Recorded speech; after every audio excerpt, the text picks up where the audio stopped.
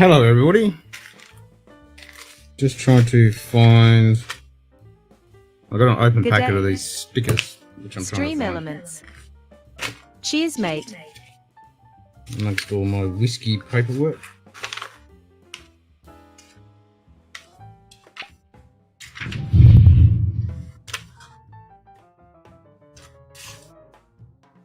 Chris and Bill tipped $5.02. How's my time tonight? You got me a little bit. I did jump. It was a little off. Should have waited till I sat down. Where the hell is that?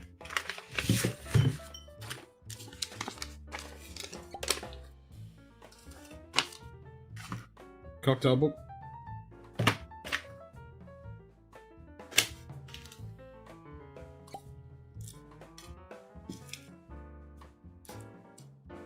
I know I've got a. I swear I've got an open packet of these, or I chucked the other ones out. Good day. Sugar Kitty. Cheers, Wow. mate.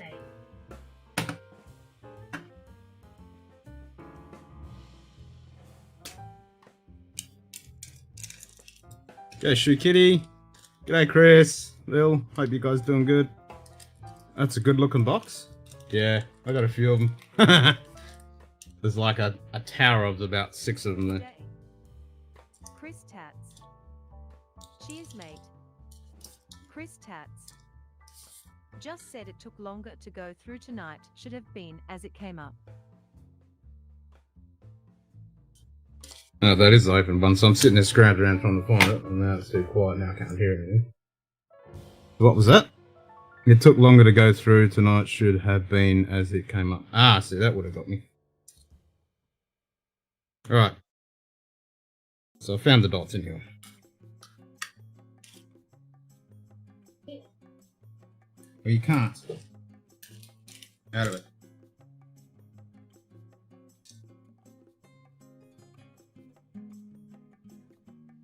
Good So, day. all this is a note of. Nightbot. Cheers, mate. Why is it so quiet? Right now. Tower of Beer goodness? Yeah. I need to go through and sort all this shit out. And a lot of it is, like stuff from the whiskey club and shit about the different whiskies.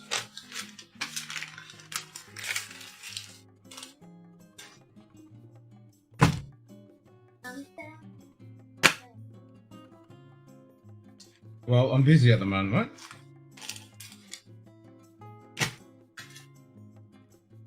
Good day. Whiskey Lovers Society. Cheers, mate.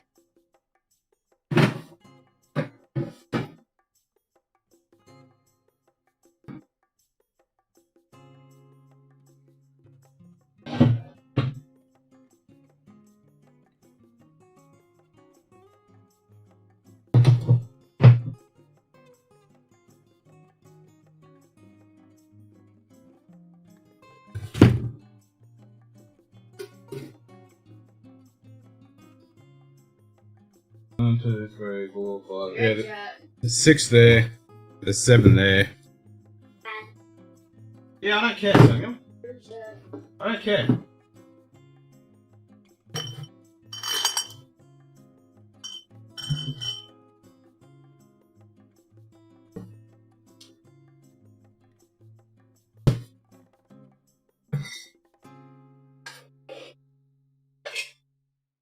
What the hell is that?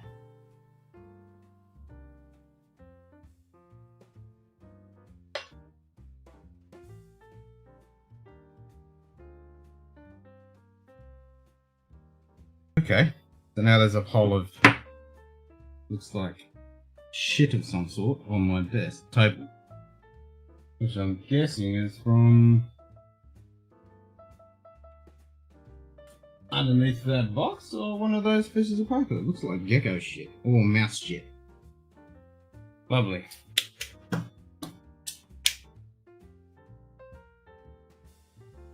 think I will wipe the table down.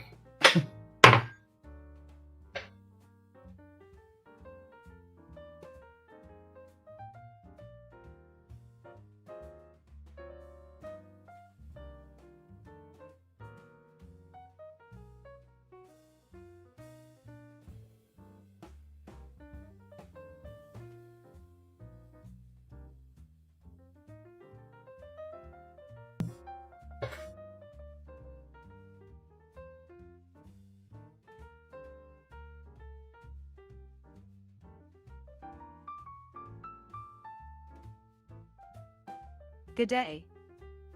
Dan. G'day, Dan. Cheers, mate. I have no idea what that was. I don't G'day. think I want to know, actually. Zach Andrews. Cheers, mate. No, I'm in big room. No, Oh, get out of it. stuff on your thing.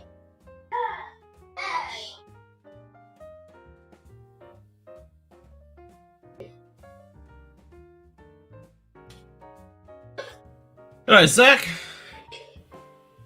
G'day. Officially bomb cyclone? Lilith Morgan. Hey, Lil. Cheers, mate. Okay. So, what we're gonna do, I'm gonna put a sticker on here. Put a white one on this one.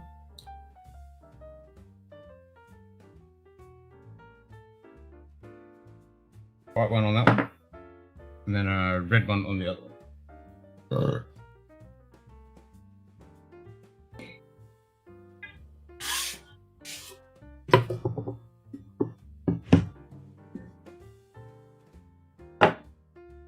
So we got the Glencairn colour set. I got another blue one.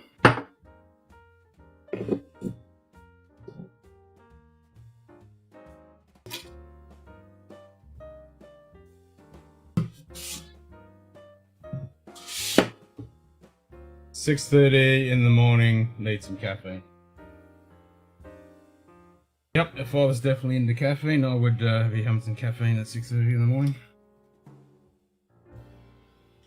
Alright, so we'll go with a red sticker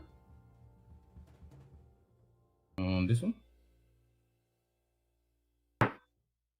So I have 2 bottles of Glendronach 15 Revive. The one before chill filtration and the one with chill filtration. So this was a bottle that one of the guys talked to at our cigar meeting last night. And we pretty much drank the whole thing. So this was only popped last night, so it should not be evaporated too much. So I'm going to do a blind side by side and see if I can notice any difference with the chill filtration and the non-chill filtration. So that's what we'll be doing soon.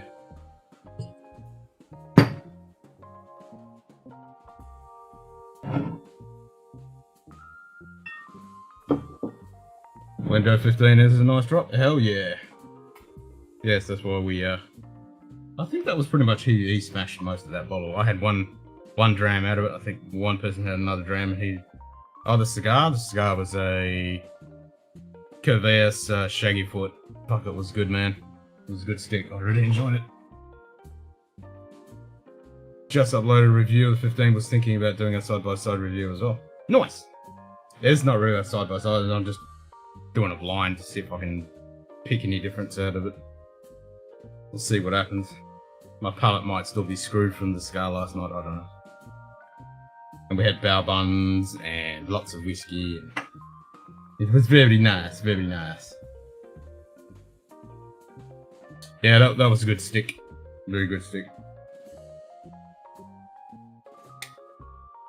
And he got a deal with Quick Draw now, so he's able to import all the Quick Draws. With your temps the last couple of weeks, I'm amazed that there's any left room for evaporation over 24 hours. Yeah. Yeah, you're not bloody wrong with that. I mean, it's fucking humid and hot. Like, I'm sweating like a pig right now. It's just so humid and hot. And I walked home about 3 o'clock in the morning. I walked about 5.5 k's because I felt like it. About 3 o'clock in the morning, it was 22 degrees and 80 something percent humidity, and I was just sweating like a pig the whole way I was walking.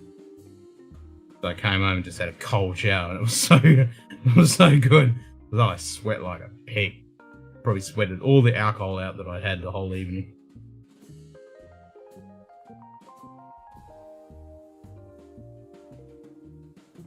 Yeah, we had, what was it, 41 something today? Make Ralphie proud. Well, I'm curious to see if I'm going to notice any difference. I mean, I couldn't really taste much last night with it. I was having the cigar, so I couldn't really tell any difference from having it because obviously I was smoking a cigar. Lose a few kilos and well, I hope so. That'll be good for next weekend when we're doing the main menu. I hope so. I don't think it would have made that much difference, but I did sweat quite a bit, so I had no hangover or nothing all day today. I was perfectly fine. Yeah, we had zero hangover. A few of the other boys had a few hangovers. I was definitely a little drunk last night. I took the Glen Grant 15.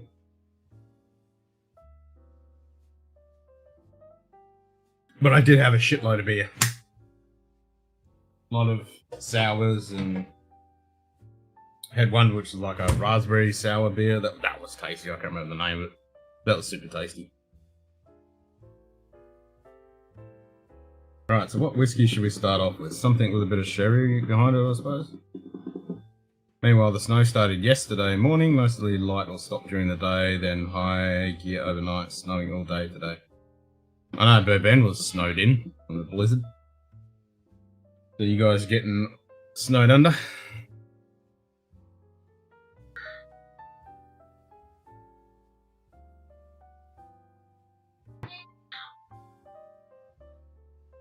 I got this yesterday. Arrived in the mail. I did put it on the Discord. So this is the Rhiannon from Pandaren. Very sexy packaging on this. I like it. Very cool. So should be trying that very soon. Pretty much repeated on the bottle. Looks like a nice fancy wine bottle. Look at that. Very, very nice.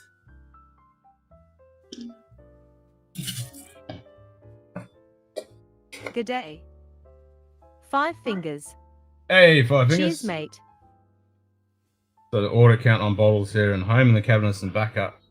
381 in total here at home, not including the US bunkers. 381. Nice. I need to do a count because I reckon I'm nudging 300.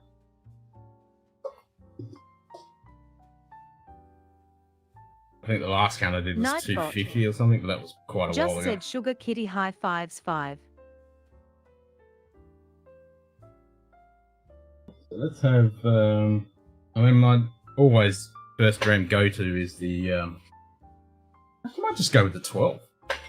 I was thinking of doing the naked grout. I thought, yeah, I'll just go with the 12. Walla walla bing bang. Ooh ee ooh ah ah ting tang. Walla walla bing bang.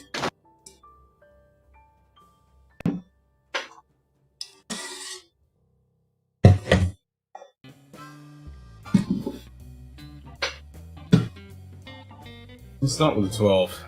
Nice little kick of sherry.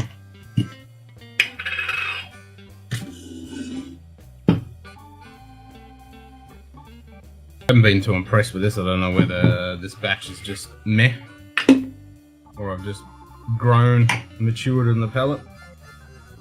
The first 12 I really enjoyed. But this one, not something I gravitate towards. Nightbot. Just said 5 fingers high fives sugar. High five, sugar.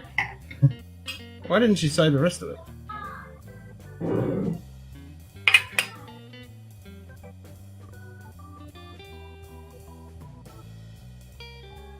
Well, cheers everybody. Welcome to Robbie Burns Night Weekend Edition.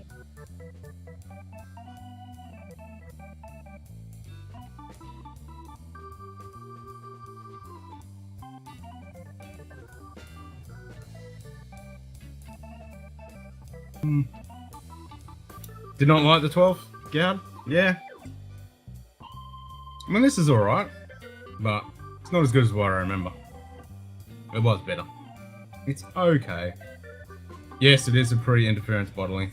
Yeah, I bought this one about a year ago, so this has got the pre-interference. I will not buy an interference bottle. It's not your filtered natural colour.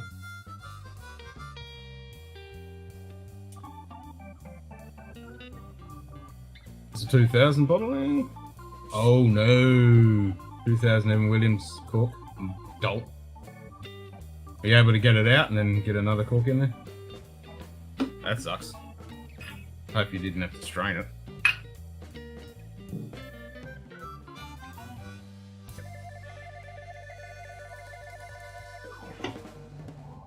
There we go. White dot on that one. Red dot on that one. So you guys will know which one it is, and then I'll mix them around. I won't have a freaking clue. And then we'll do a side-by-side blind. Yep, spare cork in the bottle now. Nice.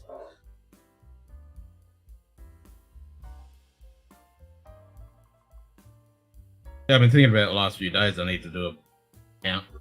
See what I've got. The high and slap triggers both seem to do that. Only gets the first word. Spaces confuse it. Might need some quotes there in the command.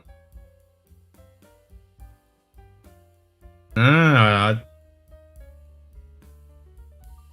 can't, because it does the $ at user in brackets. That pulls the name that you trigger. But yeah, I think the spaces confuse it. I'll look at that. I'll see if I can tweak it. But I think it uses the $ at user in brackets. I think that's the command.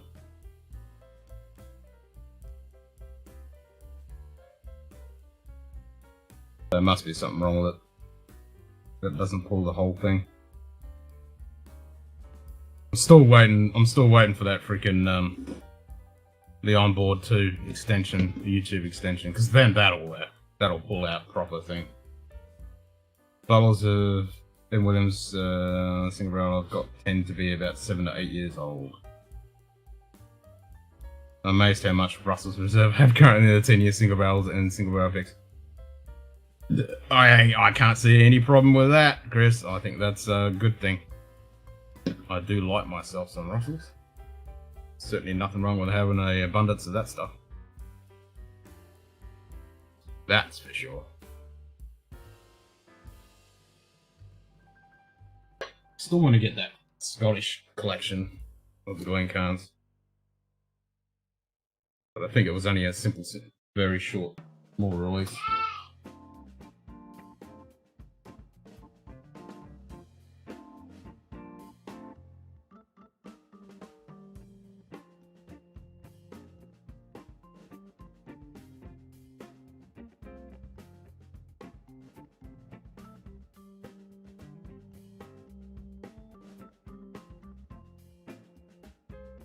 Yet here I tend not to buy Russells so much because of it's $15, $20 more than most wild turkey turners. Yeah, I mean for you guys you can get just normal 101 and stuff, but yeah, here our best choice out of turkey is Russells.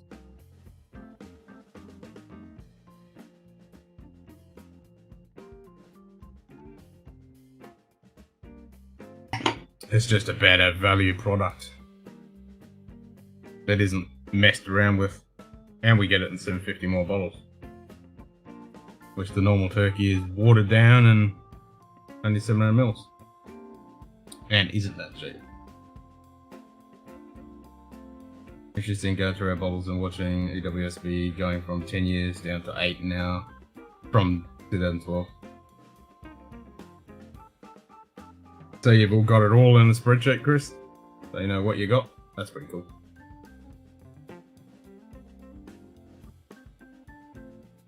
That's pretty cute.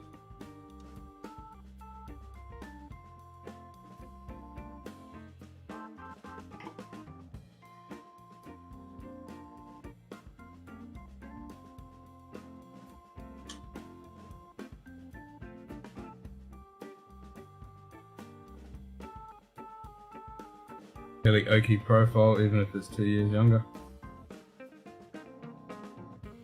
Hasn't got time to smooth out.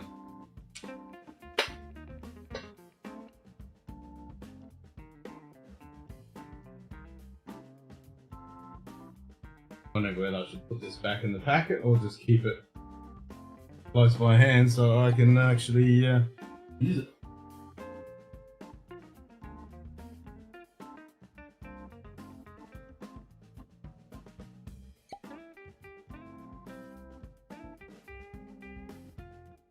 I'll keep him close by hand.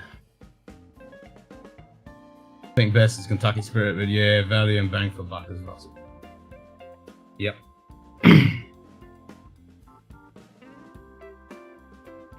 It's just good stuff. Seriously.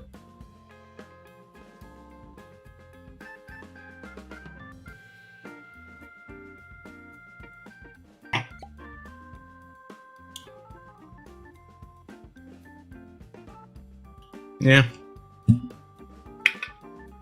It's a good starter offer, I think.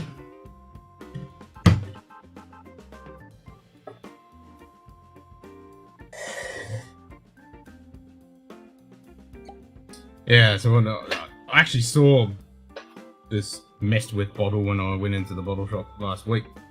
I was like, oh, great. So I was thinking of getting another 15 just to have another one because this one's almost done. And it's messed with, so I thought, nah, no good.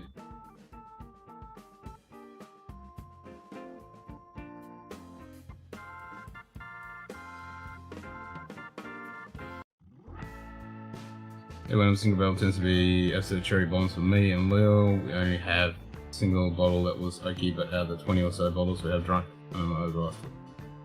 Nice. But that Calmute that you sent me, Shoot Kitty, that's cherry bomb.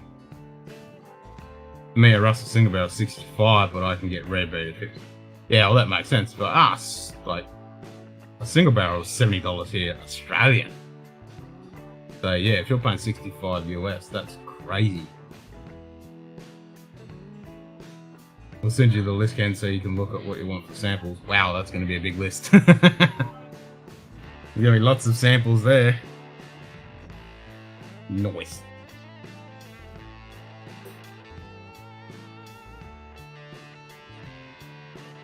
We'll do that when you're back to when both of you can drink, so we can do a sample night and we can have them all together. That'd be good. That'd be good. Good fun. day.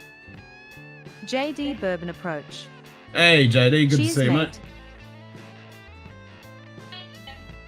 Gonna do a blind side by side of the Glendronach 15s. Definitely not one of every. No. Nope. That'll be a bit insane. Kentucky Spirit 75, you can find it, but it doesn't compare to the values of the Red Beat. Yeah, I'm really surprised you guys are paying $65 for a fucking Russell single barrel. Oh, wait a minute, no. So, we're paying 70 for normal Russells, and then single barrels like... No, private Today. select's like 110. Perth Luxury. I think it's like 90 Cheers, for mate. single barrels. What? What's that, Perth? Good day, man. King what? King what? Voting it should be Springbank 10 or Springbank 15 tonight. Do both. Would you like some tonic water? I mean, some Tanqueray. No gin, please, and why don't you let your son come say hi to everyone?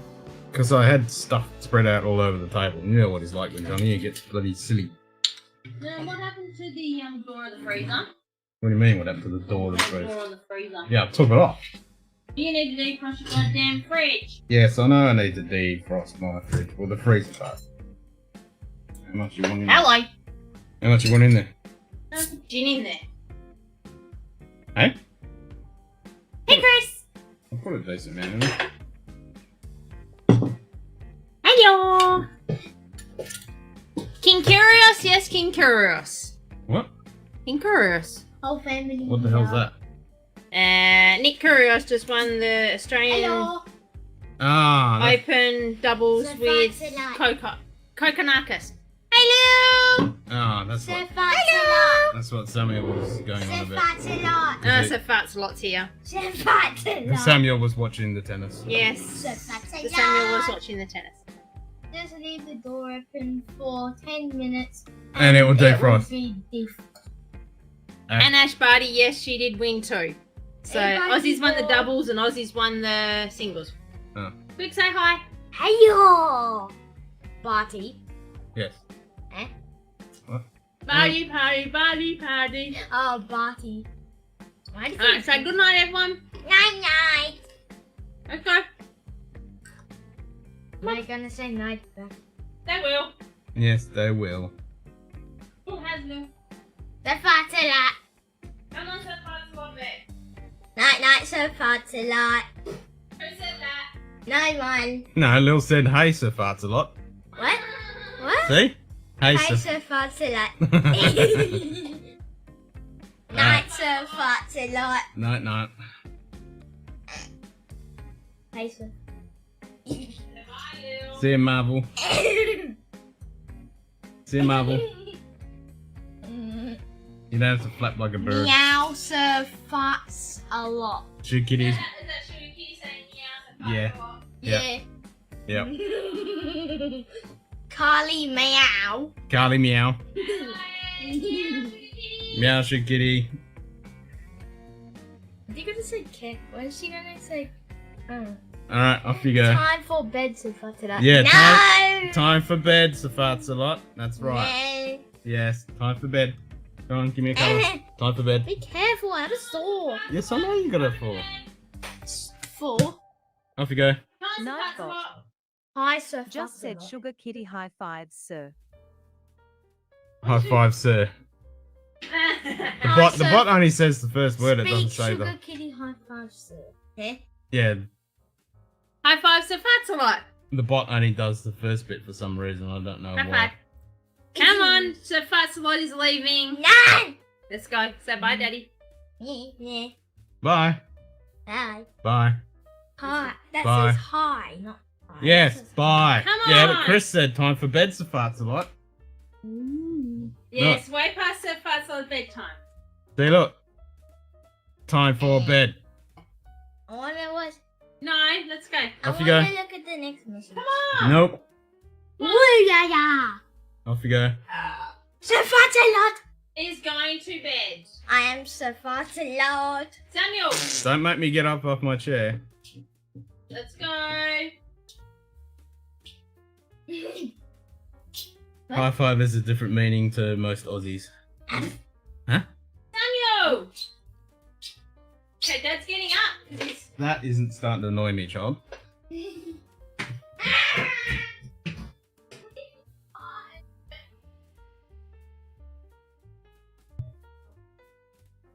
That will work.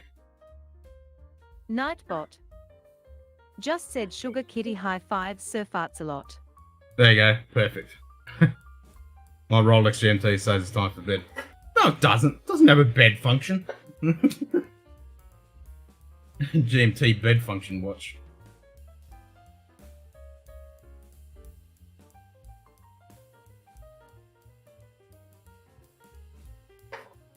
I'm definitely having a couple of GMTs after I do this blind. I didn't want to have them to ruin my palette. Or sway my palette.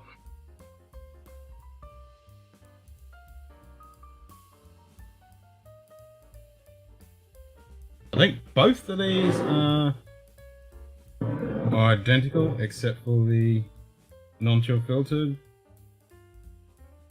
bit.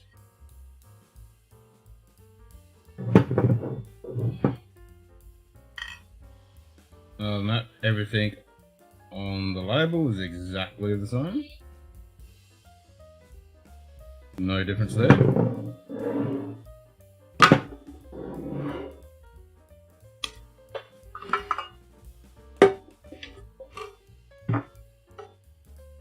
Tubes are exactly the same except for that glaring omission of non-chill filtered. Bastards.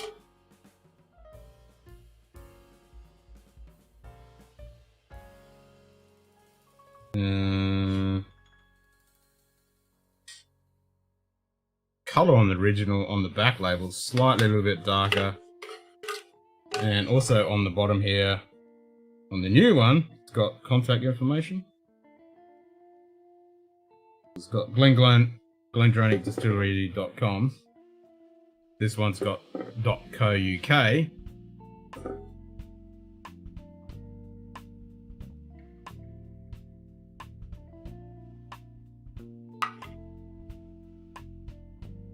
G'day. And then it says, but Zenbood. something or other, something. Cheers, G'day, mate. Zenbud. Children's group high five with Charlie. Oh, similar to the Wiggles, mothers and aunties take the kids to the Wiggles for Captain Feathersword. Dads and uncles take them to high five as they want to check out Charlie.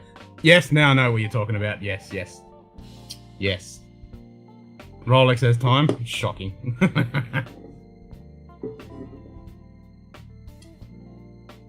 Yep, now I know exactly what you're talking about. And friggin' Hottest 100 was bloody the Wiggles one. It's like, really? Yes, it was a cool cover of Elephant, but I don't think it was Triple J Hottest 100 winning song.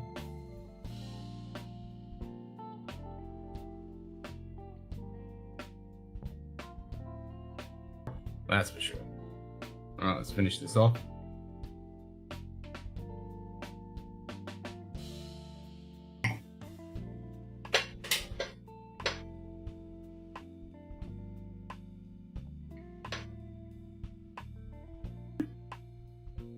Rawr.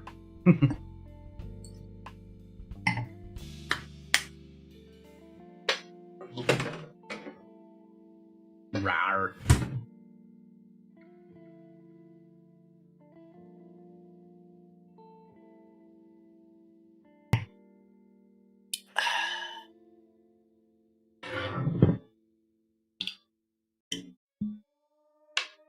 Alright, so we'll go with red one.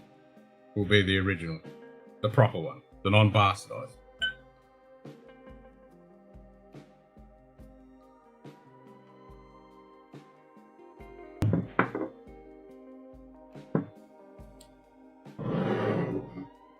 And then the bastardized. Messed with. That was a good thump. Probably all the alcohol vapors just escaped. Will be the white one.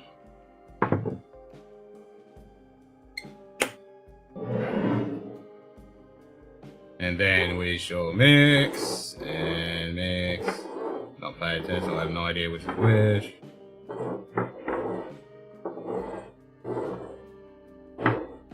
There we go.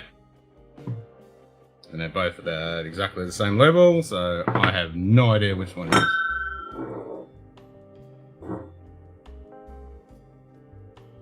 Well, when you consider their back catalogue as the cockroaches. Yes.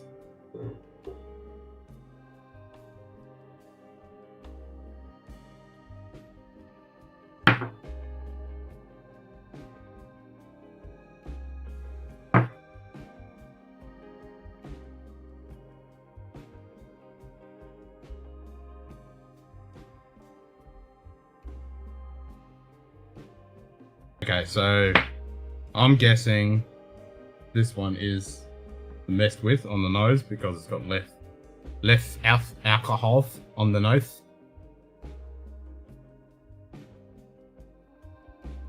Oh no. I just got a nice kick at ethanol then.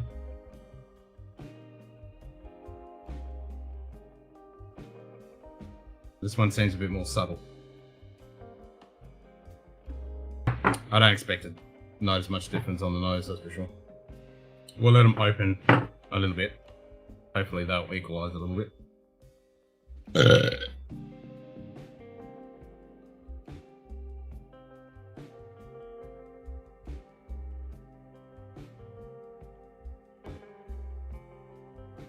We got the same temp here, but we're getting half the snow. Too far inland.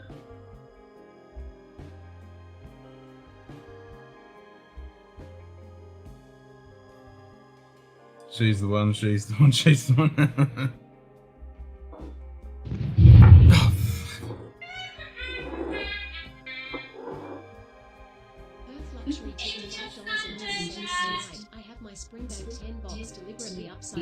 someone still hasn't changed their tune in Scotia.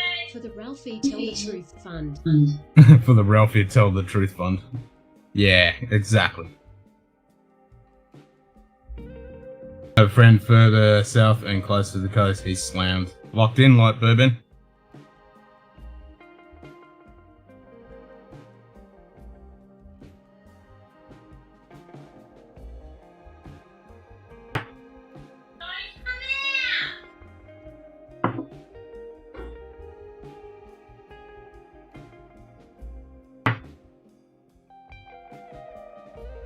Alright, let's try them.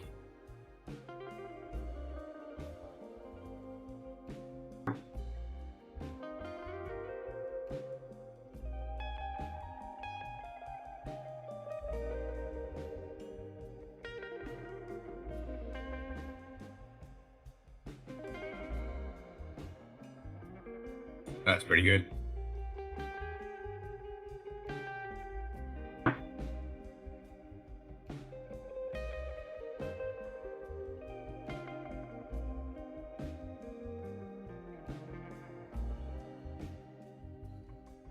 Ooh, that one's a lot hotter. That's a lot hotter. Wow. Alright, that's a little bit different. First impressions, I'm guessing that one is the original. Not messed with. But I could be completely wrong, that was only the first sip. And pretty close sip to sip. How the donation's going to be done next weekend? Is it going to be Quokka Overload or direct donations? No, it's going to be direct donations to the link is already in the stream scheduled. I'll push out social media links and stuff over the next week, and I'll contact everybody and make sure they're up to scratch and ready and up times and stuff. I still haven't worked out what to do with the bottles thing. I haven't had a chance to think about it, but I'll think about that this week. Even if we just skip that, I don't know what to do. But yes, direct link. So I'll be turning off super chats. I mean, not super chats, donations and stuff on my stream. I'll turn all that off. I think I can turn it off. How am I going to turn that off? Not sure if I can turn that off. Yeah, I don't. Okay. Yeah, because I don't want any donations. I want it all to go to charity. So I'll see if I can actually turn that off. I know Super Chats you can turn that off. That's flick the switch, but I don't know if I can turn it off with the tips. I'll have to look into that.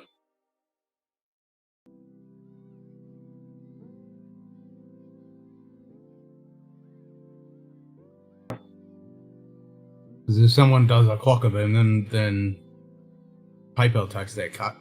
And then if I send it, it's got to be sent from PayPal, they're going to take another cut. So I'd rather have it get sent all the way.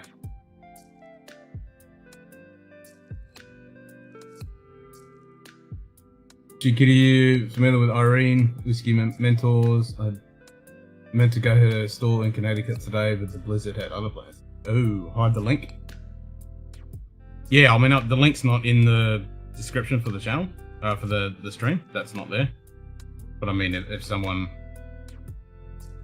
types in tip, it'll come up. But I can turn all that off.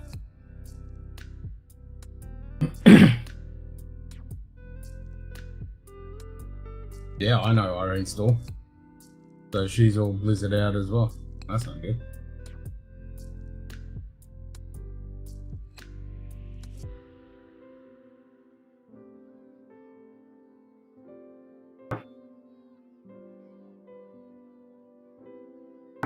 Alright, so this time we'll try this one first. Have some water.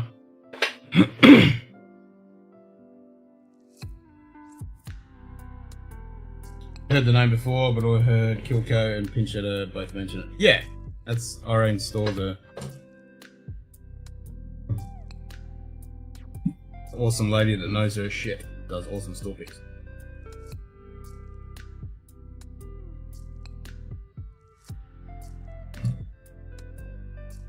Oh, that's a good idea. Change the tip message to the donation link. That's a good idea.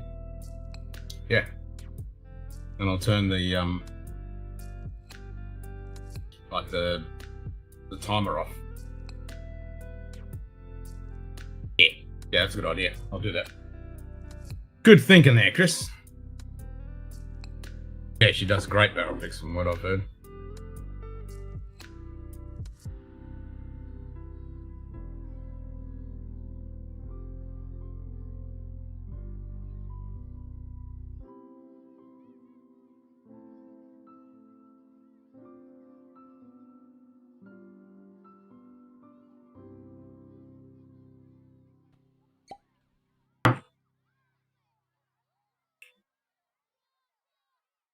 Hmm.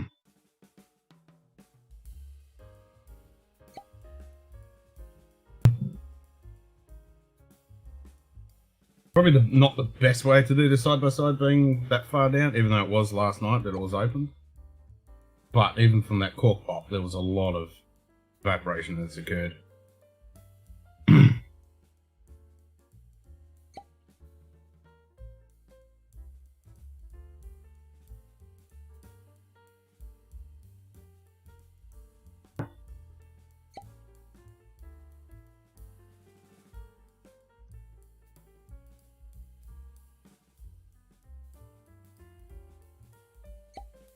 That one's creamier.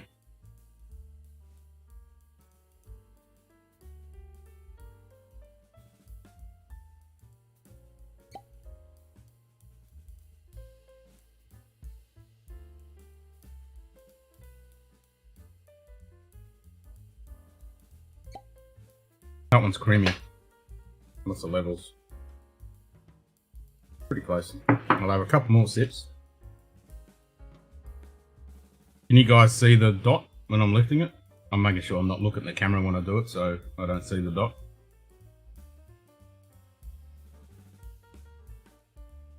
Hopefully you guys can see it. If not, I can punch it. You're going to be able to see the dot.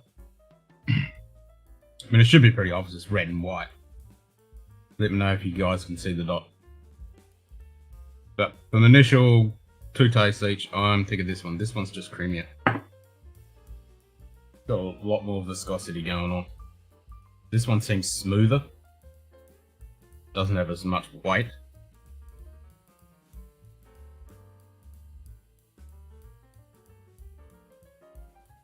It'll be very interesting if I'm completely wrong. But I'll blame that on the lack of whiskey in the bottle.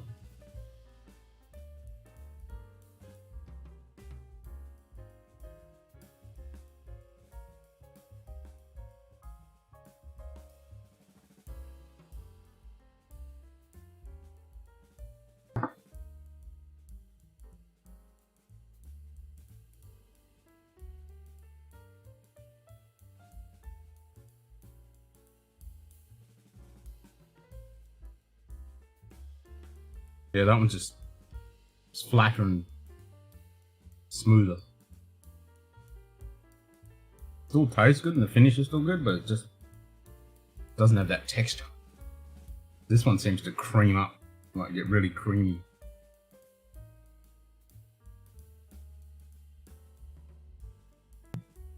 Not see the colour? Alright, I'll punch it. Punch it. Yes, master. Now you should be able to see it. And I'll make sure I'm not looking at it.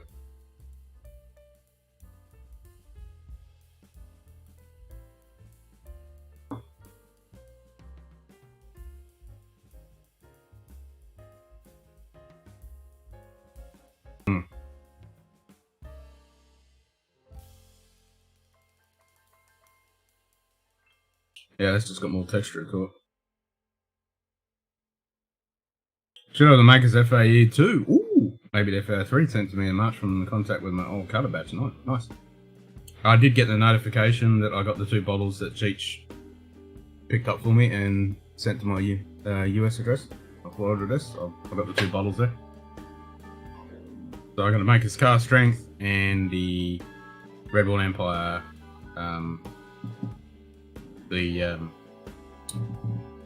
not the Pipe Dream, not Last Monarch, the other one. overnight. That's the only one I've ever been able to buy.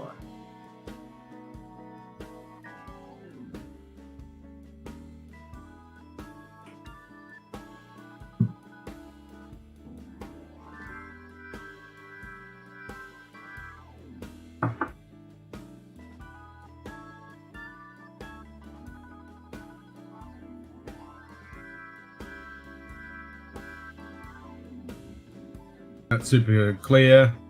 Better to do it that way, it makes a big difference. Yep, that's what I was thinking. Cool, punch it. Emerald Giant, thank you. Punch it. Yes, master. Alright, so I'm gonna add 1, 2, 3, 4, 5. 1, 2, 3, 5. I think Hubs and Red Bull Empire's held for me that was sent from Justin's House of Bourbon.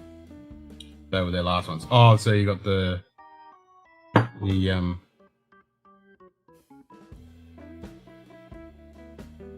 I have no idea what that is, First Luxury. I know Mr. Gilmore is now on TV, at least he wears a bruiser. I have no idea what you're talking about there. I know Bruins is a team. That's as far as I know when it comes to that shit. I just don't follow sport at all. I watched the cricket last night because it was on at our cigar meeting. But oh, Happy Gilmore. I don't watch TV, man. I wouldn't even know what's on TV. I can't stand watching TV. Worst by if I had a Colt 45 next to me and the TV was on, and I would unload that whole magazine into the fucking TV. That's how much I hate fucking TV. I can't stand that shit.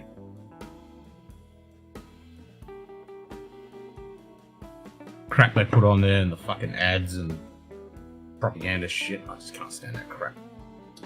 Other than the 2 new Redwoods, they're common as dirt here in New Jersey. Common bottles, about $35. Yeah, I think I picked up the Emerald Giant. I think it was 37, something like that. Price had just gone up when I bought it. Alright, so we've added a bit of water to these. Let's see what happens to the viscosity. And the lipids. Punch it. Yes, master. So they're both on the same side. But I'm going with this one, which I'm guessing is the messed with one.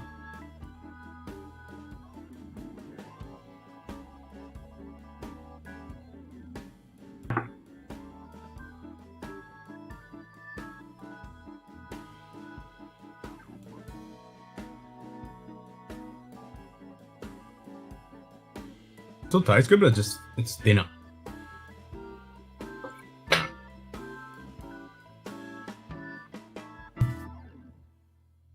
I did samples of Red Bull Empire Rocket and the Grizzly Beast. Nice, thanks, JD. Yeah, I'm keen to try that. I'm hearing a lot of mixed reviews on those. And they're a lot more expensive as well. But it's their stuff, isn't it? It's not sourced, it's their product. Right, so this is the one I'm guessing that is not messed with.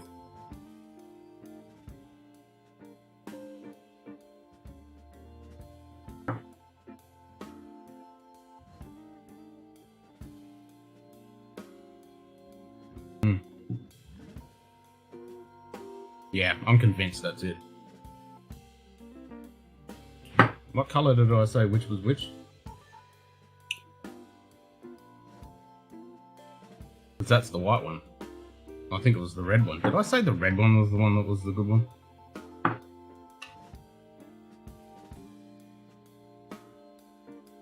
I can't remember now. Punch it. Yes, master.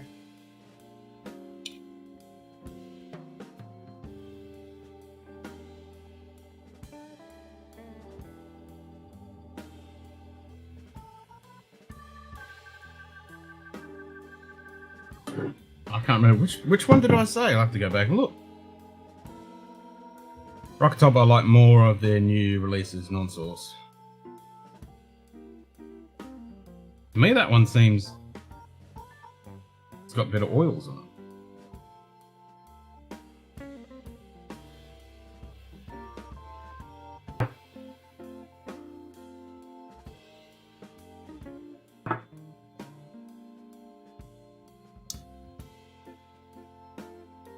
Was it the red one? I can't remember. Which one did I pour into which? G'day. Ari McKay. Cheers, mate. Harry, I certainly have bottles of Dubliner, for sure.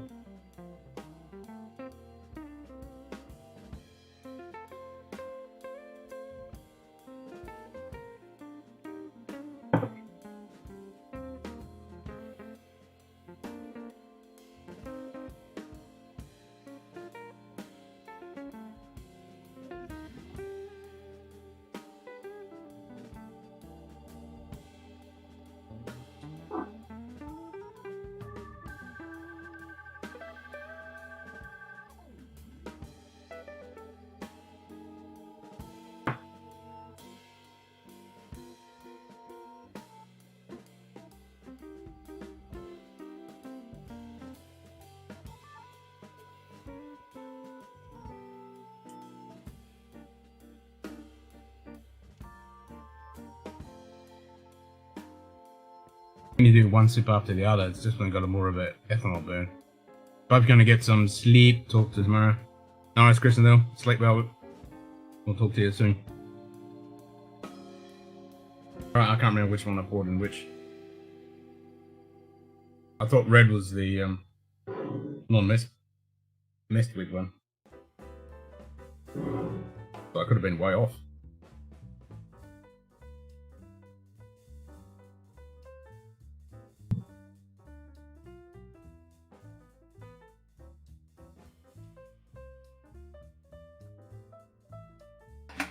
Is anyone paying attention?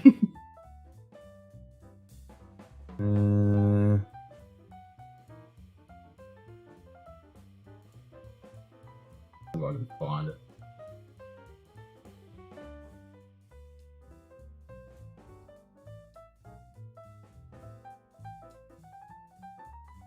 Do you prefer have liqueurs with mixers, or you're a clean type of like? I like it as it is. Unless I'm making a cocktail and it's going with a liqueur, then obviously, you know. But if I'm going to drink something like Dubliner, I just drink it as it is. Glava, Dubliner, I drink them as they are.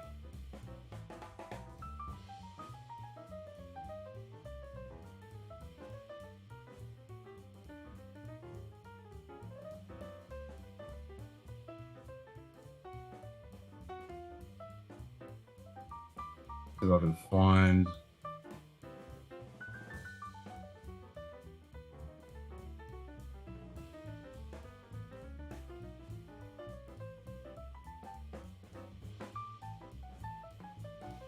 where the hell I poured these things.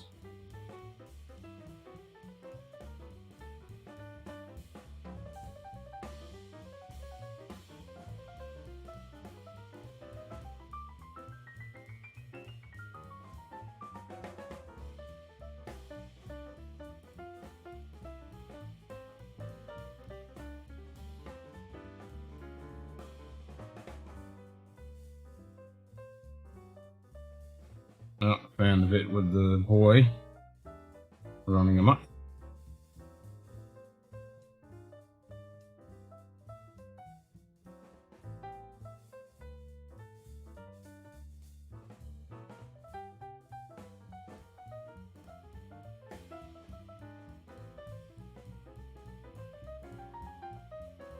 Close.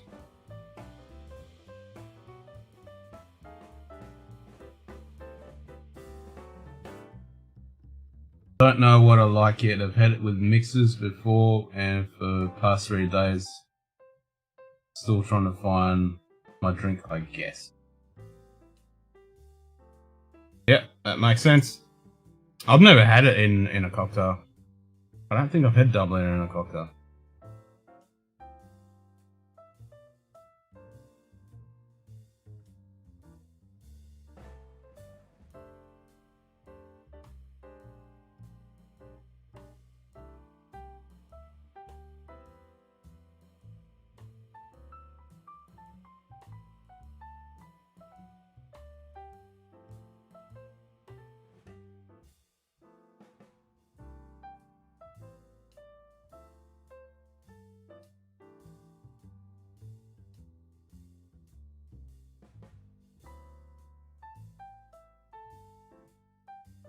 G'day. Ian P. G'day, Ian. Cheers, mate. Evanson Craig Alecky 13. Nice. Right, I'm up to... I think I found it.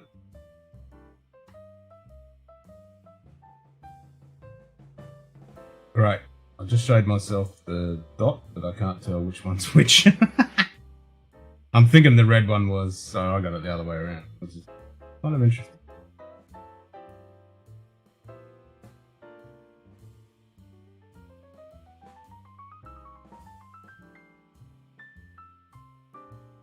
Yep.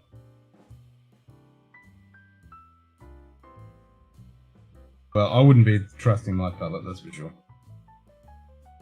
It's definitely worn out, so we're gonna have to repeat this test.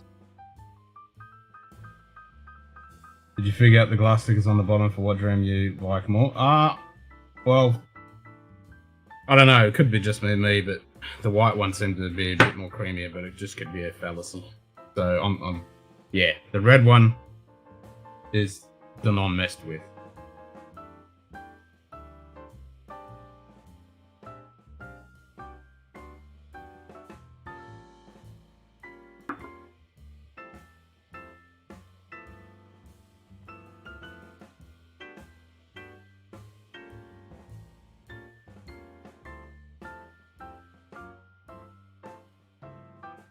Which I did say does come across smoother.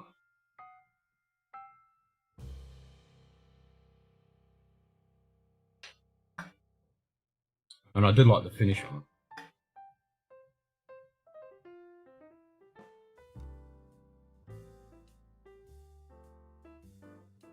Yeah, so that one is the original, then this is the messed with.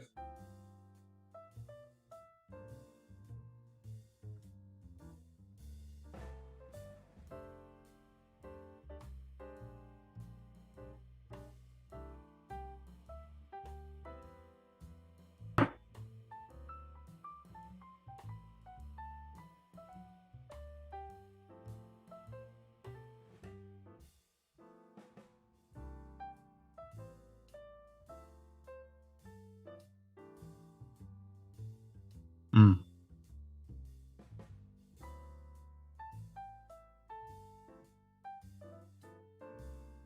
It seems a little hotter and doesn't have as much finish. Alright, let's mix it up again. Now I have added water to both of these, which is probably a good idea because it actually lets a bit more of the oils come to the fore, and we'll try again, see what I come up with. But I will repeat this because I think the night of drinking and cigars will definitely mess my palate up. G'day. Top shelf, Dustin. Hey Dustin, how you going, mate? Cheers, mate. So let's mix this up.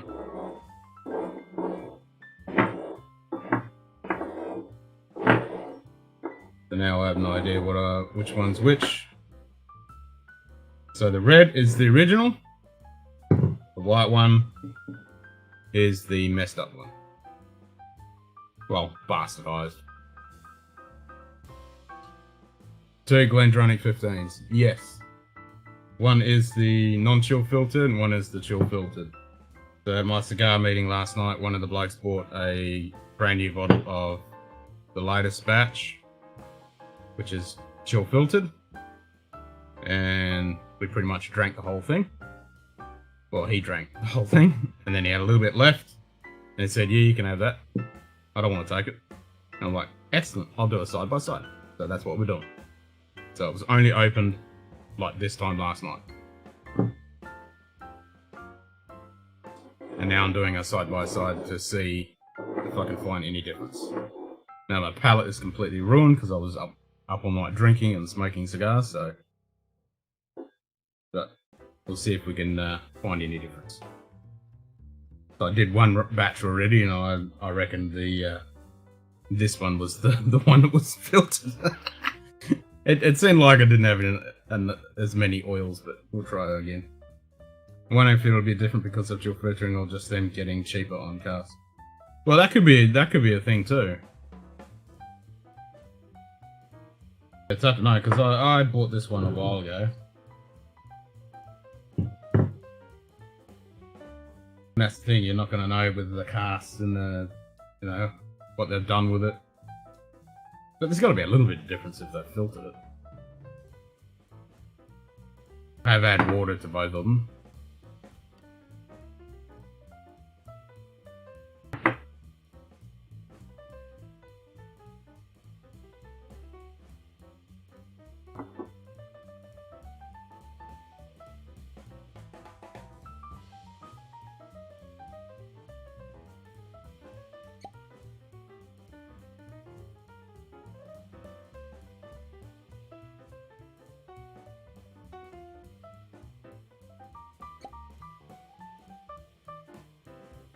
Well, that's the one that I think was on that side originally. I'm thinking that's the one that's good because it's just smoother and it's got a better finish.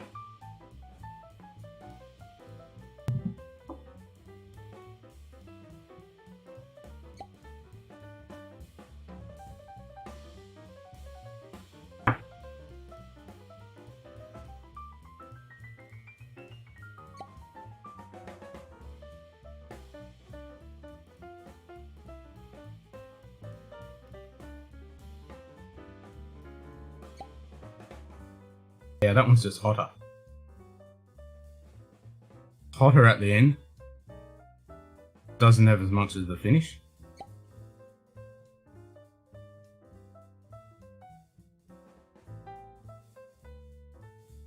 Where's the rest of the lads you make videos with? I saw Scotty last night. He's been working flat out and he, at a drop of a hat, he has to travel all over the place to different mine sites and stuff, so. And Q-Ball works evenings at the pub, so yes, it's a bit difficult to get those guys on.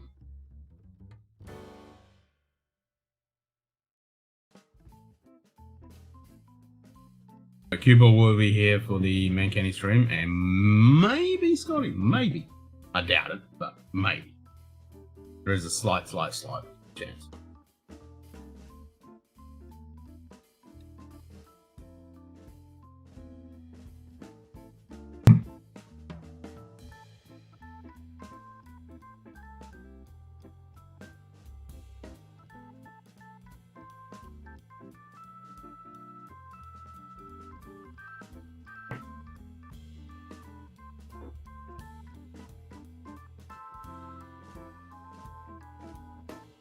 I can't tell much of a difference on the nose.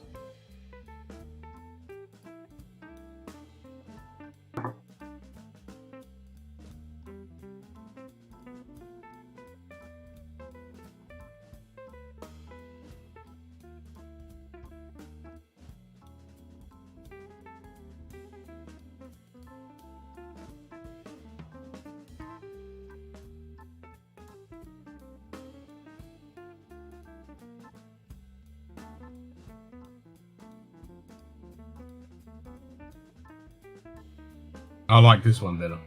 The finish is heaps better. You get this nice little bit of oak and you get this nice sherry finish. You get in both of the PX and the Pedro Jimenez, and not one's overpowering. That there's a nice balance. Because there's a nice little bit of sweetness, but there's also kind of oaky tannin as well, but it's not dry because you've got that sweetness come through. And then there's, yeah, there is that little bit of dryness on the back of the tongue, on the sides. Perth luxury tip $5.02. Now you're talking. Hashtag Ralphie got myself an old Glendronach Parliament old packaging with no Ralphie Gate lol. I bet they're just pulling our leg and that there is no difference lol. I reckon there's a difference.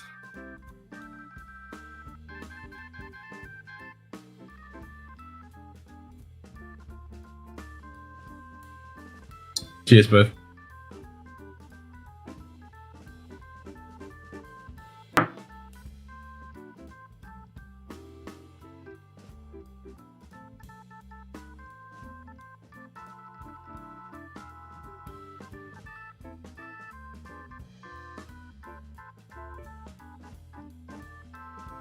Yeah, the finish on that is more subtle and it's got more pepper and spice. There's none of that nice Pedro Menez and Oloroso coming through. So I'm thinking this, yeah, there we go. That's the red one. The finish is much better on that. Yep.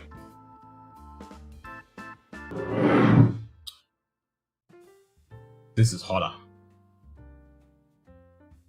Which doesn't make much sense because, you know, this did evaporate during the day. It's only had that little bit in there, but with a bit of water. Regards, Senor GMT. I mean, on the nose, they're pretty much the same.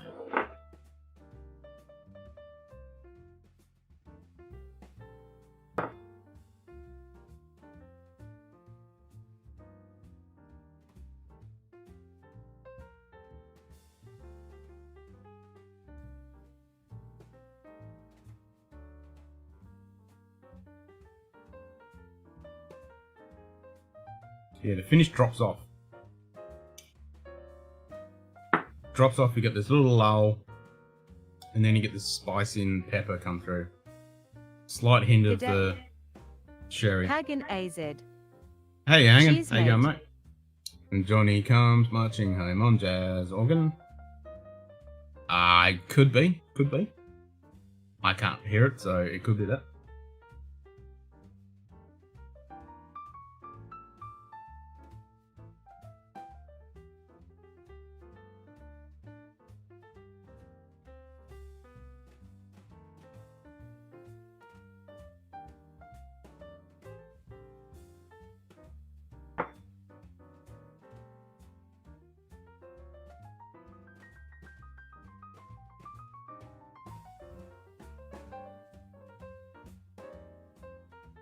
Yeah, he's better for finish.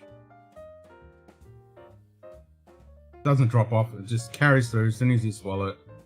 Finishes straight there, straight away, and you just get this nice dryness, sweetness, oak.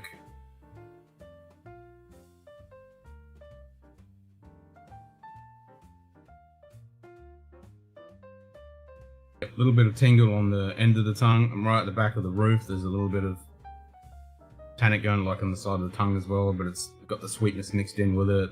It's a nice, yeah. This one just seems hotter on the finish, and you don't have that sherry.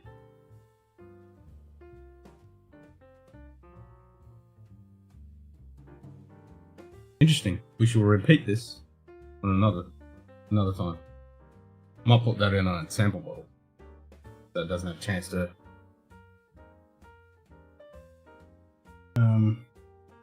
Good day. Oh, we got a bot. Hello, bot. Goodbye, bot.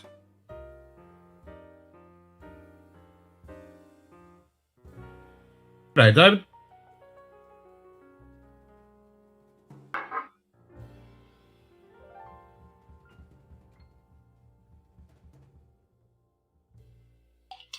That one hasn't been cleaned out.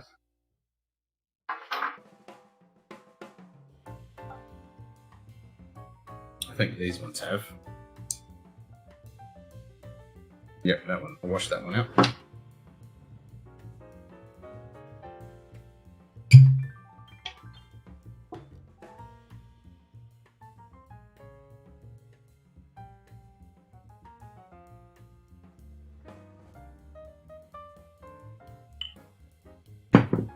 David Gesh. Cheers, mate.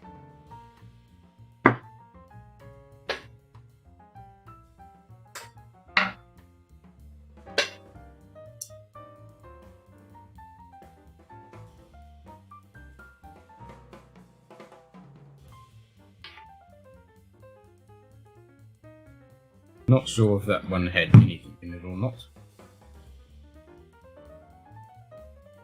Katrina, Happy New Year!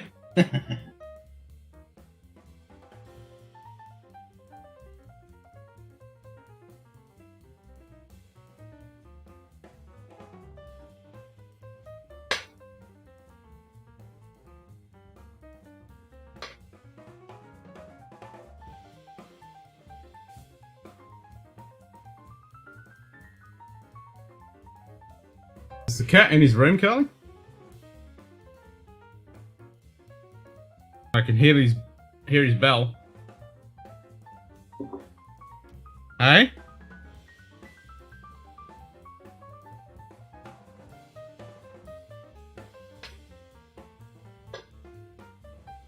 There we go.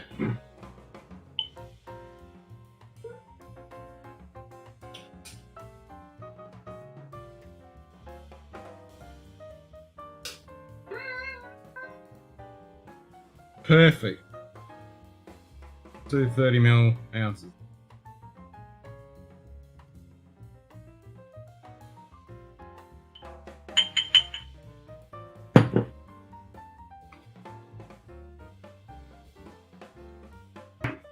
There we go.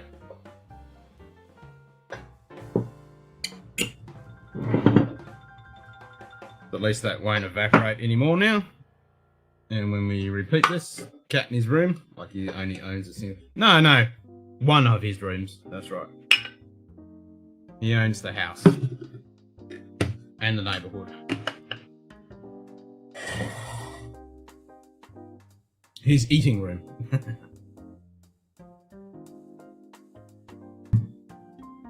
It's his eating room. I wonder if Gerald come back. Well, Simon said he was coming here tonight, so hopefully we get good news when we hear.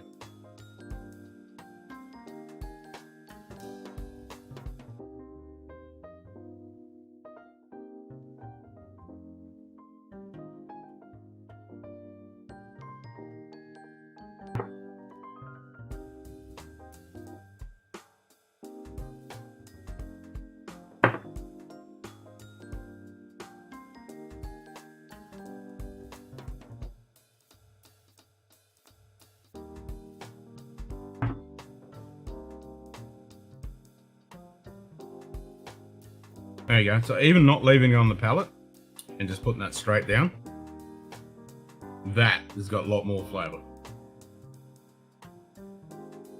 This one just very generic. It's almost like that. This has got a lot more of that oak and sherry coming through on the finish without leaving it on the pallet. Cool. That human needs a serious lesson about pets. Last time was the first I heard of what happened to the bunny. Yeah. I know, right?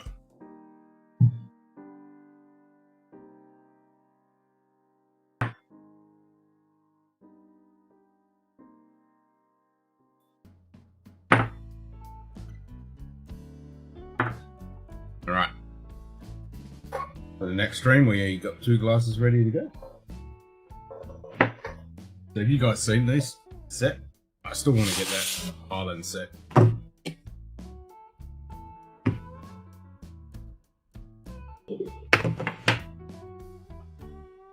Bit hard to see in this light, but God camera. God camera. Yes, master. Aussie coloured glens. God camera. Yes, master. Does this rabbit lover want to know what happened to the bunny? Australia, snakes. That's what happened. On a dry few weeks, vitamin D level is low. And you're not... You got good... You still got some good sunshine though to get some vitamin D, haven't you? Vitamin D?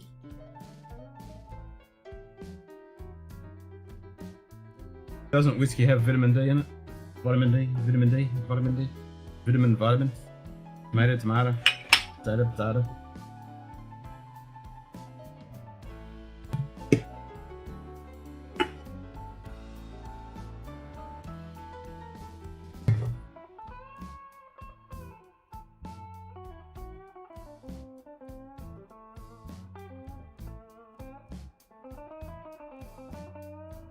Inside the hole in the bedroom wall you've done What hole? in the wall behind the door.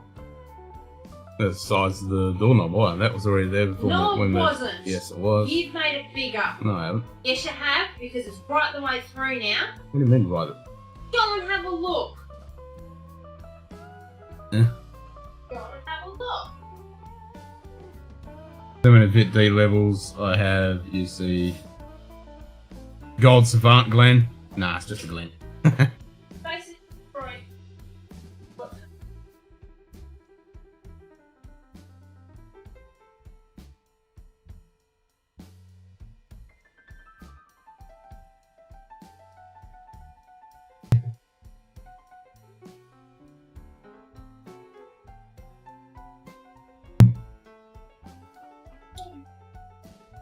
And I got another. I bought extra black one and blue one as well. Then I'm gonna have the phone.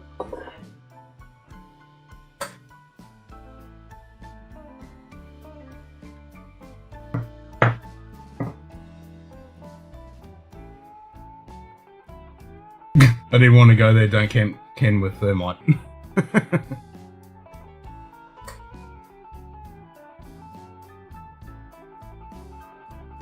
I've been sitting out in the sun for 45 minutes a day and taking supplements. I thought with all your hiking and stuff, you get heaps of sunlight. I can't sit out in the sun for 45 minutes. I burn.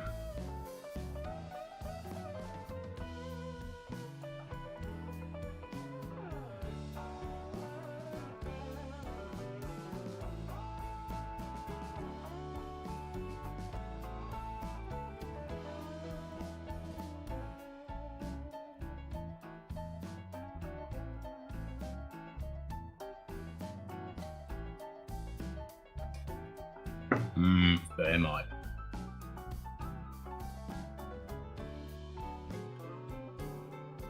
I can't sit out in the sun for 45 seconds. I can sit out in the sun for 45 seconds in the dead of winter when it's overcast. In the early morning. How lovely and cool was it today up in Jero? Yeah, haha, very funny. That's nice. I used to say, fuck off. And now I say, that's nice.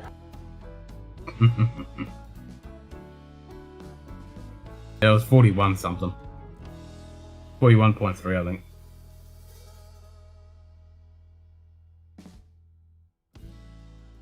Now it's humid as fuck.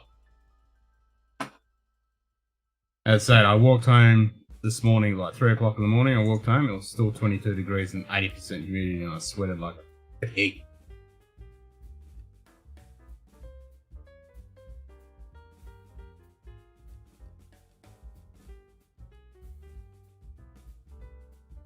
It's 25 degrees currently, and it's 77% humidity, so it's going up. And we hit 41.3, I was right. Tomorrow's meant to be 38, so that'll be about 40. Close to. Then it's meant to be down to 33 on Monday, which I don't fucking believe that. That's bullshit. That's gonna get adjusted. And then it's 40, 42, and then 40, 40. Only top at 39 here, now it's mid-20s. Yeah, well, it's mid-20s here, but fucking humid. Very humid. Where's the humid?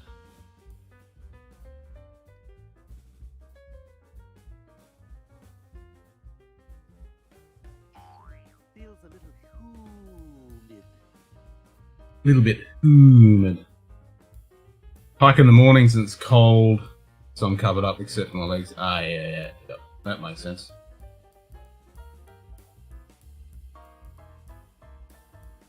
$54 today. Tropical, but we'll get up to 70. 70's alright. Nothing wrong with that.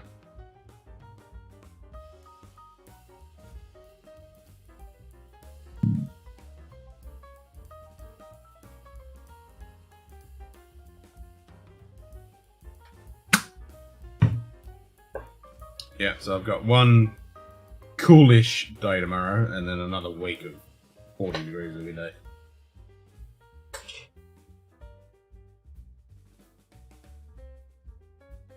like 105, 108 or something. No, 110 of that? No, 110, 40? Yeah. Shit! That's the technical term. Weather. No location provided. Yeah, it doesn't like that. G'day. -8. Pinch hitter whiskey lounge. Hey, Jim. Cheers, mate. I'll come in a little bit to drink some scotch with you. Need to wake up and have some brekkie. You Aussies are rubbing off on me. Haha. Nice. Robbie Burns Day weekend, mate. It's a good excuse to drink some scotch. We just did a side by side on the Glendronach 15s.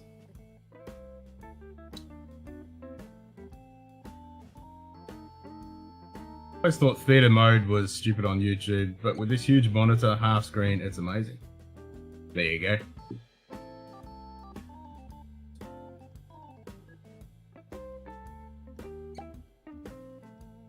That on bottom, screen up top.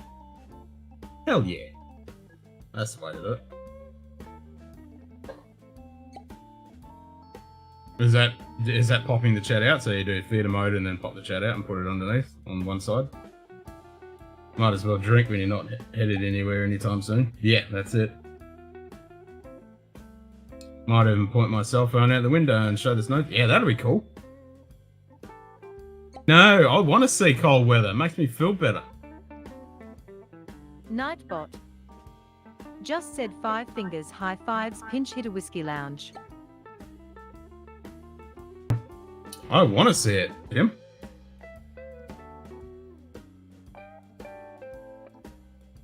Oh yeah.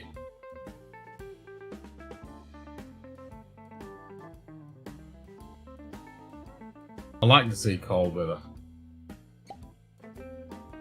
Then I get to dream what it'd actually be when it's not so fucking hot. I don't want frozen weather, but cool weather would be nice.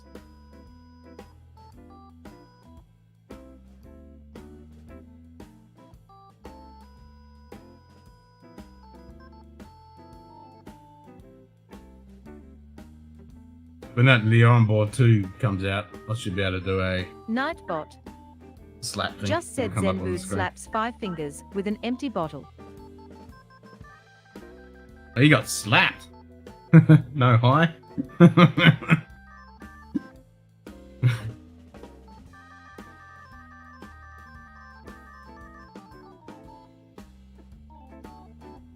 Alright, so that's another dead bottle. I can't cut that one because it wasn't my bottle. Well, technically it was when it was given to me, I suppose. Perth luxury. Just said I want Boston weather.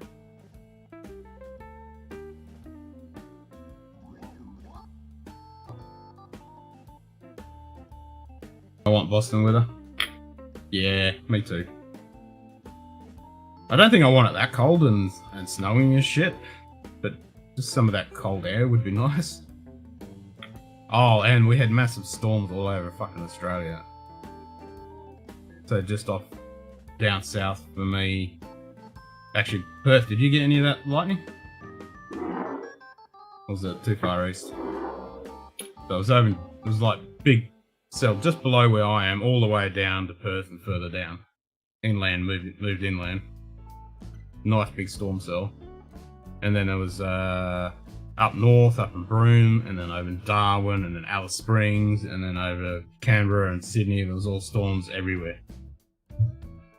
You didn't get it? It was too far east and south, yeah.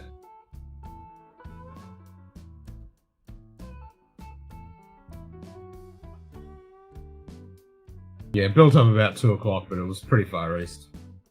It was about 100 k's from here east. If I'd travelled down south, not even a cloud, let alone a drop. Yeah, I didn't get shit either, mate. But over the horizon, I could just see the fluffy clouds starting to build up. And then obviously they disappear over, run off east. Which normally always happens, you get this nice little cell of clouds that forms in the... They all say they want snow, then they get a meter of it and want... Yeah, I don't. I never said I wanted that. I just want some cold air. I just don't want that snow. I don't want that shit. It'd be good for a couple of days because it'd be nice and cool. And it'd melt really, really quick. Where I live. It ain't gonna hang around.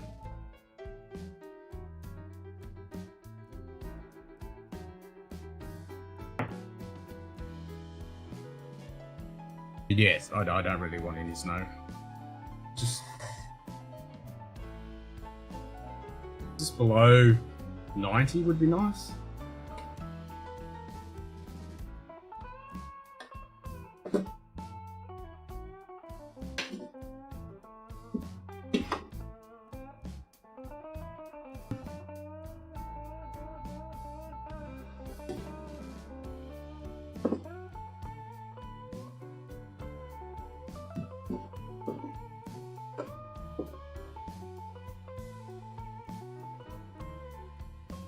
Yeah, just below 90 would be nice.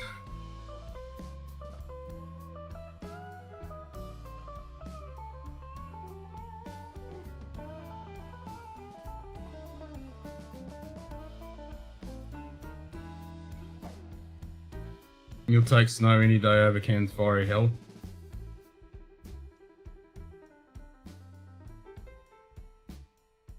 I don't want either.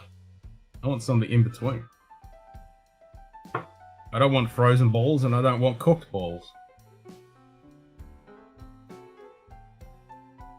Somewhere in between would be nice.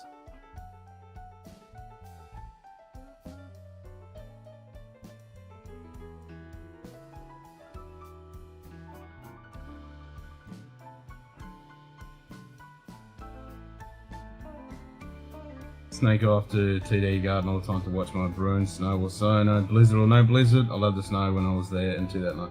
Yeah, it's because you don't have to live there, you only visit it. You only get to see it. You had to live with it every day. I can allow for the cold.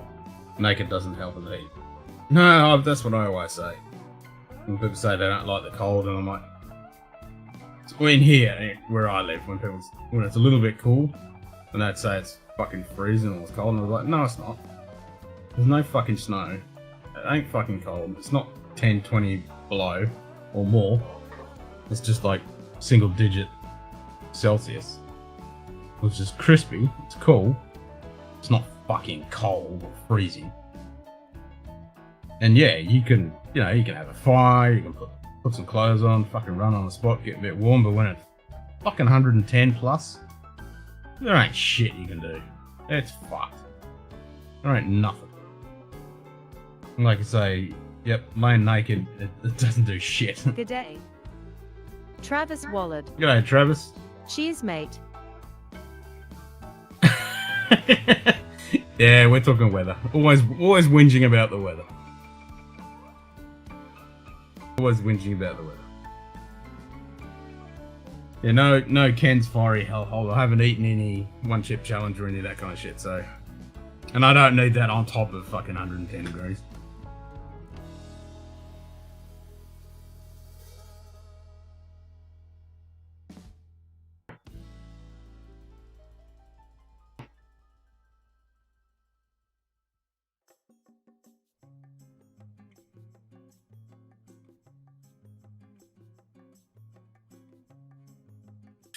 There you go.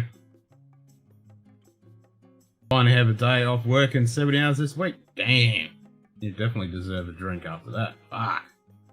Fuck that, Travis. What am I looking at? Oh, I was trying to see if the forecast was going to show us a change in weather anytime soon.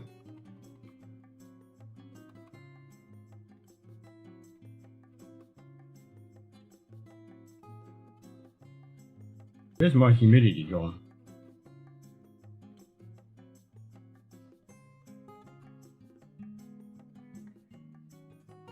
Humidity meter run out.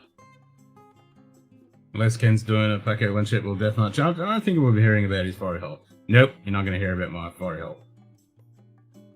Ooh, next Monday. 31 and 34. Let's hope it stays like that.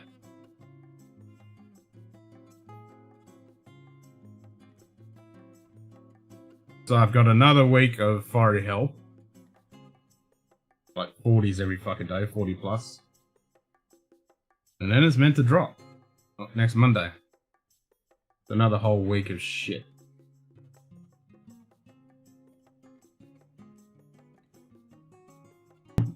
Dang, Joe, it's been a rough month for me, but I didn't hit 70. Yeah, I certainly didn't hit 70. But I've been busy, but nothing like that.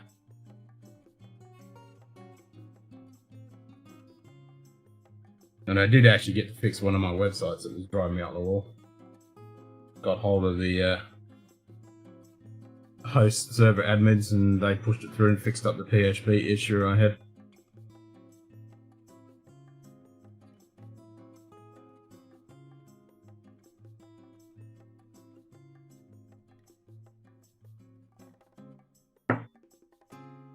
Yeah, I don't miss those 70-hour weeks. They suck. Well and truly earned a day off. Well and truly.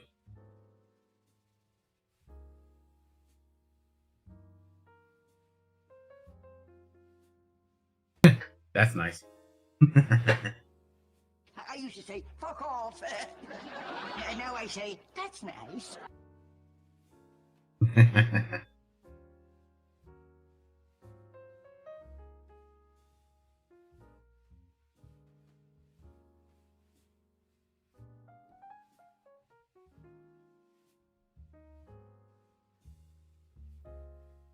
We keep having people. Yeah, that's the problem. People are quitting and people are getting sick.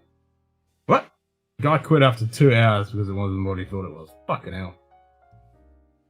Didn't even last a couple of days. Jesus. 2 hours couldn't handle it.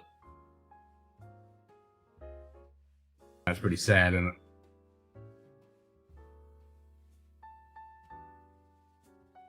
Fucking soft guys.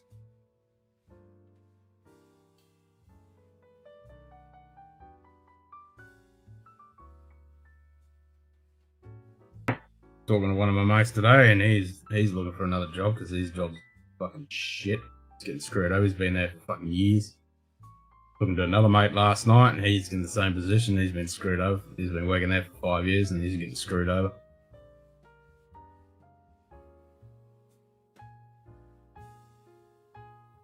Look after your workers, people. Look after your workers.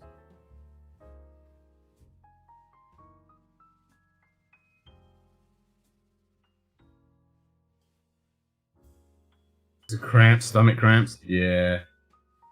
Yeah, that's pretty brutal.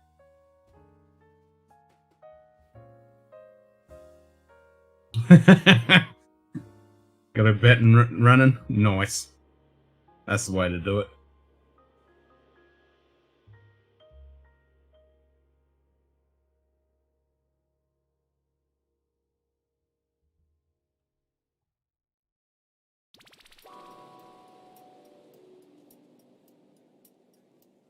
Yeah, there's not much you can do for those cramps once they kick in.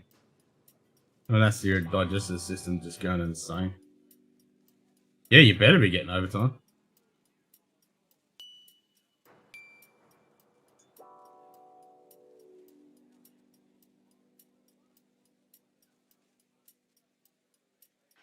That's for sure.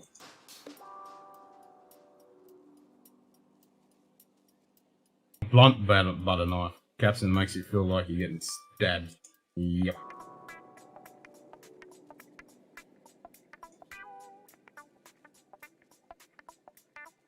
Well, that wasn't working there for a second.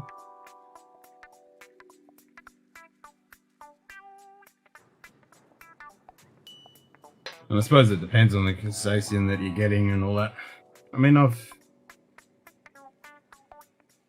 haven't really had too many bad cramps. I do get the burn sometimes afterwards. And then sometimes it goes straight through you as well. Yeah, it's different. Depends on the spacing and how your digestive system's working at that time and what you had with it before and after and all that shit, usual thing. Get over time, I wouldn't do it if I was time and a half. Double fucking oath, man. Then otherwise you're just a freaking slave.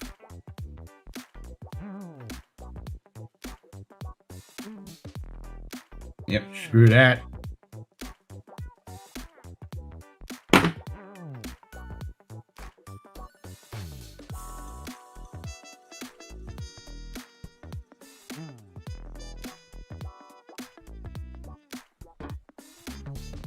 Alright, what should we have?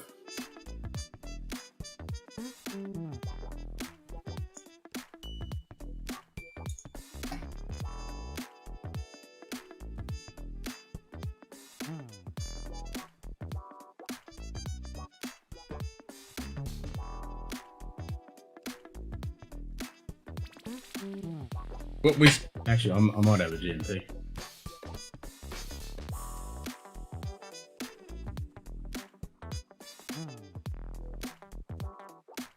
What whiskey are you gonna pour when you come on, Jim?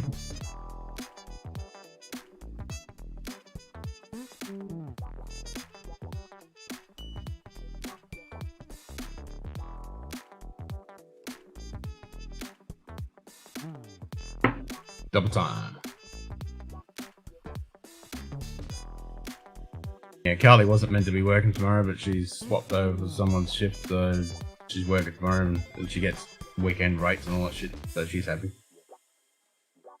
Fortunately, my boss is known to take advantage of salary people that like that every technician we have is smarter than to go to salary for a penny pinching greedy boss. Yeah. Particularly what you eat prep beforehand. All those first timers, when you ask them what they had before the shit and they say, prep? What exactly does that mean? I know, you gotta have something in your stomach, you gotta line your stomach.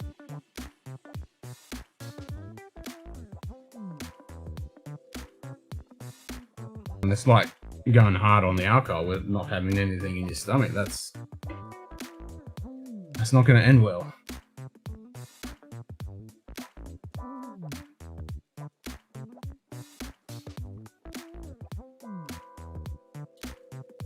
Double time is nice until, yeah, fucking tax man. Fuck that bastard.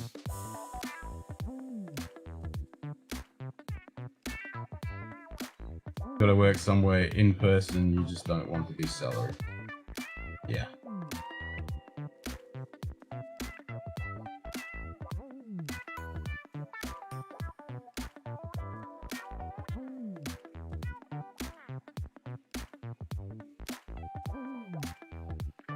I mean, you don't mind being salary if it's consistent, you know? Consistent times and you're not having to do overtimes and shit like that.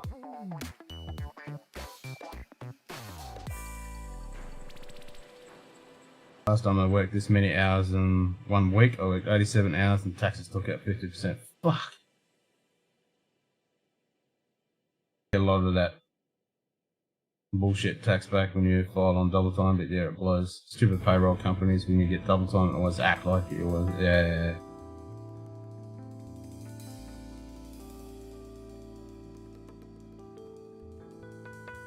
If you're hourly, do it 1099, write off a ton of expenses you couldn't take otherwise.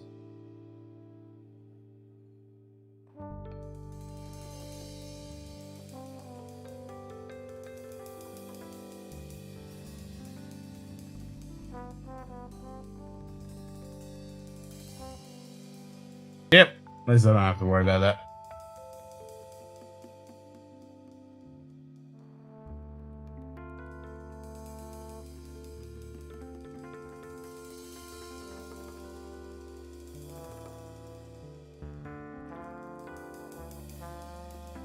Similar crap with my bonus, I swear I get 40% of it. Yeah, it's bullshit, isn't it? Fucking tax man.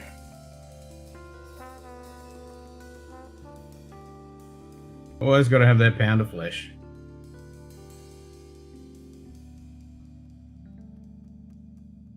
It was us little men that get shafted.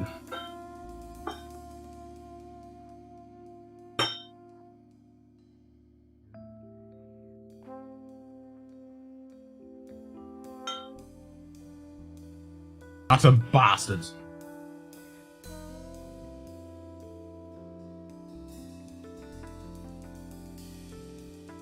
Oh, man, I like your pack out stuff in this. Like, nice. Nice.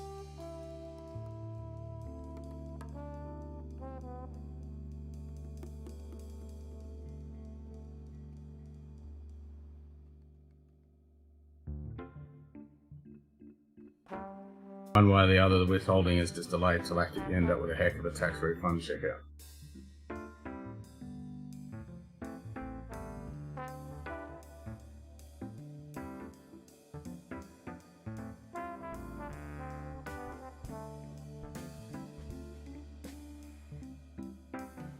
Yeah, it all depends on your pay, withholding rate, and all that bullshit.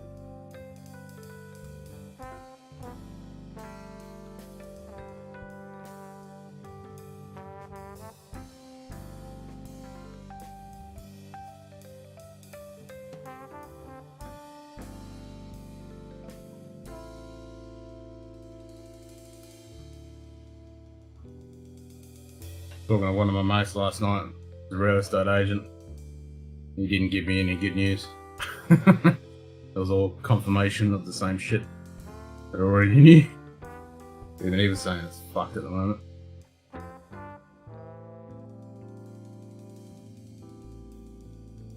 Yeah. Kind of in a rock and a hard place. Trying to find a place at the moment.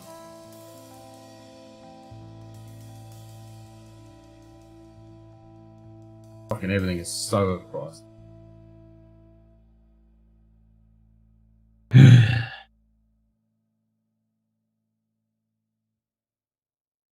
And if I do manage to find a place, the fucking arse end will fall out and it'll be fucking worth nothing.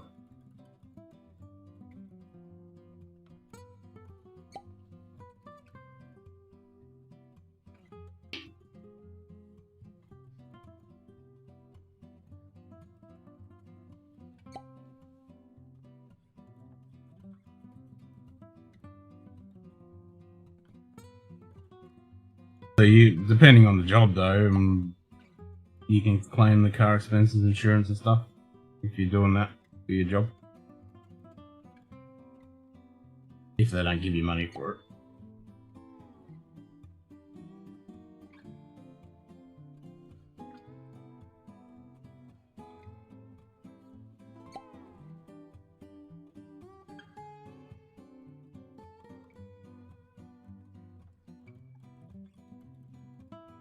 I think I need to get a new car. I just haven't got need to get the house first.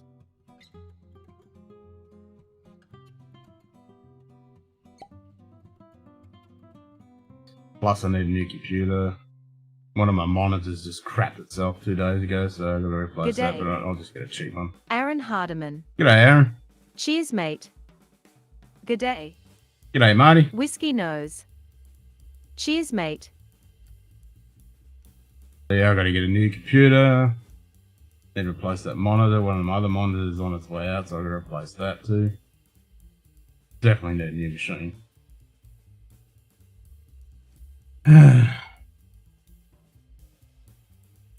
Massive shortage on parts and can't get a good graphics card without.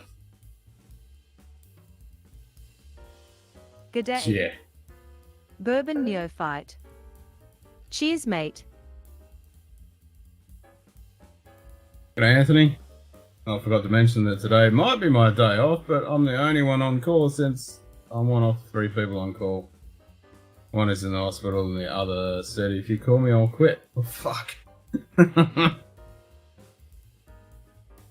Bloody hell, that's great, isn't it? If you call me, I'll quit. Yeah, you're really gonna last with that attitude, aren't you?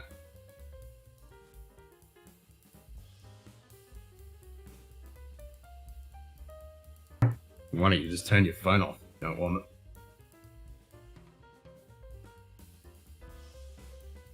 You're out of range.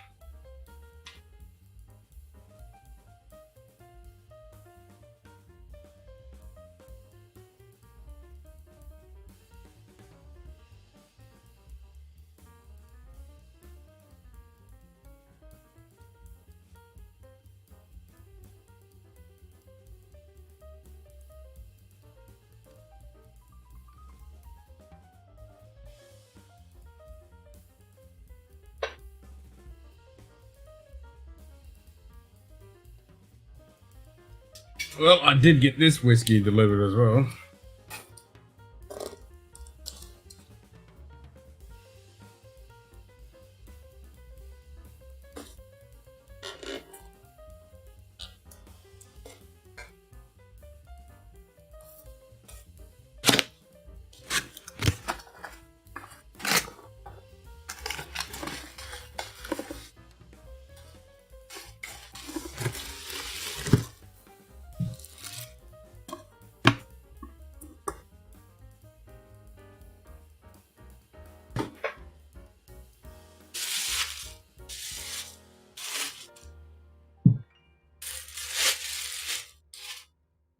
So it's a Telebarden, car strength, non-chill filtered.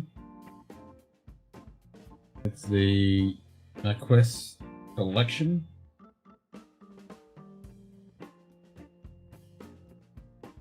Telebarden Marquise collection celebrates our heritage along with the Herald of Telebarden. So William Murray was the second Marquis of Telebarden, who fought in the First Jacobite Rebellion and the Battle of Chilomere in 1715. In 1745, it was chosen by Benny Prince Charles to unfurl the royal standard of Glenfinnan, announcing the prince as the rightful king of Scotland. Cool.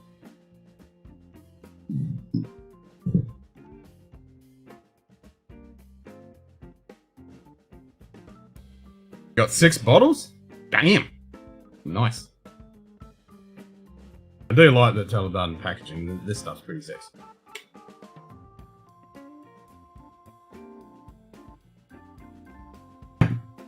It's all that nice felt lined and stuff. So I do have another one of theirs, which is the Murray. This is 54.6 ABV. Got a Rider's Tears, nice.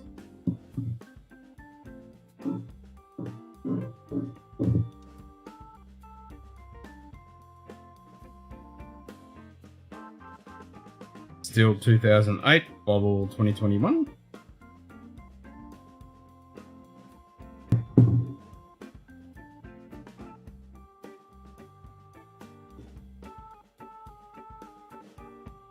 Yeah, these guys make really nice packaging. It's super sexy packaging. They've got all this stippling and stuff on it. They're very nice.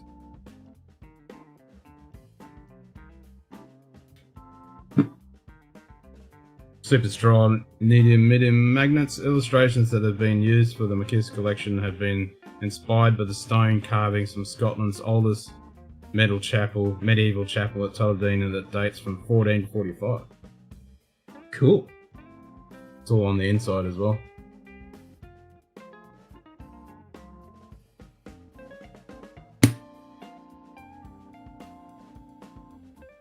A drop of pure Highland gold.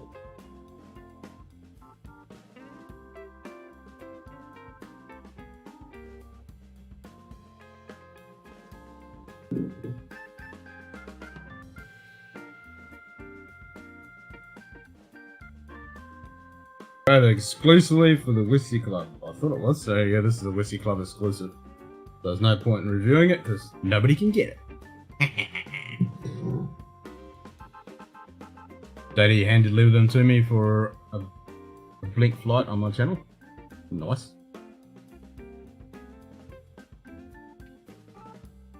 The wife ordered. That has happened to me. Never. These are pretty strong magnets.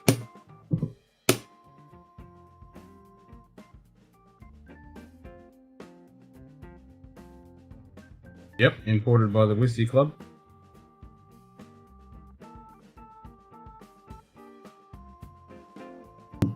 Let's crack it.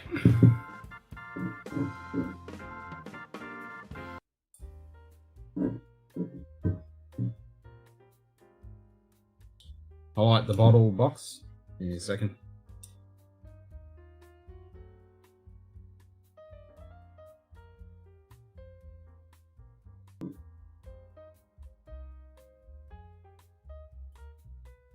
Punch it. Yes, master.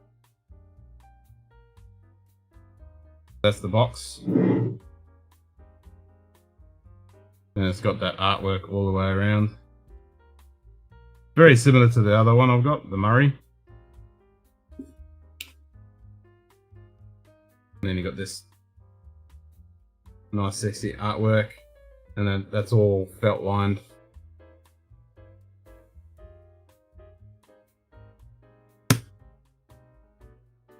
And then you got this nice bottle. I used to say, fuck off. And now I say, that's nice. Punch it.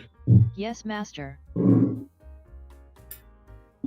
Yeah, I wasn't as impressed with this one because I'd already seen what Tulladarden actually do with their packaging. The other one is pretty much the same. That's the Murray. I think that was a whiskey. That's a whiskey club one as well. G'day, They're really nice. old man Joe. G'day, old man Joe. Cheers, mate. Yeah, for the price that you pay and what you actually get packaging wise, these guys knock it out of the park.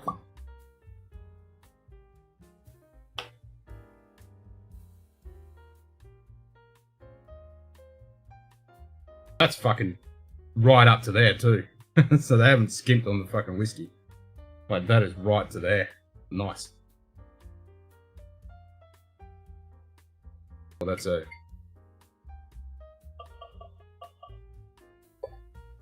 nice ample fucking pour.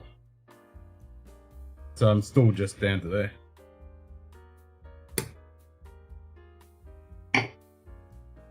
G'day, Joey. G'day. Square Table Degenerates podcast. Cheers, mate. So 54.6 ABV. Sup, brother?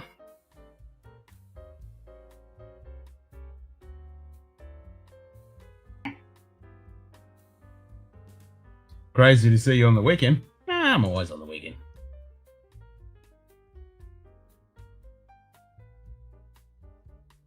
Weekend's a good time to do it. Nightbot.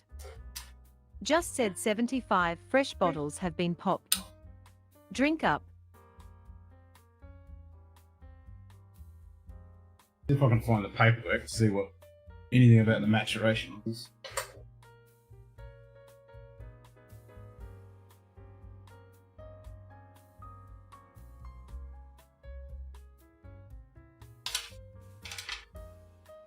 Found it.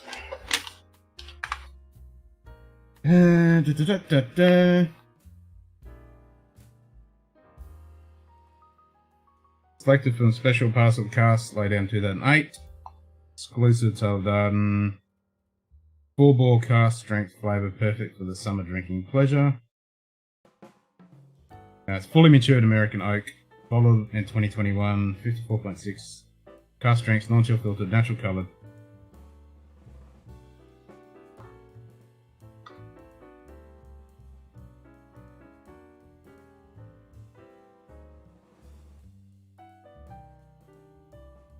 I won't read the tasting notes. Think I'll try some engine oil in the coffee. Hell yeah.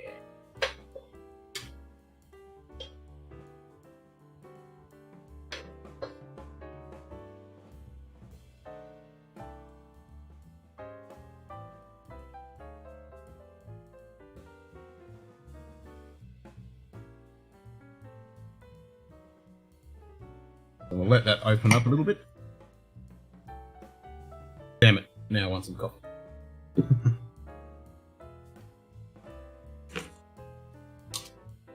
Don't want that shit.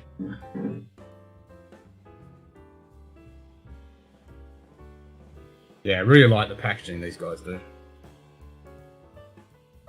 You wouldn't expect it for the price you pay for this stuff.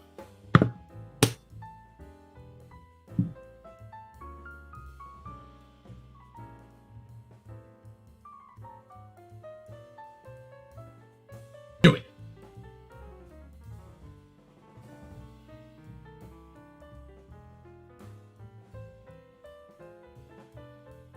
Scotland's little gem, handmade in the pocket Glen.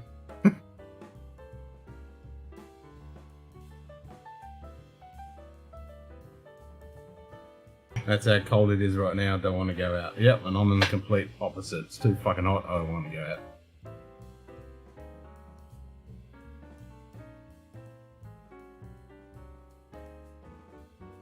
And it was 22 degrees at 3 o'clock this morning when I walked home. And fuck, I just sweated like a fucking egg. Cold? It's not even below zero.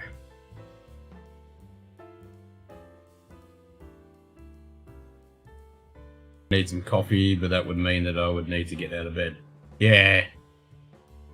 It's warm in bed.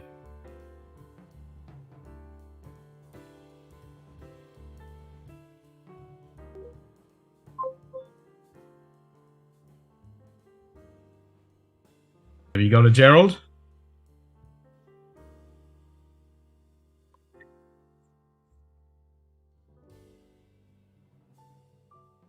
Oh.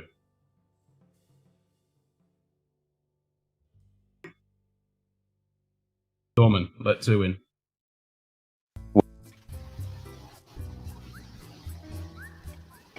So no Gerald. Nope. It's been what, 4 or 5 days?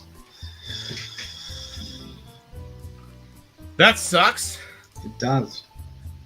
I mean, that's literally my 3rd pet I've lost in 2 years. If you include the 2 rabbits before that. Oh, so you lost 2 rabbits for that. Yeah, yep.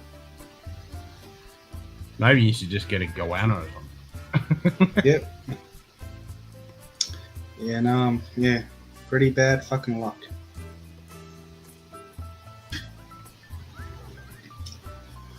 Damn.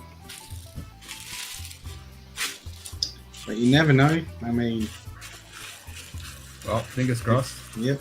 Might one day. I mean, it has been about 5 days, so yeah, my chances are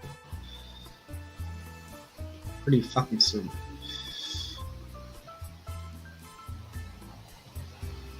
Yeah, that sucks.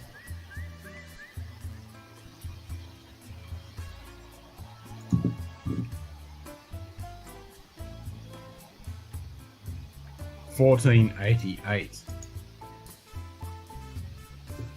What's that? 1488. It's the Taldaden. No, okay.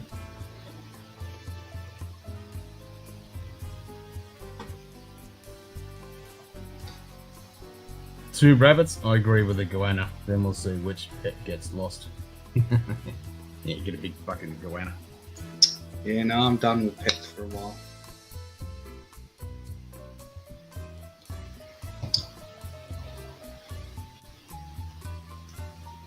I mean, it was my fault. I should have gone with my original gut instinct. Put him in a kennel or cattery, whatever you call it. We do have one around here, so Cattery doesn't sound right. It's a cat's park. Hmm. Sounds cat days park.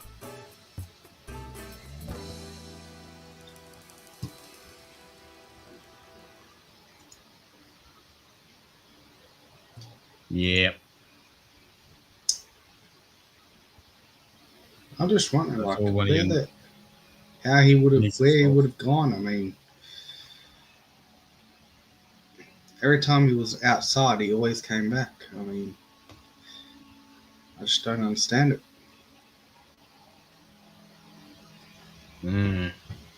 Could be anywhere, man.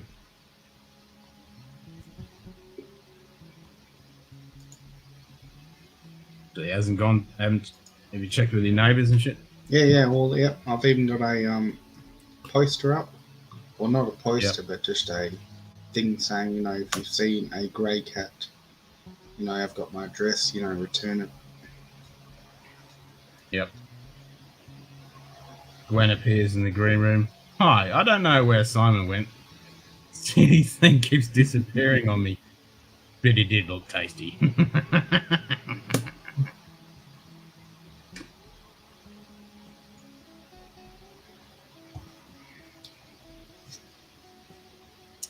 Well, that's nice. Yeah.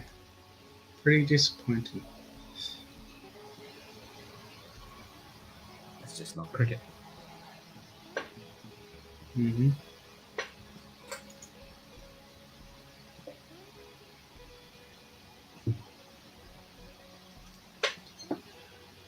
Good day. Damned by the dram. Cheers, mate. Okay, Frederick. Hey, Frederick.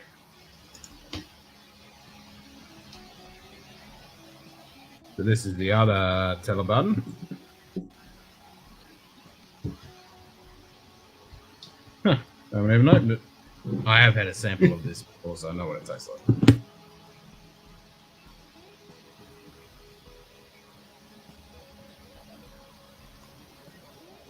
So this is a Marquesa collection one as well.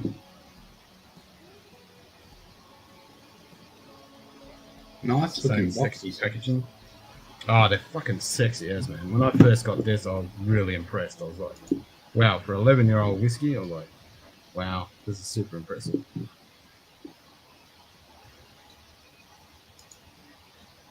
It's like got all felt lined and shit.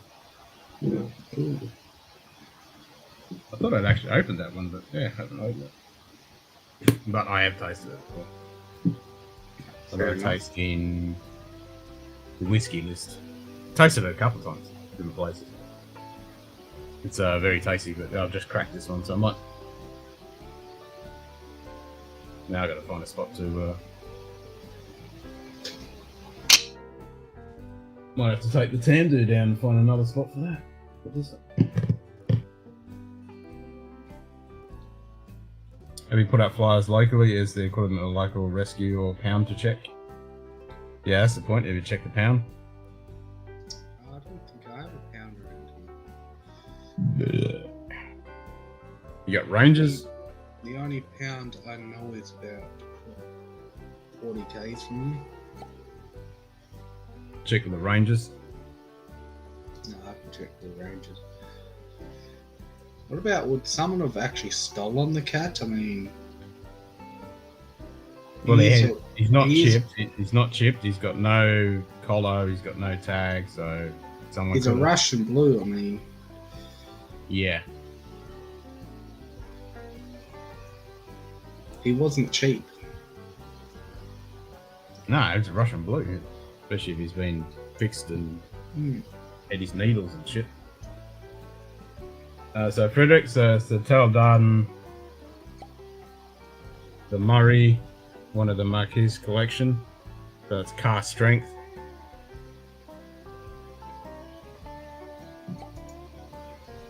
Just about to have my first sip of it. Ooh. So it's all American cast finish. Whiskey Club exclusive.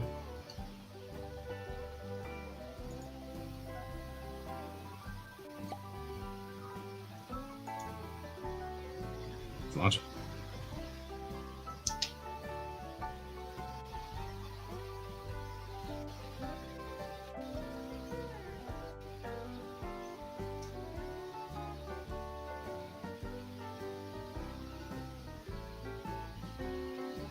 Wow.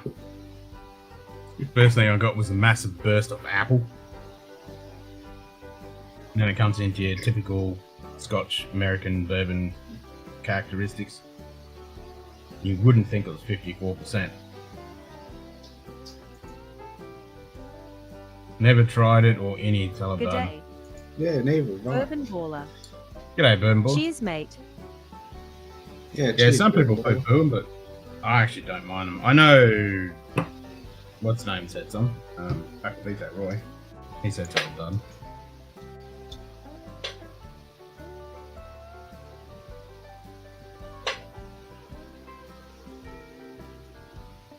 Let's have a look about them.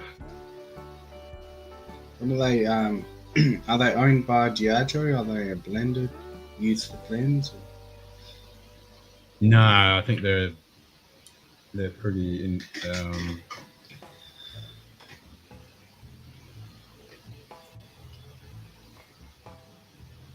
Terroir Distillers. So Picard Vins and Vin2 XO, it's that freaking Italian malt. Yeah. So 2011, Picard buys the distillery. And the last couple of years, Taldarden single malt has received a lot more attention, not least to its wide and comprehensive range introducing by the current owners. At the same time, the distillery is spiritual home to the famous brand Highland Queen. The Taldarden malt plays a significant part. The brand was first launched in 1893 by Roderick MacDonald, who 15 years later took over Glenmorangie Distillery. The brand had its heyday in the 1970s when it was sold all over the world. In 2008, it was taken over by the Picard Good day. family. The range now consists of Paul 4 M. blends, 6 Cheers, malts, the oldest being a 40-year-old. G'day, Paul. Yeah, Good cheers, day. Paul. from ice cold Montreal at -20. Damn. I wish You I'd can send me take that some of right that. now. Yeah. Yeah, you can send me some of that, because then I'll be fucking a lot cooler than the fucking 41 shit I'm having every day. Some of the most popular bottlings for Talbot are the ones in the Marquise collection, first introduced in 2000. It's named after the second Marquise of Talbot, with a Murray.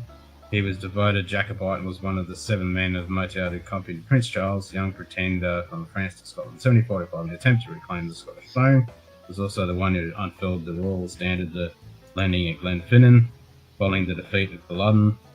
William Murray was taken prisoner and brought to the Tower of London, where he died in 1746. That's it.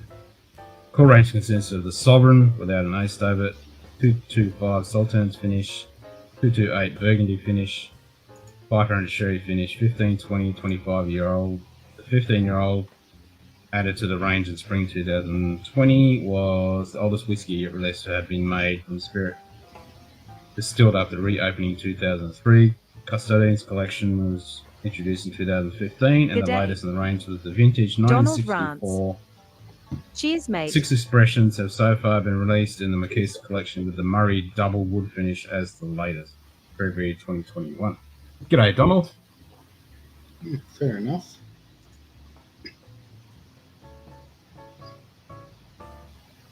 Completely new range.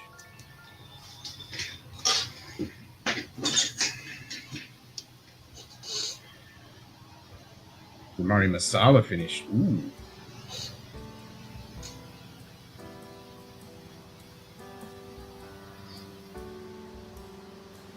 Oh, White McKay had them for a little while too.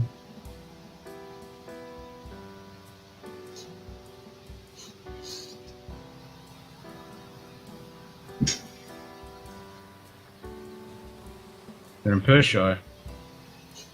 In Blackford.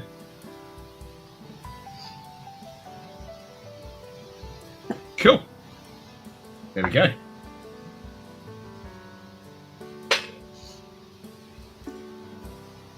Yep, I do like what they're doing with this Murray series.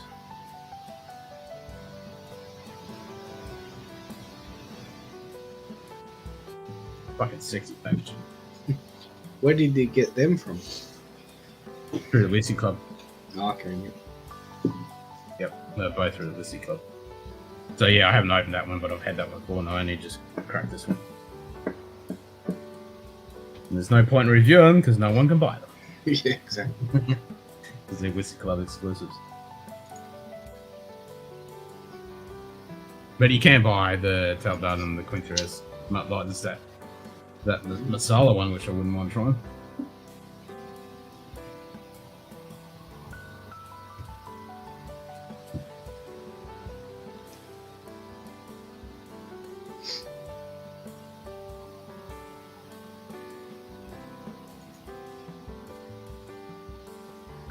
What? No all-day snow in the true north, strong and free. No wind, -2 degrees. What's Toronto got? -17, 56% humidity. Well, it's weird seeing a 75% humidity with -2 degrees. I mean, that's just Yeah. weird. Not really. There's moisture in there. Like you got snow and shit, there's gonna be a lot of moisture.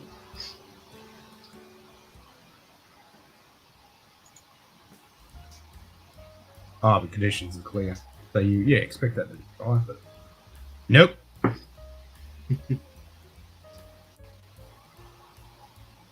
Yeah, wind too at like 35 to 45. Yeah, it's been blowing its fucking ass off here. Only time it wasn't blowing its ass off is when I walked home at 3 o'clock this morning. Yeah, apparently we were meant to get a thunderstorm, but yeah, it never happened. No, the thunderstorm was inland there. Was it? Yeah, it was like 100 and 150 k's inland. Oh. Storming, let 3 in. Welcome to the pub. Doorman, highlight 3. Welcome to the pub. What? I said highlight 3. You fucking idiot. That's right. I think the door. Yeah. Doorman's fucking Yeah. up this. There we go. Nice, Jim. Nice. So that is outside my apartment window right now. Wow, you are so lucky to have that right now. I just want something in between because I don't want that much. I just want On a something in second. between that isn't frozen rock solid or fucking burning hell.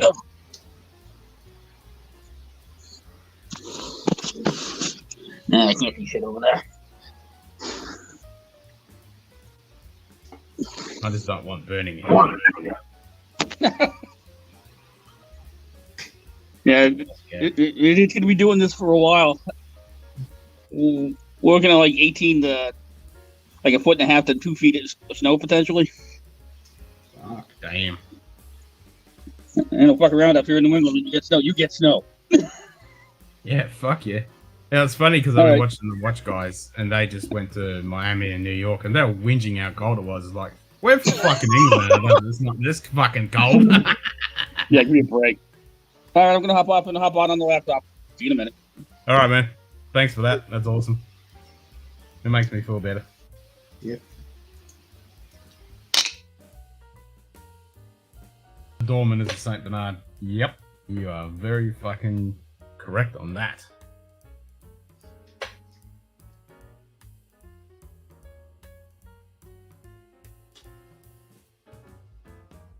Yeah, so I think that both of these are Whisky Club exclusives. I don't think you can buy either of these.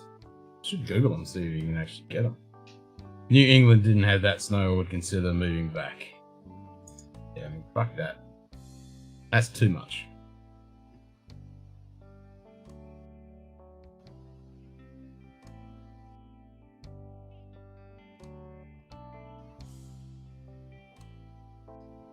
Fucking work out how to spell this shit.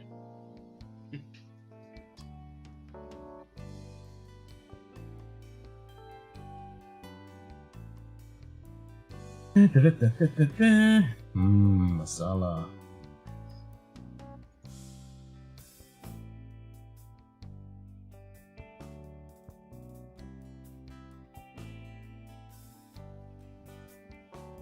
Alright, let's have a look at the official collection.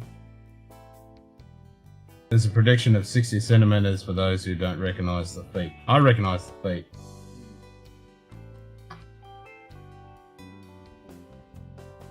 Right, so there's a double wood, a masala, Chateau Neuf du Pape, Oh yeah, shut it. the Murray 2007, the Murray 2005, the Murray 2004.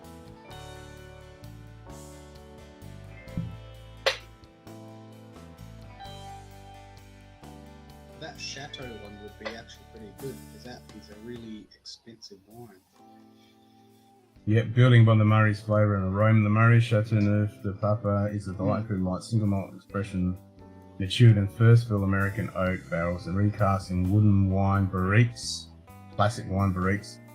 This russet coloured whiskey has an assortment of spicy and sweet aromas on the nose and bursts with flavours of soft juicy cherries and mint chocolate on the finish. Ooh.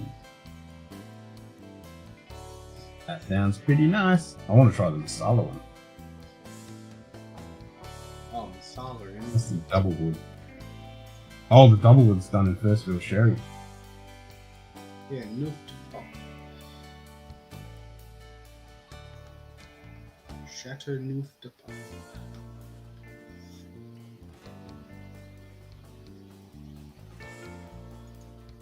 And the masala's on $100 from Nick's.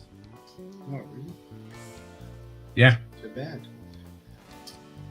it's only 46% though. Yeah, but then you gotta pay like fucking $200 for shipping. Next. Yeah.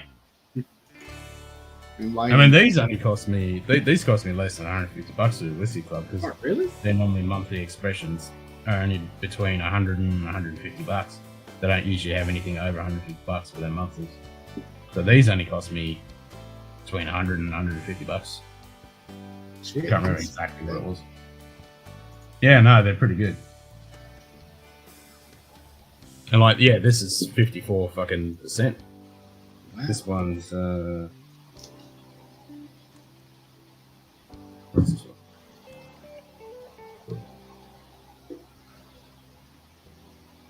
That one's 46 because that's a normal Murray. Still quite nice though.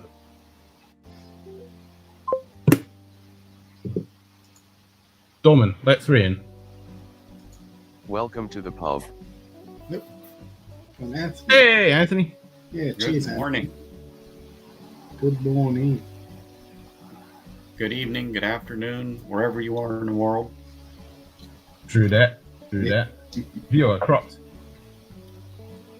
Switching to cropped viewer.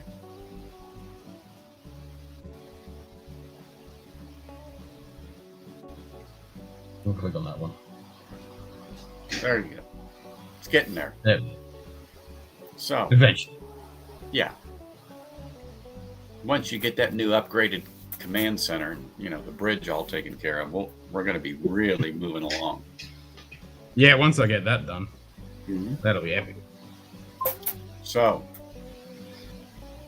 one thing Dorman, let 4 in. in the Welcome to the pub. hey, Cheers. So yeah, I got my package. Happy Robbie Burns time. Yes. Which package, Anthony? Well, JD sent me a package. Oh, okay. They're always good. Exactly. Everybody says, ooh. So, Yeah, a JD package is a good package. I've got... Not him. Now, these aren't small samples either. These are the... You could get 2 pours out of each bottle, Dan. and I'm talking nice pours. And I don't know what they are. Well, I do know they're ryes. They're all rye. Oh, from ryes. JD. So he labeled them 1, 2, 3, 4, 5, 6, and these are 2-ounce bottles. I mean, these are good pours, so you can spend some time and really get yourself snookered and drink if you drink all these. So he wants to me to do a flight and do them blind and rate them. So I got to coordinate it that he can be available because he's the only one that knows what they are 1 through 3. And I think Bobby Bourbon Battalion has the same Same flight. flight. Yep. Sorry, couldn't think of the word all of a sudden. So maybe I can get with him and try to put something together here and get on the same schedule with JD, being that he's on the other side of the world now. Now he's in where exactly? Do you know? Lithuania. Yeah, that's it. Okay. I use the 2-ounce bottles. Never know how much you're gonna need if you have 2. I people. always need at least that, Sugar Kitty. You're right.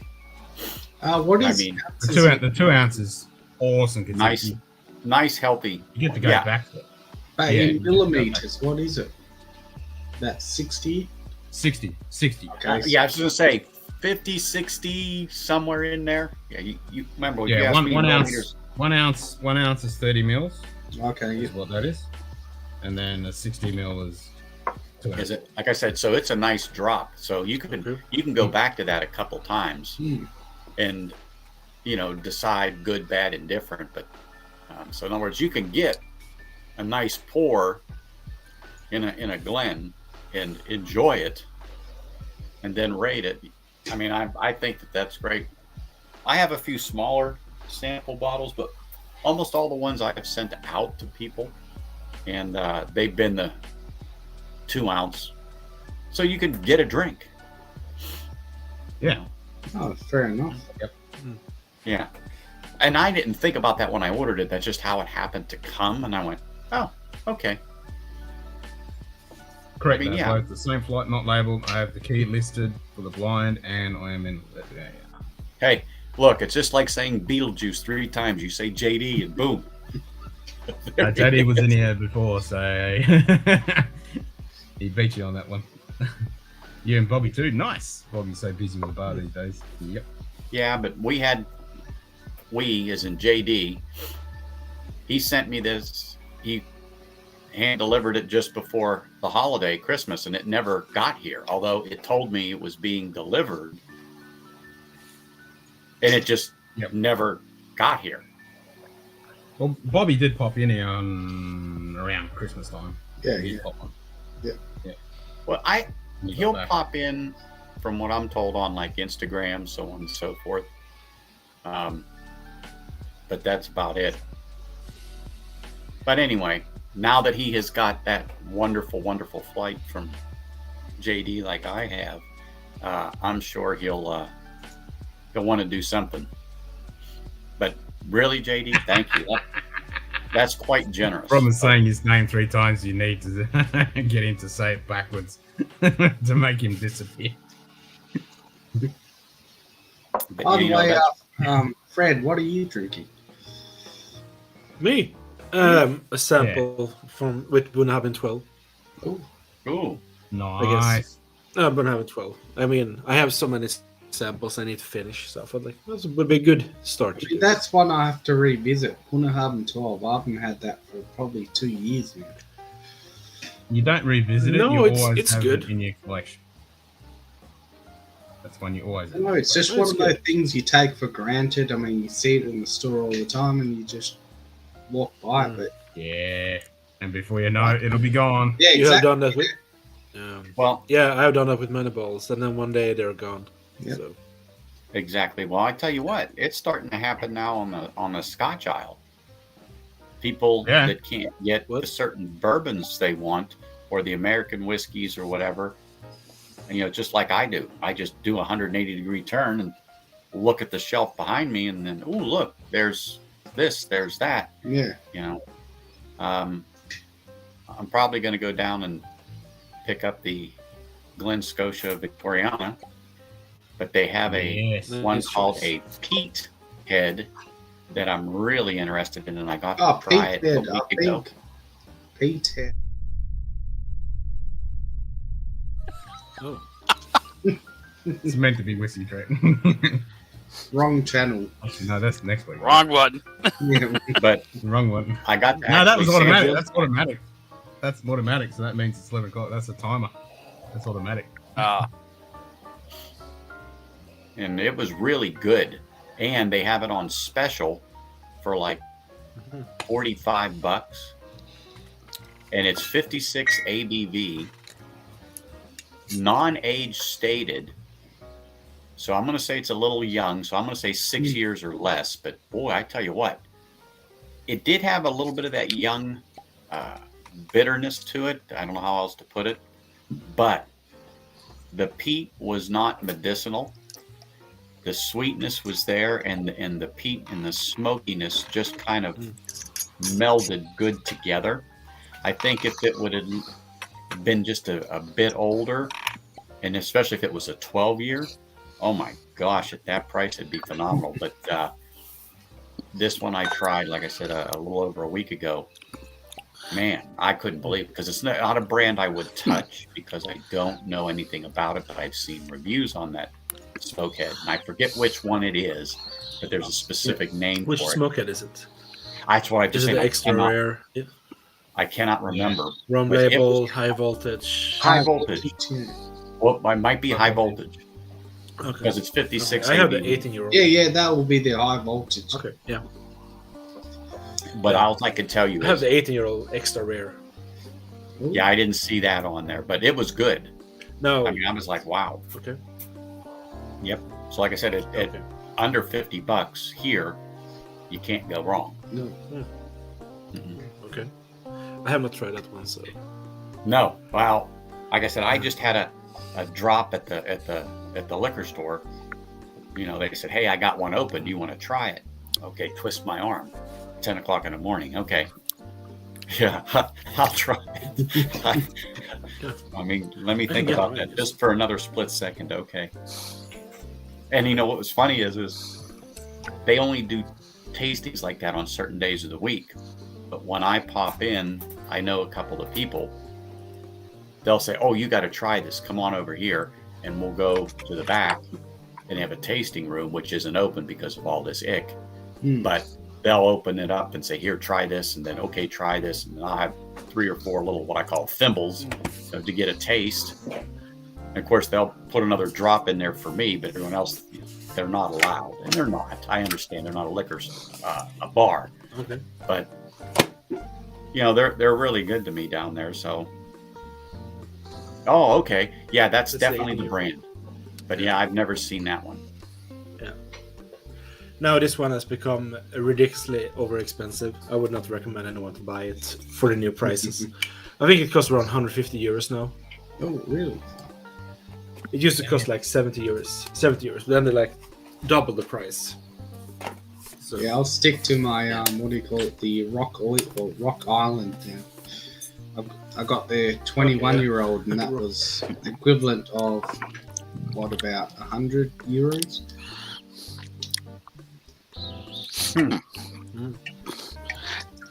But yeah, I'm pretty. I'm Hank pretty Venice. stoked about Yeah, I started with that. It kind of reminds me of the burnt malt a little bit, but it's not quite as refined. Is that how you take the chill off on these cold mornings, Jim? Hell yeah. Did you go out and shovel yet the snow this morning? No, I haven't dug my car out yet. I will. Well, that Stay storm should have passed you guys by now, right? No, it's gonna snow all day. Oh, okay. So that's going to stay right there and follow the coastline up for a little bit longer. Okay. So I thought that interview went pretty well on Tuesday. I still haven't gotten any feedback yet. Oh, that's the worst thing. That's annoying. I applied through a staffing agency, and this particular staffing agency seems to be a little bit behind the 8 ball. I did call them. The impression that the interview left me with was I was supposed to hear something by Thursday. I haven't as of yet. I called the staffing agency yesterday, and they said that they would email the contact and get back to me. So hopefully I'll hear something on Monday. Mm-hmm. Yeah, that shit when they leave you hanging. That's just fucking. That happened to me. I mean, it'd be over a week or more.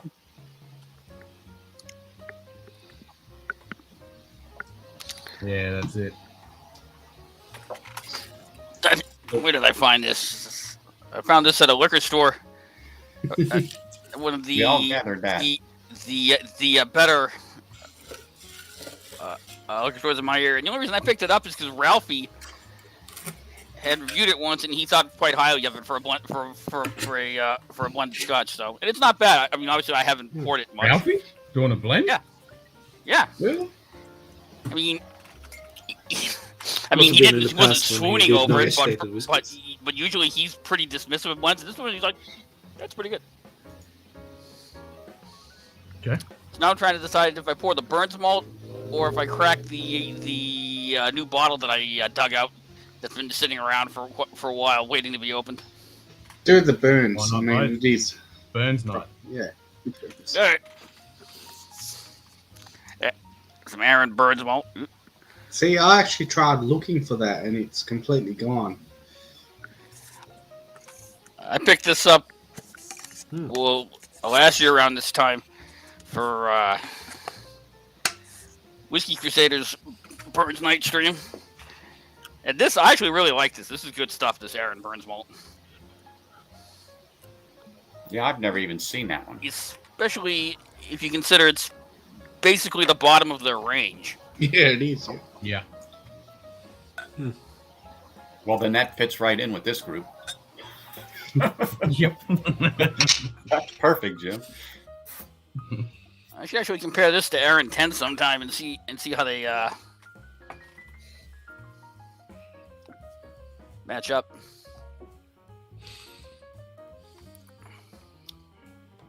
I just got a massive custard tart on this. I was like, I really want a custard tart right now. A fresh custard tart. Isn't it something on how those pours, especially when it's the first one, how some of the ranges can be either so wide or, yes, I'm getting stone fruit, I'm getting this, I'm getting that. It can be all over the place. Yep. And I mean, apparently the it's not a mouthful. Yeah, it's the not a first bad mouthful nectar, is is it, Tim? burst of apple. No, hell no, it's awesome. Mm-hmm. It's just like a fresh custard tart. I was like, man, I haven't had one of them in years. Smash one. So you liking that 1.5 and 12? Oh, it's okay. It's good. I mean, there's nothing wrong with it. I mean, it's a good core range whiskey. It is. It is.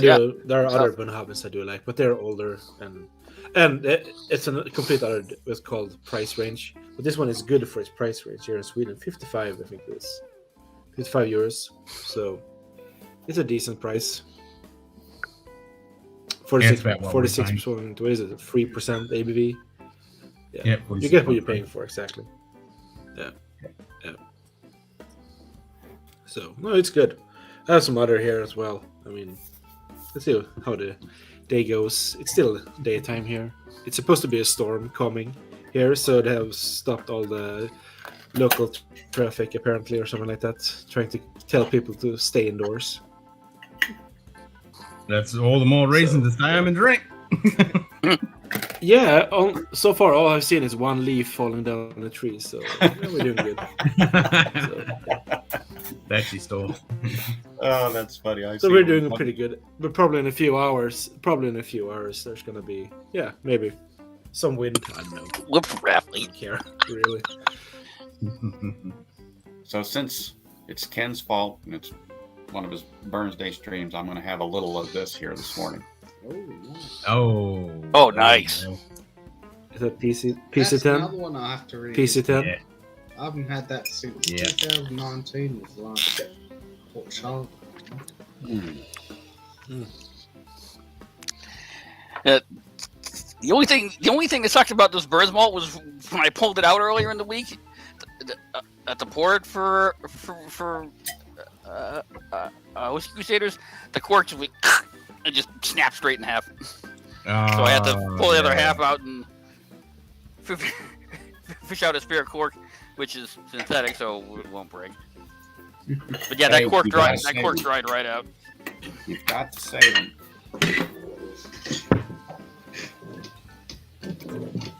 Let's see how my cork restoration on this PC10's worked. Yeah, I've got it. Oh my gosh. What happened to that cork? It dried out.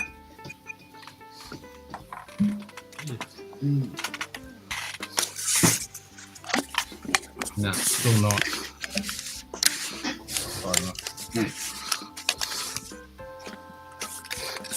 You know, I try to do that almost monthly. Just turn my bottles upside down like that for just a few seconds and back. And you'd think, how do they dry out when the bottles have liquid in it? So it's got to be humid. But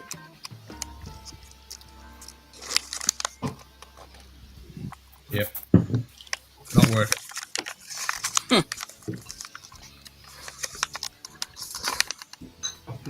But you know, the smell is just wonderful.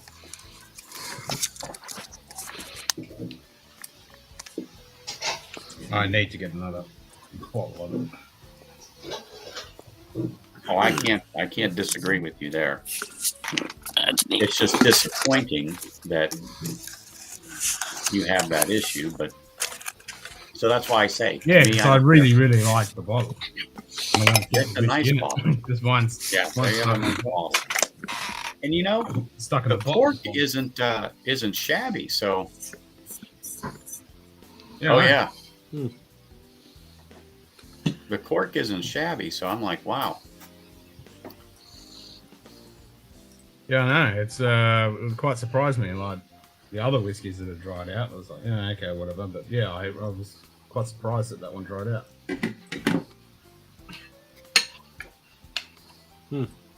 They dry out when they aren't airtight, exactly. So it must have just shrunk a little bit, just to give it another bit of airflow. That's why I've taped the shit out of it, hoping. That's that why it- you always save the cork. I save them. That's why you always save Oh, I corks save all my corks, from yeah, other yeah. bottles. Yeah, that's why you should always save corks from other bottles you empty. Yeah. So this particular bottle, my Lost Monarch, the Pipe Dream, I got it, and I was like, what is on the bottle? The outside of the bottle was stained. And then I realized there was something wrong with the cork. The cork just wasn't fitting the bottle. So when I pulled it out, I even showed you guys, the top came right off and the cork stayed in the bottle. Yeah. So I used a corkscrew from a wine bottle. I started, got it in there and pulled the rest of the cork out. And so the cork that's in here is from an old E.H. Taylor I saved, and it fit almost perfectly. And it's snug. When I say snug, I have to give it a little effort to get it into the bottle, but it's an E.H. Taylor top, and it was a fresh, it was a fresh crack. It was hand delivered by my wife, and that was the first one I ever had that broke, like Jim was saying, right in the bottle. Oh, this is the best one. Bad news, you're gonna have many more. This is that best You're gonna one. have many more. Yeah. Oh, is that Rowan Co? Yeah. Yeah. Yeah. I like the juice. The juice. Those corks are god awful. Oh, They're they so are. shallow. They are abomination. The The Roman Coke. Rowan Co. Irish whiskey. It's Diageo's Irish Oh, whiskey. okay. It's got this shallow, round Yeah, cork. look how shallow that is. Speaking of Irish whiskey, I've got the stout cask. Teeling. You can't have Okay. that. What are your thoughts? Yeah. Yes, you can. It's. I That's can't. interesting. It's Robbie Burns night. That's different from my cork, I think. Everybody's cork's different, Jim. It's weird. Oh, It's yeah. like with a stout cask whiskey, you're expecting the kind of stout, Sorry for the cruelty to cork. like the kind of coffee and chocolate kind of notes, but I'm just getting pure lemon sherbet, and it's extremely lemony.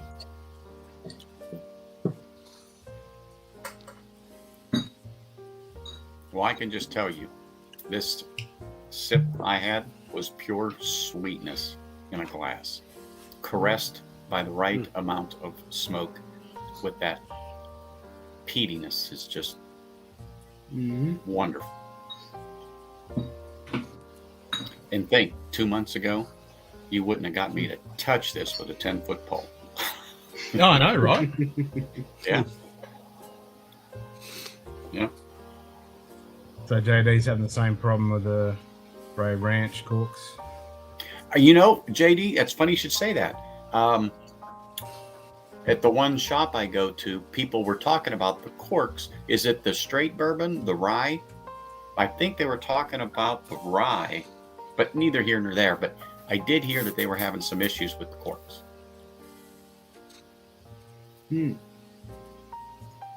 Got the black pits. Nice, Bimble. And I have to agree, you should get it. That cork looks very porous, like a sponge in that Rowan Co. And I have to also agree with Gard. Definitely more synthetic corks, please. And I've said this before. I don't care if it's regular or synthetic, but there are some people that are purists and say it has to be a regular cork. No, I prefer. I go back and forth. I don't give a shit. I just need it to work. I agree. That's it. I just want my whiskey. I just want a good cork, whether it's synthetic or fucking natural or whatever, as long as it fucking seals my bottle and I get a pop on that.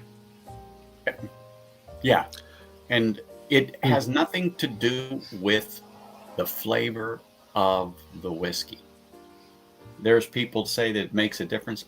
You're full of shit. Yeah, exactly. Nah, it's bullshit. I'm sorry. I don't know where you're getting that from, but I've heard it, and I'm like, there's no cork tank because you haven't got the fucking whiskey bathed in the cork. There's whiskey in there. I've never tasted cork, although I can honestly say I've never eaten cork, So how would you know that it gives a taste? Anyway. Yeah. I mean, Joe, no, I'm not a fan of screw top. I mean, I understand screw top is better, but I can't do it when it comes to my whiskey. Exactly. On Jim Beam or Jack Daniels, when you unscrew it, I expect it. Yeah. Yeah, on a cheap, nasty bottle. Exactly. I expect it. And I know But- it doesn't, but you know what? I think early times bottled and bond, it's a screw top. But it's good. But you know, and I know it makes no difference. But A dram even if I divide. get a bottle of wine, and I don't Cheers, drink mate. wine, but if it has a screw top, it's like, wow, Boone's Farm. It isn't, but most of your wine here in Australia is all Stinsons, the screw tops. It's not very often that you actually get a cork. yeah, Most and it cork makes stuff no is difference. the high-end It just stuff. they tell you the reason why they used cork is because they didn't have screw tops. You know, Yeah. That's all they had. Yeah, exactly. You know, times have changed, people. I mean, I could live with it if everything was just screw top all of a sudden. I'd live with it, but I would miss the cork. I do like the cork. But that's just me. Wow. It's just, that was good. That was the first sip in 5 days, 6 days. Nice. Well, cheers, I guess. Yep. I know what you mean. Cheers. Yeah, Cheers. Cheers.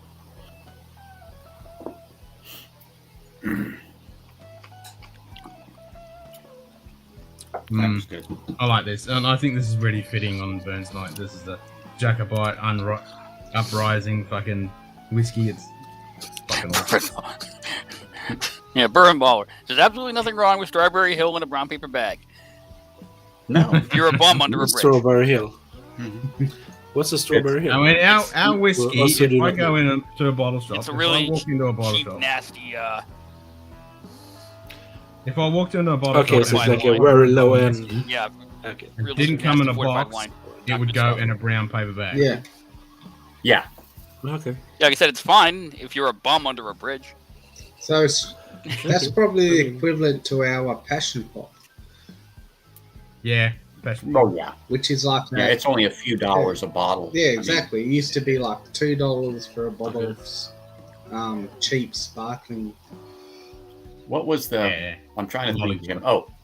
Oh, one we used to have when I was in high school, Thunderbird. Oh.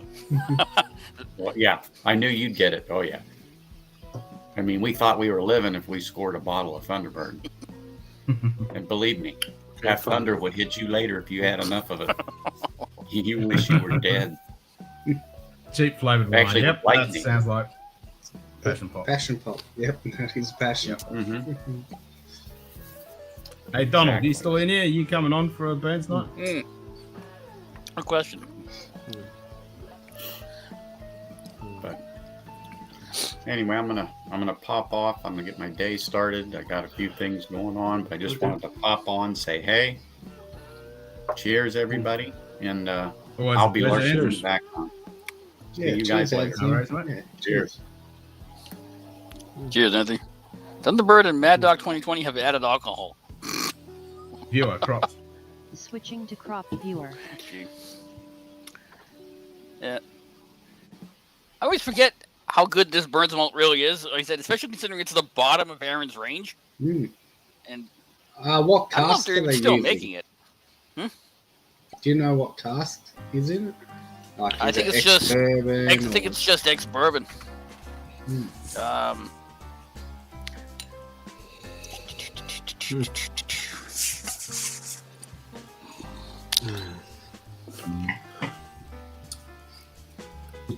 Yep, I don't mind that. Yeah, it doesn't say. Does not come across. It's one of they still make it. Yeah, 20% ABV wines. Bourbon ball. And Simon, People I who- think you would do your package loving stroking of this box because it's very sexy. Oh, there we go. So is that independent bottler that's exclusive to Australia there? The Murray? Yeah. Yep. Neat. So there is a whole range of the Murrays we're just looking at, and there's a couple of nice wine finish ones, and then you got some just American oak ones. Cool. This one is a exclusive for the Whiskey Club, same as the other one, just American oak, 54%. Okay. It's very, very tasty. I just love their packaging.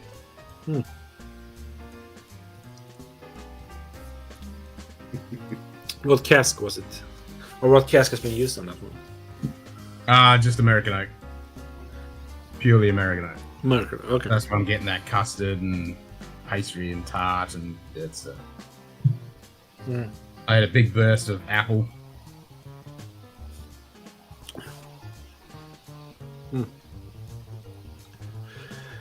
Yeah, I'm actually drinking right now a whiskey. I cannot pronounce the distillery because it feels like I'm stuttering when I'm saying it. No mean to anyone who does it, but I can't. Is it Dalun? 16-year-old. I think you've done a review on it. That is when you watch his intro. That's. I don't know how to pronounce that distillery at all. I mean, it's a really weird combination for me with my language. Oh, there it is. Yeah. Del Ewan. Oh, Warren Bonner. Okay. Show off. And Roy was talking about this on his last stream. Oh, really? I didn't get it. Oh, okay. Yeah. One of his, because he did the what do you call it? The sweet spot or something like that. So good whiskies to buy that are good value and.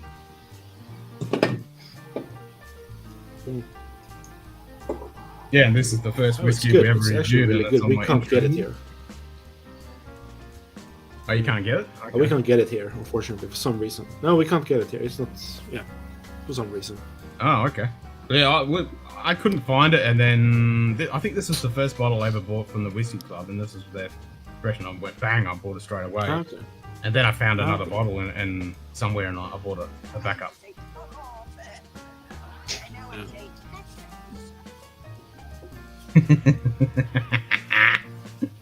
Yep, I'll join you in some Delion after I finish my Jacobite Rising whiskey. Yeah. So this is the bottle that I'm probably going to open. Oh, Shivers. What is Shivers that? Regal?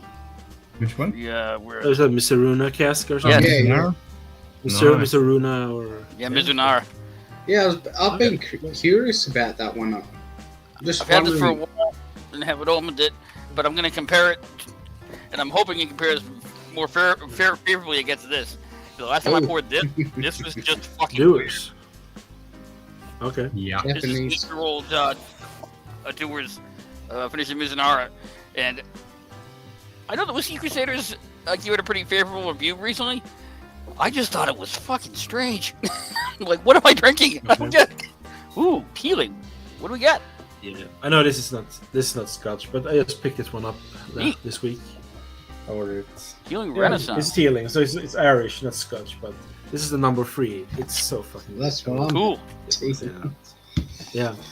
And it's quite an interesting bottle as well. I mean, we'll pretend it's Scottish. Yeah, I mean, this is how it looked like. Simon. Talking about corks, this cork is like, I don't know if you can hear this if I drop it. If I drop this cork, I don't know if you can hear it. I think I had that bottle this on. I don't hear it. Funk. It's got to have a cork, so. Yeah. Yeah. So, yeah. I just saw the bottle date on the back of this thing. Really good one, but... All right, hang on. Mm-hmm.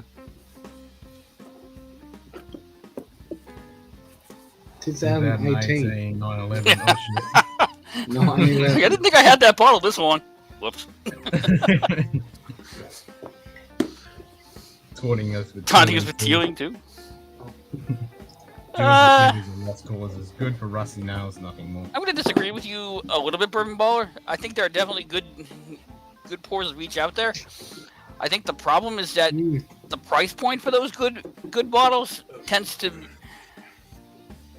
make them not worth the purchase, because for what you have to pay for them, you can get something much better for the same price. But I mean, when you get down to like the Dewar's 12, the Dewar's 12 is worthless.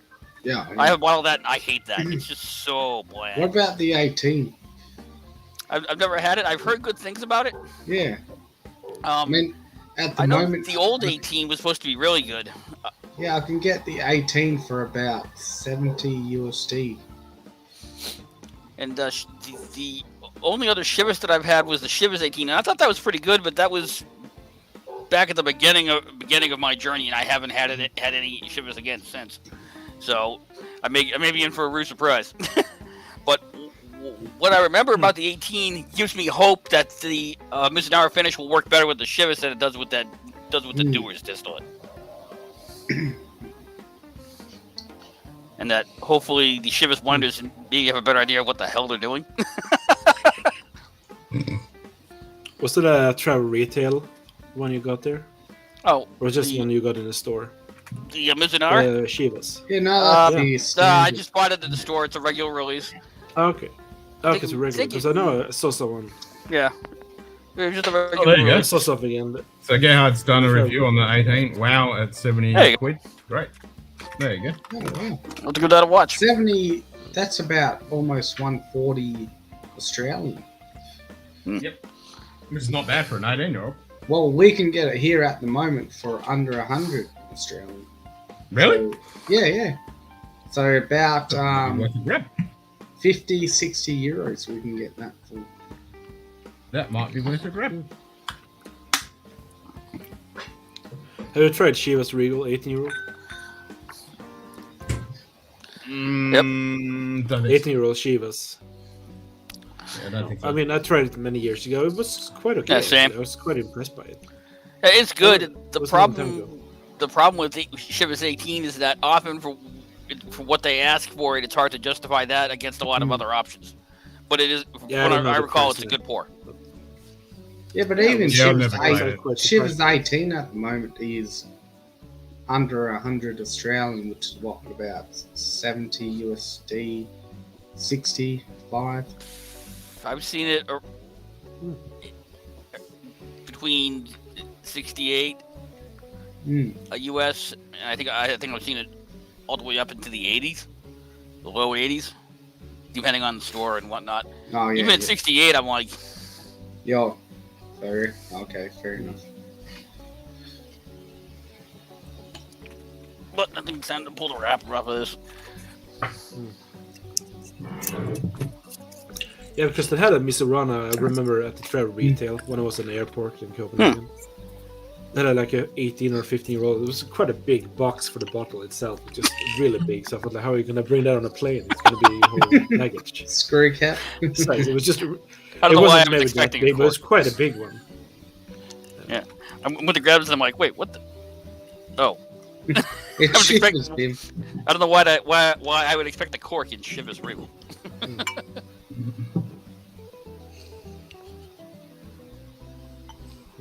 Thought we just lost power then. One of my UPSs just beeped at me. Oh, Okay. brown out. Yeah, I think so. Oh, Jesus, Donald.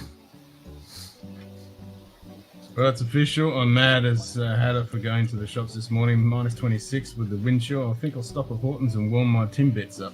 Yeah, you need some whiskey, mate. What's Hortons? Is it how like you a win. food place? Tim Hortons, it's a chain of coffee shops in Canada. Ah, okay.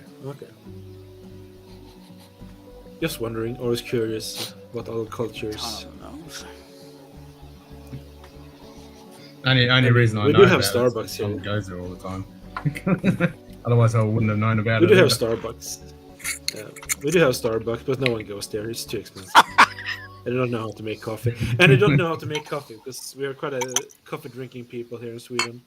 So it's quite like water. So Yeah. Visiting Horton's or the men's room in that case. No signs of Gerald. We were talking about that earlier. No signs of Gerald. That's interesting. Sucks. Oh, damn. Yeah, sorry to hear that, Sam.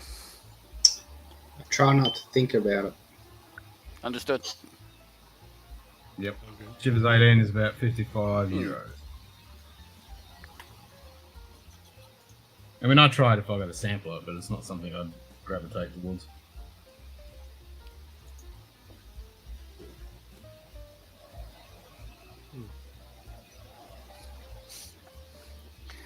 Yeah, I mean, Mm.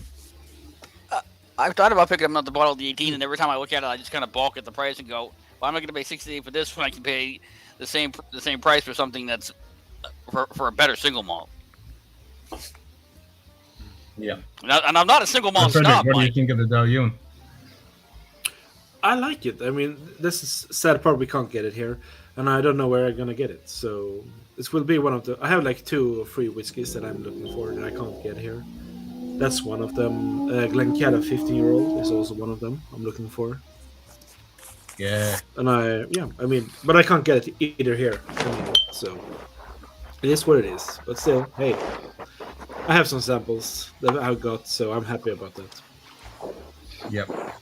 You might be able to get it in the when you go over to Germany. Yeah, maybe. I mean, not at the moment. Maybe to the summer. Hopefully. Yeah. I mean later. Yeah. Cheers, Zenbood. Yeah, but also Hey, I'm interested in other whiskeys from other worlds. I mean, like Australia, for example. I would really like to try Australian whiskeys, but it's like it's so limited what I can get. I think it's just Hellier's Road, one Hellier's Road we have here. Yeah, and I heard different mixed reviews about it. Yeah, it's yeah. Hellier's Road. I actually got to try last night at the cigar meeting. We had a tasting. One of the guys had a tasting pack of Lark. Okay, yeah, Lark is good. Yeah, Lark was good. I got to try a bunch of those. That was nice. Was actually I heard a lot of Star Wars. But since you mentioned cast. Hellier's Road, I haven't tried my 12-year-old for a while. So No, come on, man. It's Robbie Burns night. Yes, okay. Come on. Do the right thing. I was actually watching a YouTube video that was talking about the Australian whiskey industry and its growth, and a lot of the different distillers who popped up, like Lark and Starward. I'm trying to think what some of the other ones that were mentioned were. There were some smaller ones that they brought up. Oh yeah. Like everything that's going on down in Tanzania there, and or Tasmania rather. Yeah, Tanzania. You got Sullivan's Cove. That's quite old. The Sullivan's Cove was mentioned. Yep. A lot more going on there than I realized. It'll be interesting to see. There's like 400 distilleries in Australia. And you got to remember, 20 years ago, there was literally only one, which was Lark.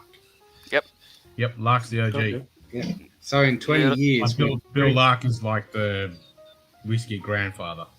I mean, he went through courts. He had to fight to get a license to be able to open his own distillery. Yep, he had to go through all the bullshit, so he paved the path for everyone else. Yeah, that's good. It's like McMurray here, McMurray. Same thing there. I mean, even when you think about their whiskeys. Yeah, because I think there was something to do with an old law that you were not allowed to distill. They passed it like 100 years ago. Yeah, that's what I'm saying. It was like 154 years or something that law was on the books that Bill Lark had to get overturned or get around to get his license. Yeah. But it'll be interesting to see how Australia carves out their place in the greater world whiskey market. Well, the thing with Australian whiskey is... Until the Australian laws get changed, it's never going to happen. But still, as far as our whiskey is concerned, we've got a really small percentage. Cheers, mate. G'day, Scott. We've got a really small percentage of I get a few hours of distilleries, sleep, yet Scott. we're winning some of the biggest awards. I mean...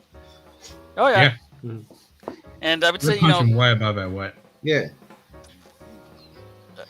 Laws or not, we're already seeing some outgrowth. I mean, we're seeing Starward push themselves out onto the. Yeah, only because Diageo's behind them. Yeah. Only because Diageo's behind them. Didn't know that. Oh, okay. They won a thing. It's like a sponsorship program that they won with Diageo. So Diageo pretty much put a whole pile of investment and money into the Starwood distillery. So they expanded, and then running on Starwood's distribution network and promotion, they were able to push out to America and all over the world. So that's where you can pick up Starwood everywhere now. Yeah, Did not know that's that. the only reason that they were able to get out there. Yeah, I didn't know that until I watched the girl in Germany. What's her name? Whiskey Buzz. Yeah, because she was talking about a Starwood release, and she was talking about that, and I thought, I didn't. Oh, that's why. And I went, ding, ding. There you go. That fucking penny fucking dropped. The only other Aussie release that I know of that has any kind of traction outside Australia is Solomon's Cove, and even that's pretty limited. Oh, Solomon's. Oh, yeah. Even I can't get. That's expensive. I can't even find it. Quite expensive. Yeah, because Greg used to do something with Solomon's Cove, wasn't it? Yeah. Yeah, I think so. Yeah. Yeah, you have so their some as well. distribution is definitely gone down. Lime Burners is definitely going up because you can get them in Germany, you can get them in France. There's a few other places you can get Lime Burners, so they're starting to spread out more. But with Australia, what makes it really unique is we have so many microclimates. We can make good single malt, we can make good rye, we can make good bourbon style whiskey. We can do everything. We can do the whole We have lot. so many microclimates around Australia. It's, And yeah, you go to Tasmania or you go down to where Lime Burners go is. to It's Tasmania. like mini You've got Scotland. exactly like mini Scotland. You go somewhere like the Barossa Valley, and it's kind of more like Kentucky. I mean, it's just so much wine country, and then you go up north, and it's like freaking Arizona, Texas. Yeah, So- exactly. Those two do not play nicely together. Ugh.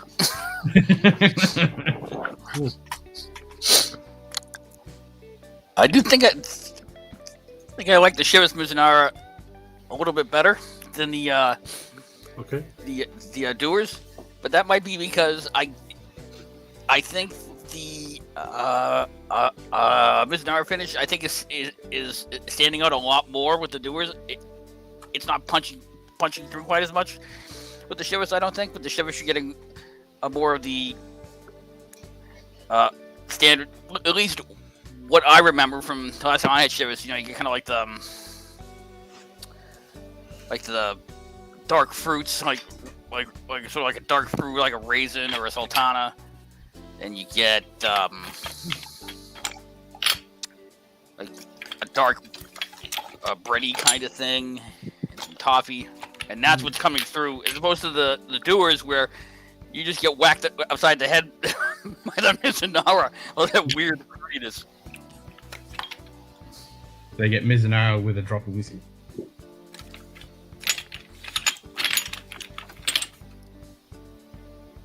Rating his collection of samples. Yeah. Yeah, I'm just trying to see what I can try. I'm trying to get Scotch, since it's Scotch night. Yeah. So.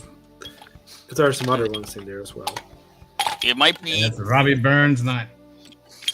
Yeah, I gotta pick another. Oh, this one I can take. take. It might be that I just like Mizunara finish better on an Irish whiskey. I have that Glendalough 13, and that is phenomenal.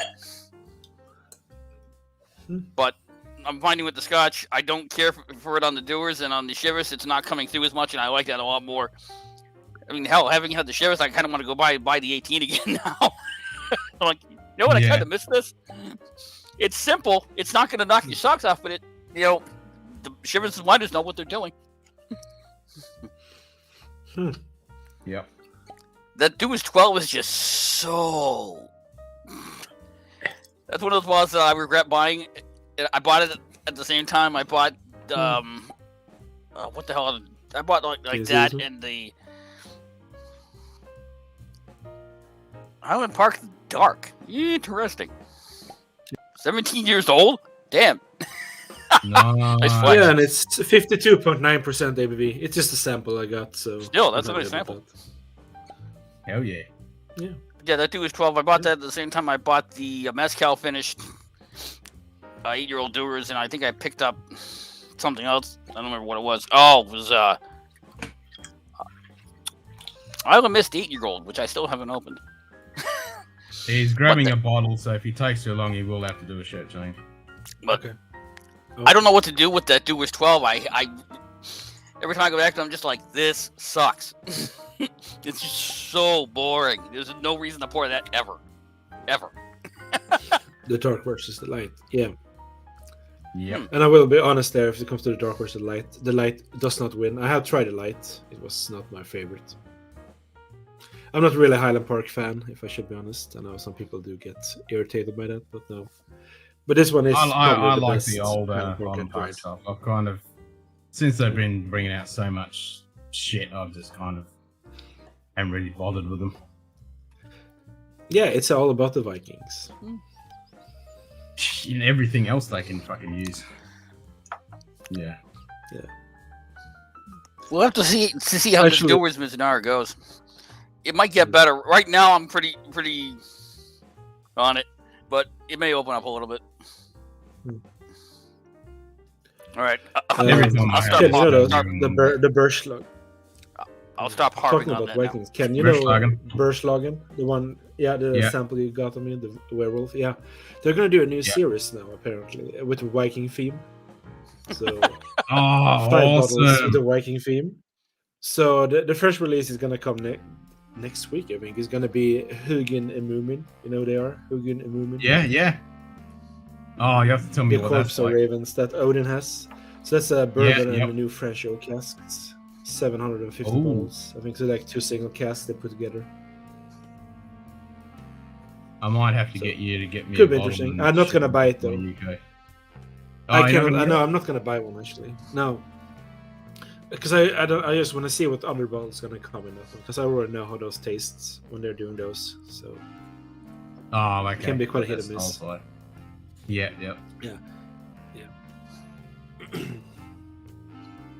Yeah. I mean, that's the thing. Like, you can't really get Australian nice, stuff, and I can't get the Berschlagen. I love the Berschlagen. I mean, that stuff's so tasty. The one you sent me. Yeah. That one is good. That was my second best whiskey last year. Yeah, I mean, I can understand why that thing is good. Yeah, that's the sad part when it comes to whiskies from our country. Sometimes you can't just get them, and those Berschlagens are never going to be available outside our country. No. Unfortunately. Yeah, exactly. But High Coast is now. High Coast is now even in the USA. So if you can get them, I mean, seriously, grab a bottle of High Coast. Yeah, I'll have to. In my opinion, at least. I don't think it's hit here yet. No. Hopefully it will. I mean, then some Australian whiskey can come here as well, so we can do an exchange, cultural. That exchange. would be nice. Yeah, let's do it. Let's do it. Yeah. We need it. Yeah, for sure. Jim, you can use the Doers 12 for toilet bowl cleaner. Wow. Yeah, I saw that.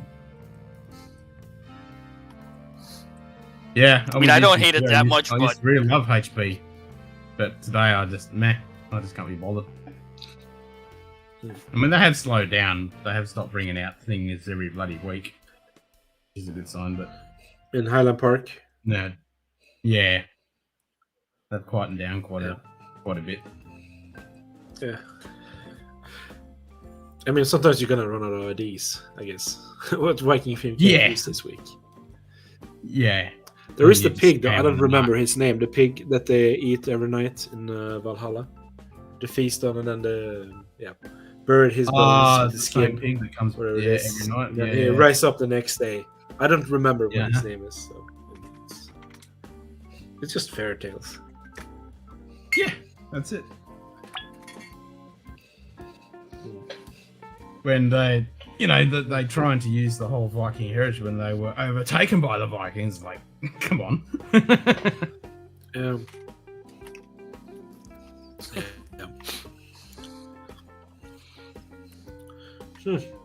This one is though good, but a whiskey like this one would cost me €200. Yeah. If I can find it, and then on secondary market, it's probably going to be more expensive. It's good, but I wouldn't pay €200 for it, if I should be honest. No. I would not do the same mistake I did with the Highland Park Fire Edition. Yeah, that one. I did make a video on it, just to rant about it. Why I don't like it. I remember you being pretty displeased with that one, yes. I am very displeased with that one. I mean, I know people like it, and people are right to like it. I mean, we are different palates, and that's how it is. Sure. Oh, Seramir. Okay. Yeah, Seramir.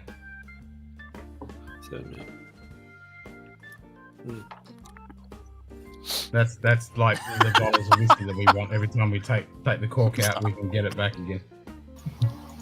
I wake up each morning. Is That would that be a nice thing. Yeah, it would be nice. Some of those HV releases sounded more like Viking porn film titles. Yeah, you're not wrong. Porn film titles. Alright, what did Simon get? This is a independent bottling of Mannockmore, which is a distillery owned by Diageo that literally just goes into blends.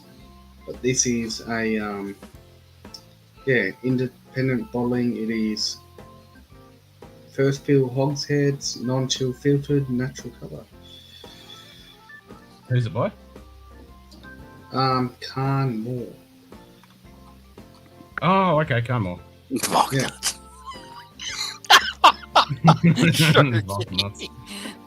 Look at the man's getting trepidated.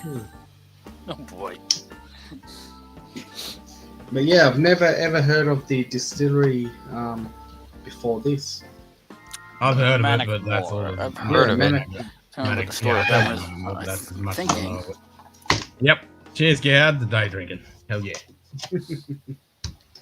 But I can tell you, if you ever see one of those things, just buy it. I mean, this is just absolutely beautiful. I mean, every time I have this Delguin 16, I'm like, God damn, that's good. Oh, it's good. It is.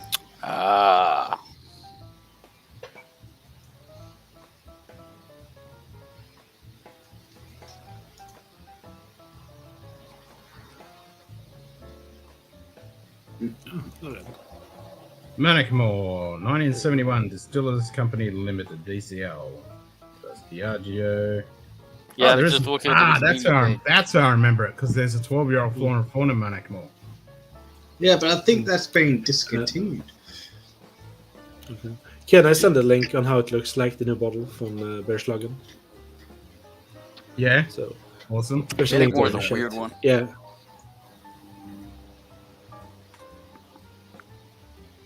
Gotta wait for it to load. I just wish I could get it. It is a Diageo. It's oh, that's cool. It's one of Diageo's Oh, that's cool. I like that. blending That's what I distilleries. mean.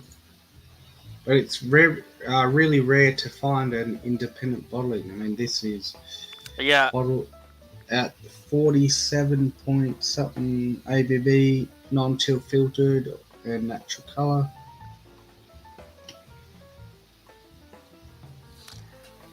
They're probably most From known. 2008 to 2014, Diageo grew their malt capacity by 76%, starting with the building of Rossall, but also including major expansions of distilleries such as Killala, Glen Ord, Talisker, Glen Elgin, Glendullen, Linkwood, and as mentioned, Mannockmore. Other producers did the same. New markets, not least in Asia, showed rapid growing sales figures, blah, blah, blah, blah, blah.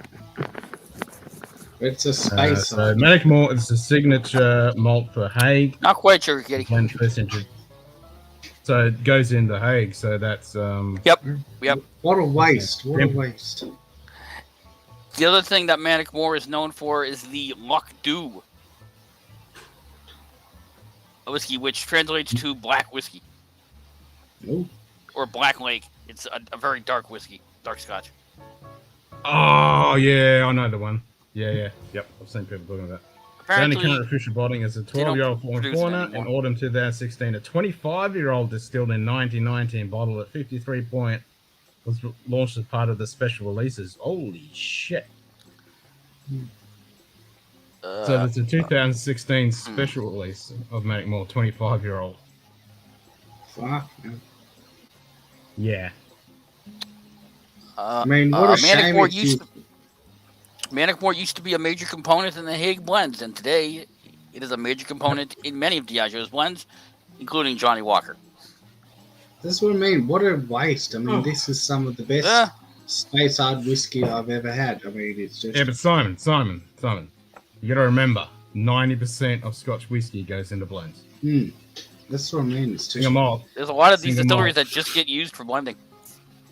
Yep, single malt is only a very, very Mhm. small part of the Scotch production.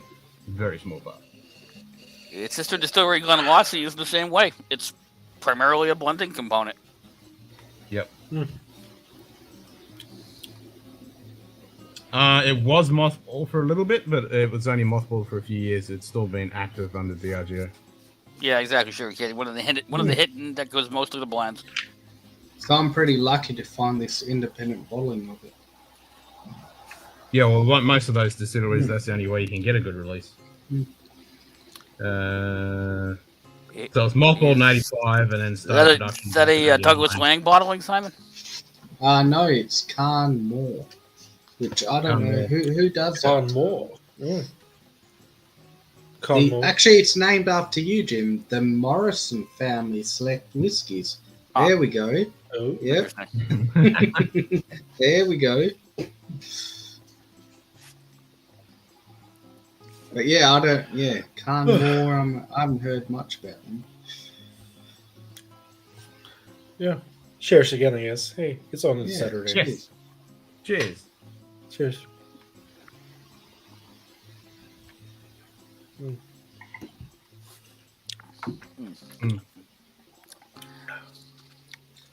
Yeah, because I do remember they did do That a was interesting. 12-year-old Flora and Fauna.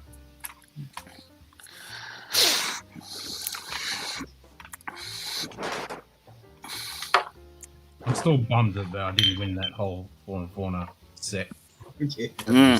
Put up as a because the name came up as Ken. Oh, it wasn't me. It was a different Ken. Like, damn it, wrong Ken.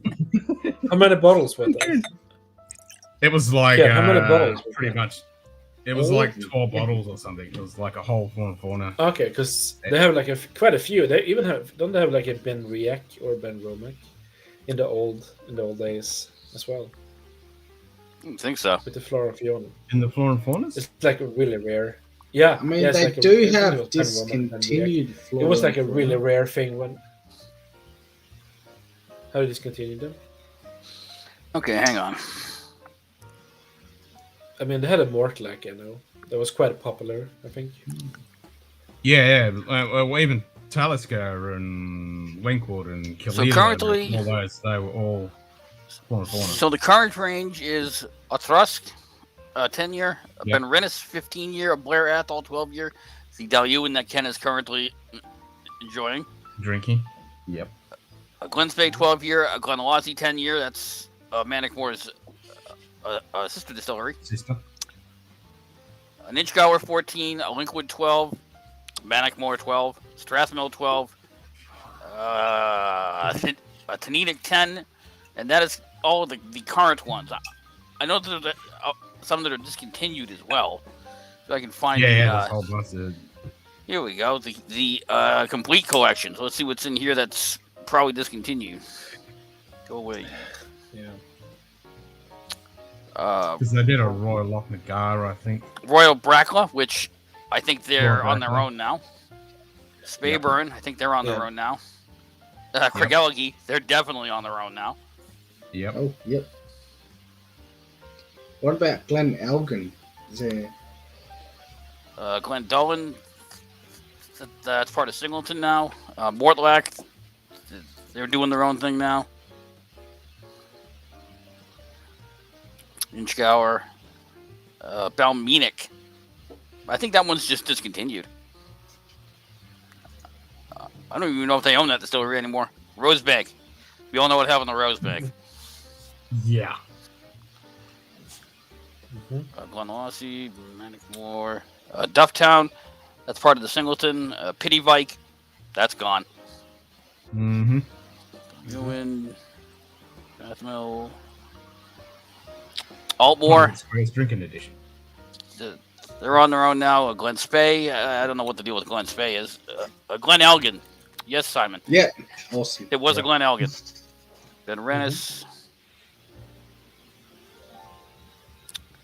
Athol, Kalila, who are most definitely on their own now, and they're a huge blending component. Oh yeah.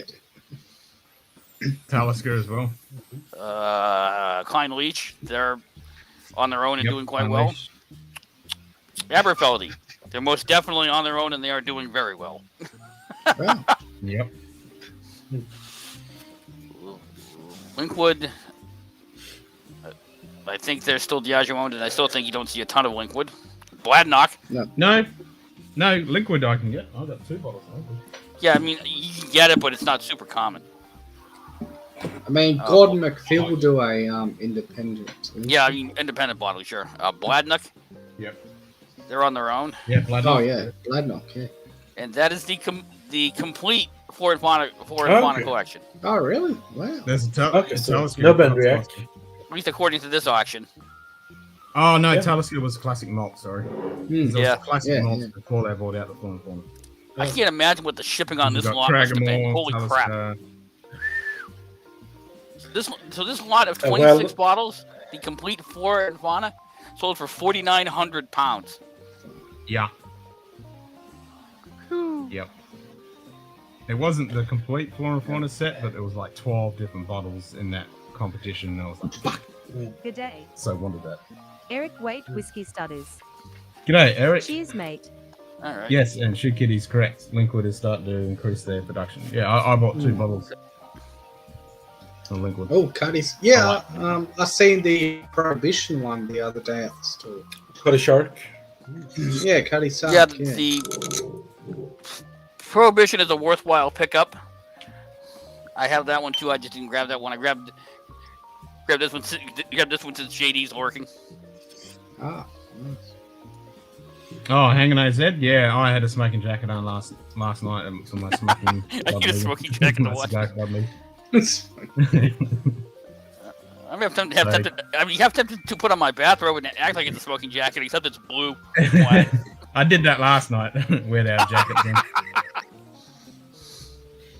Shout out to JD for the Strathmill Flora and Fauna. Nice.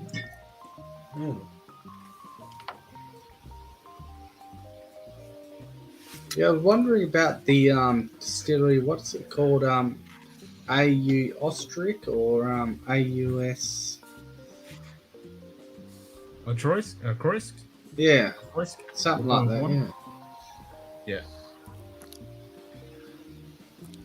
Yeah. That's Royce. AUCHROISK. Yeah, yeah, something. Yeah, that's not Thrusk. Yeah, Thrusk. Yeah. Yeah, that's again. That's one of those that's in the Flora and Fauna collection for a reason. You don't see it much outside of it. It's mainly. That's what I mean. I did see a Berry Brothers bottling, which is an English company. I saw a you will see some IBs. 2000 vintage, bottled in 2018 the other day. Hanging AZ. Few Hefner jammies and an ascot. And a pipe. You Hefner jammies. There you go. Now you're talking. Yeah, so the Flora and Fauna is the only official release. Most recent limited bottling was a 47-year-old. Really? From No, I did see 1974. at Dan Murphy's the other day. They had a 2000 vintage, bottled in 2018, for their Berry Brothers and Co. Whatever it's called. Yeah, well, that's an independent. Yeah.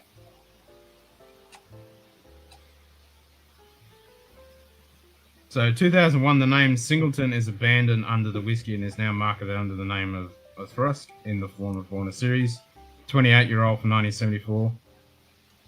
Launched as the Rare Malt series. 2010, a Manager's Choice single cast and limited 20-year-old release. 2012, a 30-year-old from 1982 is released. 2016, a 25-year-old from 1990 is released. And 21, a 47-year-old Prime and Ultima from 1974 was launched. Yeah, fair enough. So they got a 5.9 million litre capacity.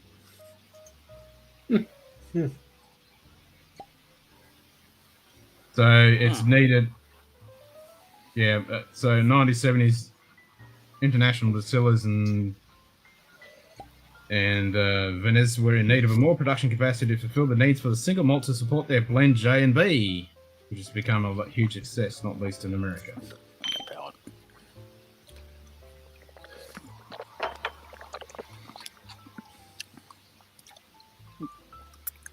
Just fucking sad seeing all these great single malts going to fucking shitty blends.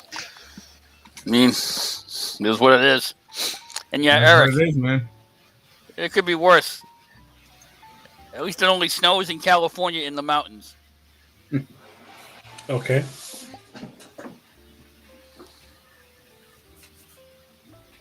Cuddy is a manly brand.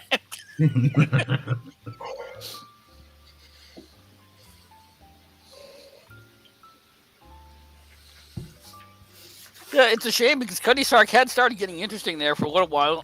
You know, they were trying to do things like the Storm, and I think they had a couple older age statements. And then the previous, and I don't remember who. Oh, it was Edrington. Sold them to whatever French interest owns them now, and they cut the balls off of them. And now it's just the regular Cuddy Sark, which is it's Cuddy Sark. Who cares? And the Prohibition Edition, which, if you can find it, is pretty good. Yeah, we've got plenty of them here in Australia. A shitload. Maybe you hang an AC, but I'm not using whiskey for aftershave. Ow. Yeah, that's the manly man. Yeah, cheers, friend. You're kidding. So was Old Spice and not drinking that. No, I wouldn't do that. Ugh.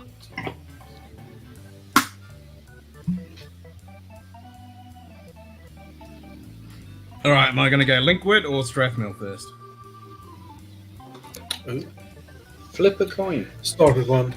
Doesn't matter. Doesn't really matter which way you go. It's a floor and a so you're waving your dick at it.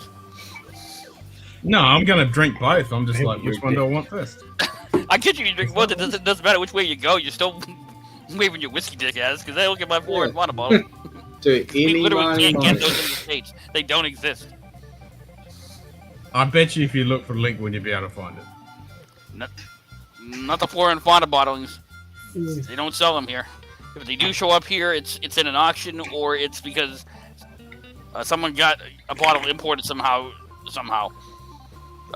Hopefully, now that 700 milliliter bottles are legal here, we're going to see some of that stuff start to trickle over here because they don't have to do a special run at 750 to do it. Yeah. Yeah, exactly, Sugar Kitty. Linkwood, Strathmill, you got bottles of both?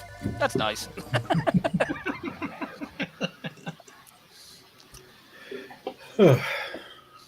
Speaking of that's nice, I can just find Donald home from Tim Hortons, or did he freeze on the way? Snap frozen. Yeah, so this wasn't here in Australia. This wasn't here in Australia, and I got a bottle through the Whiskey Club. And then, about 6 months later, I found it in Simon will know the shop. SM Whiskey had it. Mm-hmm. So really? Wow. Yeah. I don't know whether they've got any now. They're probably out of stock now.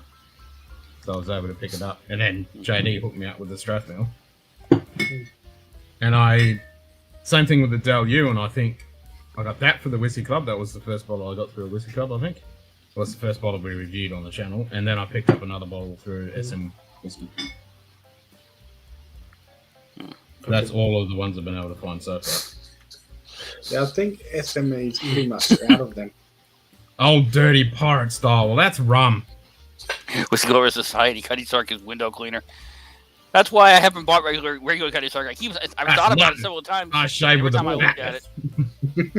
No, I think if you're going to shave, I think you'd use a mecklith. You wouldn't use a batleth. Yeah, you wouldn't use a batleth. You use one of those Klingon daggers. Yeah. I mean, if you really want a whiskey to degrease your engine, it's Knob Creek. What? I'm just saying. Degrease your engine? Yeah. What are you doing with that whiskey? You know what I'm just imagining? I wish I had the sound effect because I'm just imagining this fucking machete flying across the screen and whacking into the fucking next to Simon's wall. You know where that's coming from. There's Donald. Yeah. I'm drinking this one now. Oh, nice. there you go. Now that's flexing. No, it's not. Yes, it is. Okay, it's flexing, yes.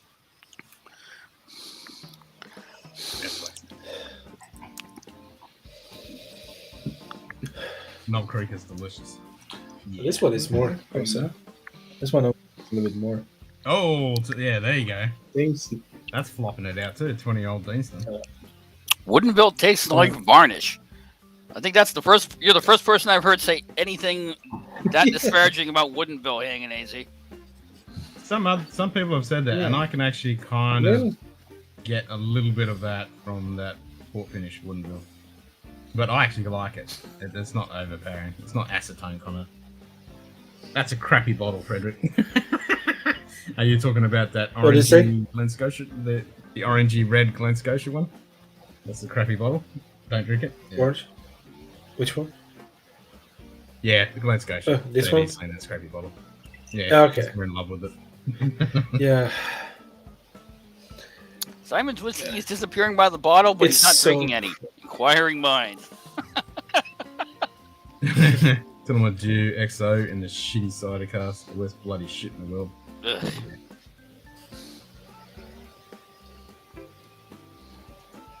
I think we're having an influence on you because that's a real English Australian thing to say. Worst bloody shit in the world. That's real Aussie right there. I thought it was just cunt. Well, that too. Yeah, that too.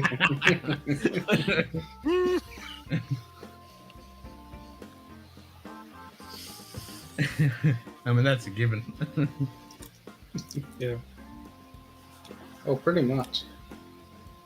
Yeah. I mean, when you go to do your test for citizenship, and they ask you any question, just say cunt, and you just go right through it.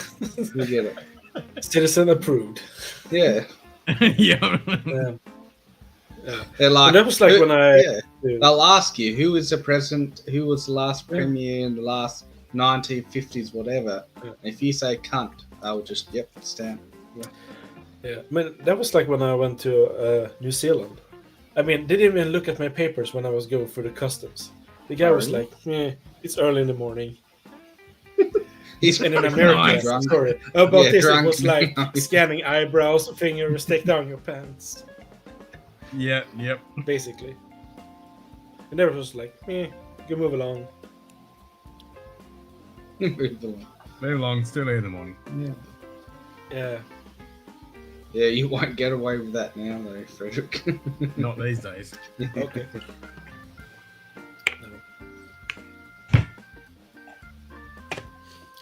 Because I remembered I wanted to look at my shoes when I was in the States. And I told them, you do not want to look at my shoes. We have to. Yeah, no, They're but not they're quite really hanging smelly. AZ, not quite.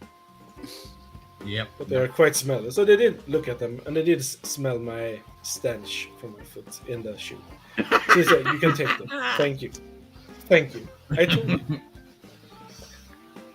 Did warn you. Yeah.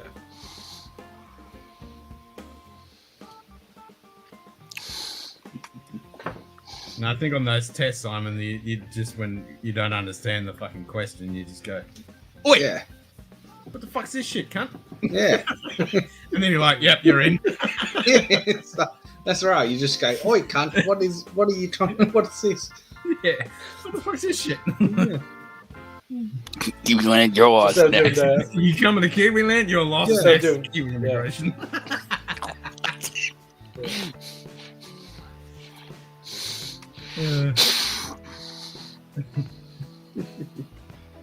Right, time to You pour get a something nice, else. intimate search in South Africa. Yeah. Yeah, I bet you do. A nice personal search. One-on-one. Which direction to go? Which direction to go? Scotland, More Scotland, 15. Scotland, and Scotland. Pacheg 10. Glenmorangie Alessanta. Or Let's check 10. Sounds great. I mean, I never tried it. Witty 15. I've heard good things about it. Lol, if you use the C word at DMV here, we have a different effect. You get kicked out. Yep. The headbutt Russell Crowe style. Not that you throw a phone.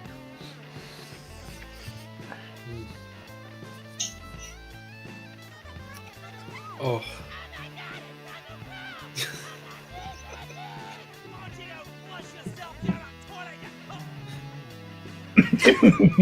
I still think the best part of that is the kangaroo who's just like, what the hell?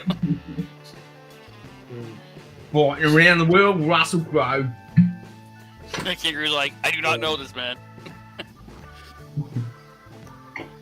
Yeah, but I mean, what's his name though? Steve Irwin, when he was alive. That snake over there is really poisonous. I'm gonna pet it. Yep. It's truth, mate. Look at this beauty. Probably, yeah, probably really bad Austrian accent or Australian accent by me, but hey. I like that show when he was around. Yeah, that was a big thing outside of Australia. Yeah. Ken, you need to pick up a bottle of Pete's Beast Pedro Menez cast bat strength. I can't say for the price. I can say for the price it was good. Pete's Beast Pedro Menez. Okay. Let me see if I can acquire that. All this talk of liquid. Oh, you're going for the liquid. Nice. In fact, it is actually a bottle kill. Oh. Yeah. Tugger! What's that? Tugger. That's the boat. The tugboat in Russell Crowe's fighting around the world in South Park. Oh, okay. Okay.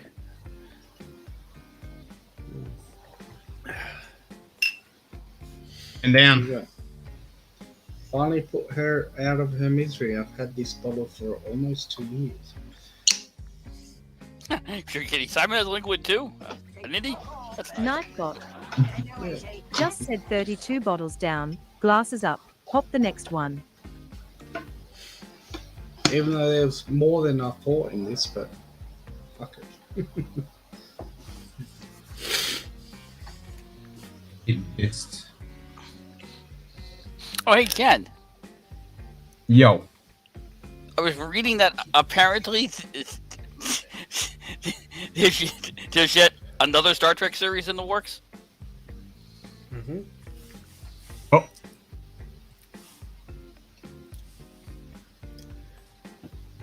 Is that a good thing or a bad thing? Brown out again. I'm not even sure at this point.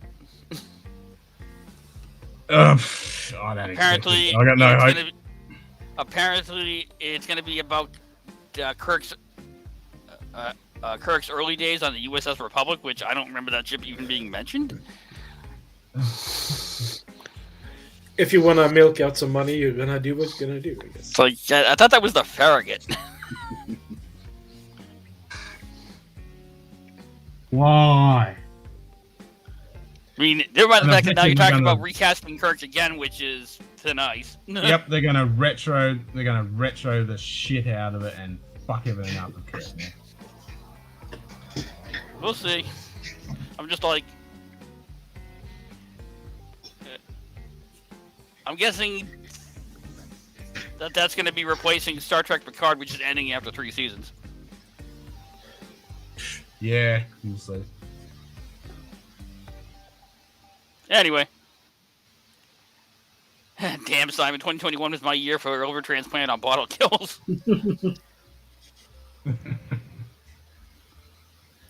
Hashtag smash Simon.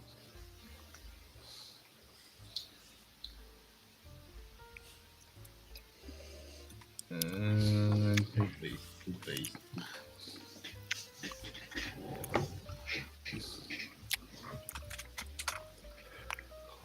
Not thing. That's what I might have to do some deeper searching.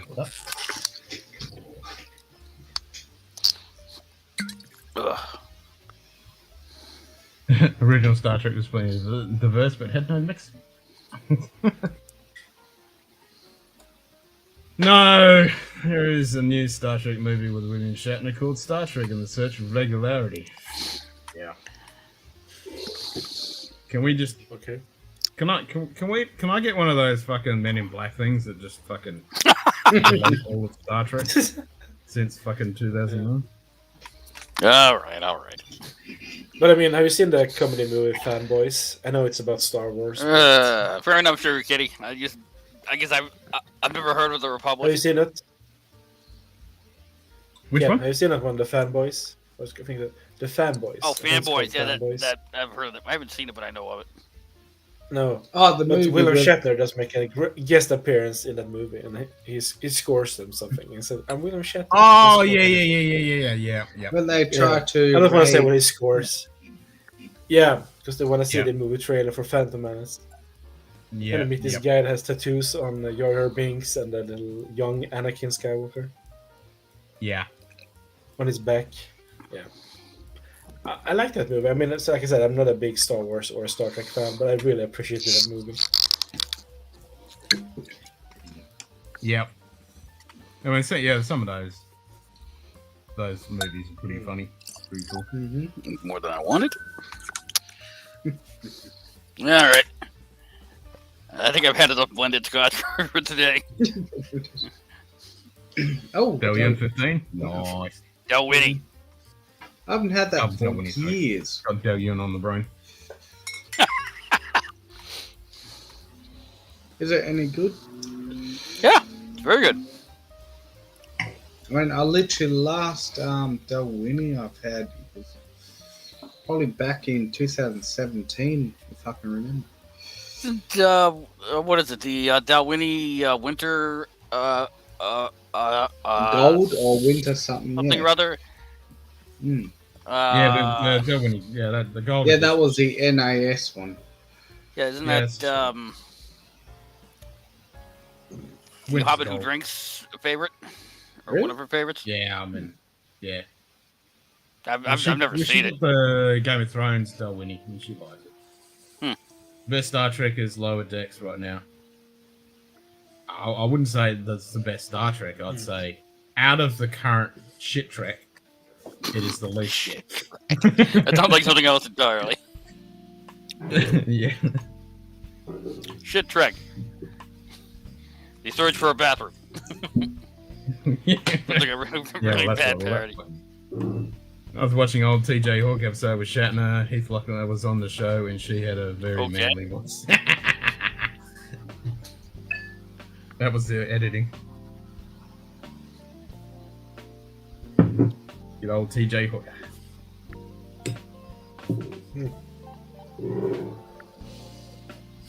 Yeah, it's at the current crap. Yeah, I wouldn't call it current crop. The current crap.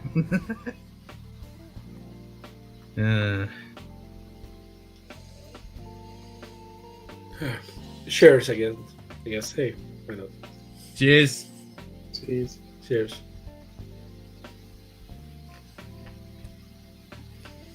Mm. That's good.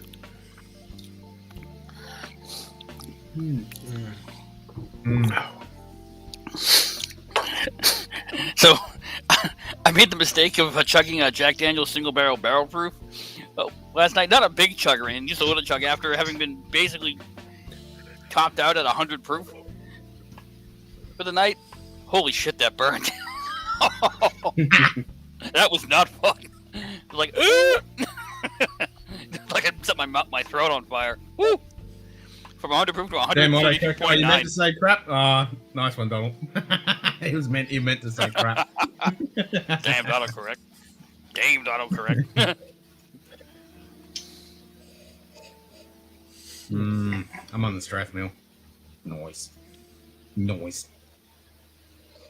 Very nice.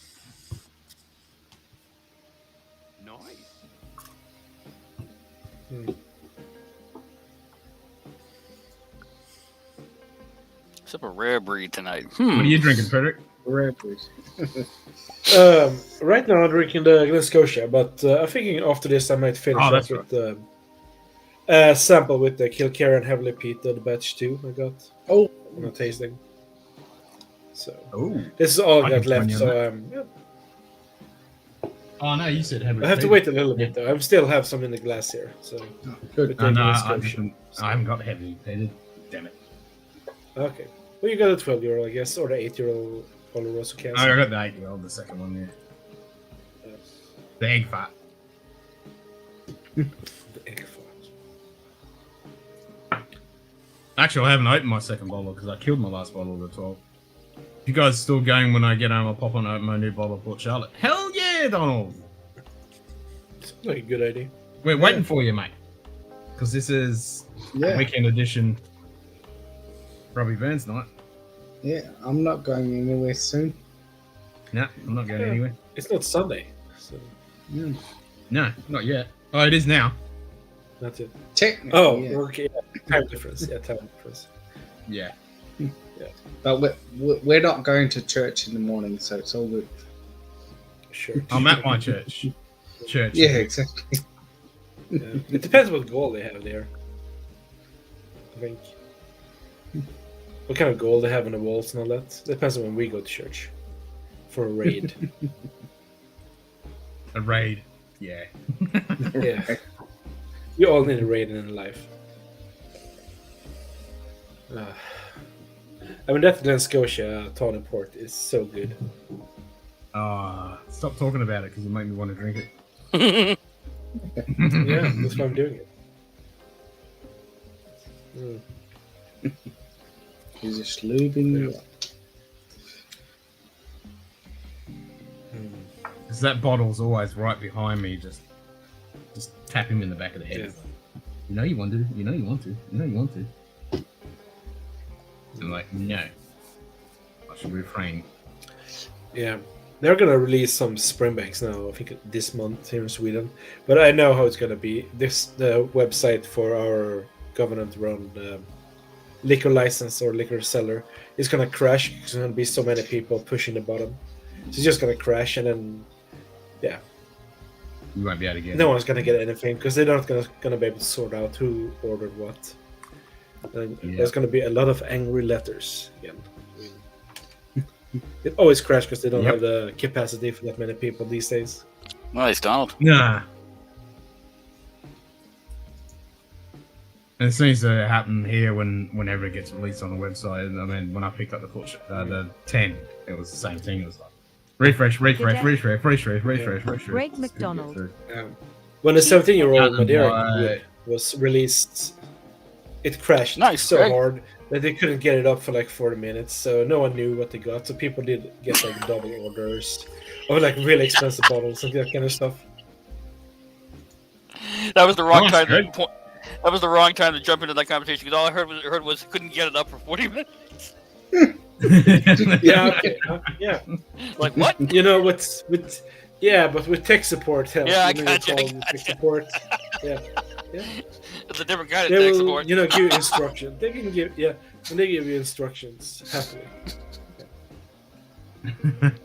Nice one, Greg. Give Schlong a kick in the nuts for us. Yeah. Damn, JD, that's got to be kind of torturous. Doing a whole dry month and you're only 10 days in and you're watching us drink all this stuff. I don't know if I think I would lose it. Is that the Doing that. same Glen Scotia cast drinks that Ralphie's Shadow? The limited that's edition? release? Yeah. Well, that was a festival. No, it was a seasonal release. Yeah, I have it here. It probably is. No, but that's one I'm pretty sure Ralphie, Yeah, that's the one that Ralphie shot on. Yeah. Seasonal release. 12-year-old. which is Yeah, that one. complete. Yeah, which is what? Have you opened it yet, Frederick? I have, but I have not really tried it yet. I just let it breathe. But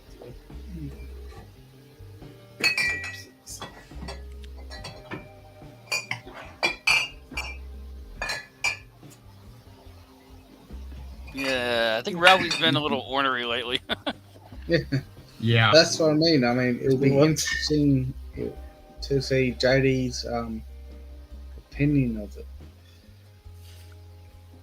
I mean, you don't have to always agree with everything he says, right? I mean, Yeah. it's still your palate. Yeah. That's right. Well, that's what I mean. Yeah. I mean, he do know his stuff, though. He's very knowledgeable. But I mean, but all palates are not the same. So Yeah, you know he's shit. He's the OG. He's the man. But yeah, yeah. I have a huge respect for him. I mean, I do like when he threw the Loch Lomond 12-year-old, was it the box for the whiskey in the room when he was filming it, just because he got so mad because it said smooth on it, and he just had a big round And he just ditched with it. whiskey. And why you shouldn't put smooth on it, I just thought that was interesting because you could really see that he was angry. Oh, Yeah. Bought 2 bottles of that bottle you crapped on. Yep. Yeah, that's what I mean. It'll be good to see another review of it. Well, I other mean, he people, did, you read he the has chat, done- you read the comments, and other people are saying, "I think you're wrong here, Ralphie. I think you're wrong here, Ralphie. I reckon this was great. This is a good one." Blah blah blah. So, I mean, I can't. he did I do highlight. get some of his points that when they bought their stuff out, the quality has dropped a little bit. Like that double cask, the quality of that's gone to shit compared to what it was. So, I do get some of his points, but he didn't have to go so. Yeah. Yeah. Because he didn't even really. I mean, he did the review it. He review. just shat all over Glen Scotia. He didn't even really review that bottle. Well, that's what I mean. He did review a McMara. He reviewed a McMara once, and it was the fuss about Swedish whiskey, and he was really like highlighting it. The first ever release they did, and if you have tried that whiskey, you know one thing: it's not a good whiskey in any way. It is so bland in any way that I was actually quite surprised when he was talking about. I was like, seriously. But maybe he saw something I didn't see in it. You know? Yeah. I mean, that was the only time ever, so I guess he wasn't that impressed. Yep. I reckon he was just having a bad day. Yeah.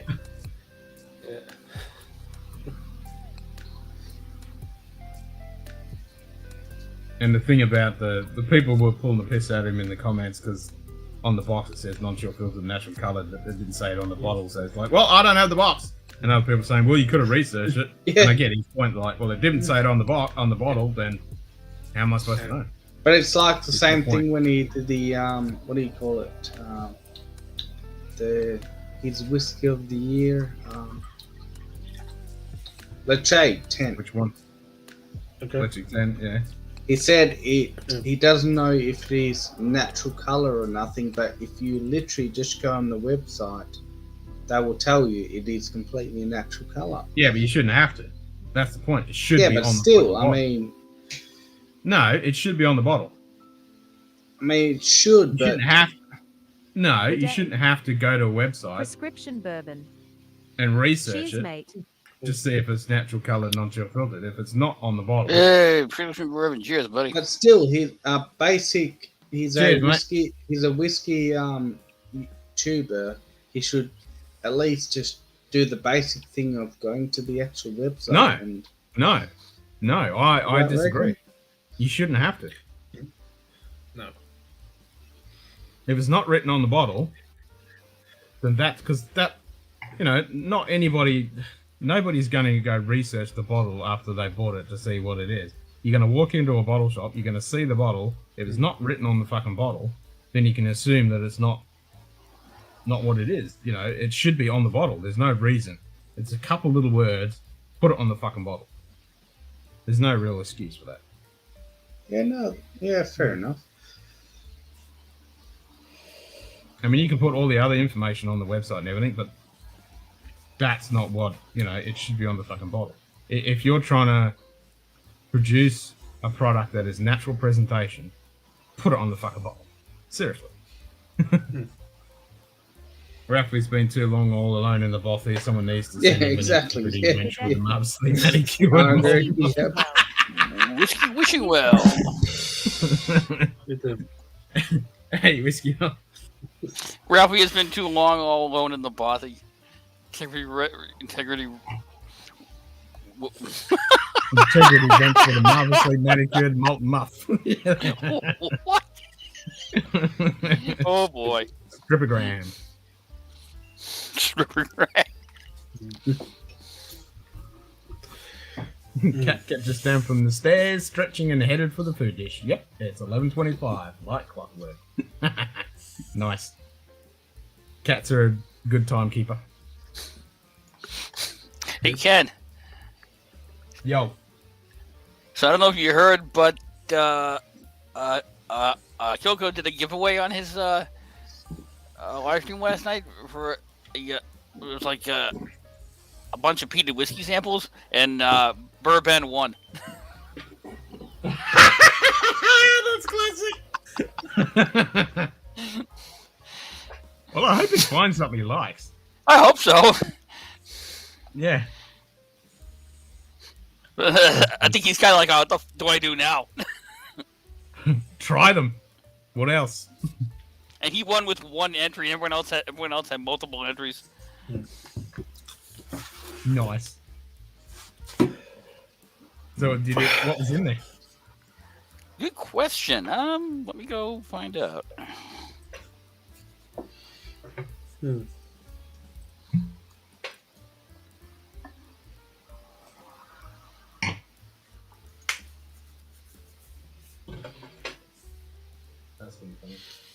Oh, interesting. The Scotch Test Dummies just uploaded a review of the John Walker and Son celebratory blend. I'm gonna have to see what they think about it. Oh, I have to watch that. Yeah. Nice.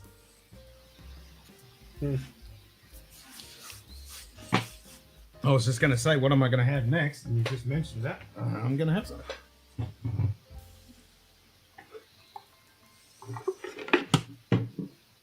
It's surprising that that's still around. I thought this was pretty much gone. If I could get a couple of bottles. Yeah, it's still hanging around in some places. Yes, residents only.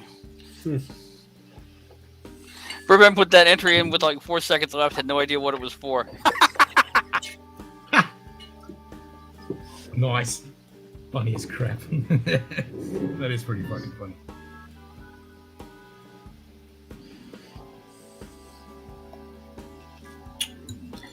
Yeah, I don't know anyone who's actually poo-pooed this.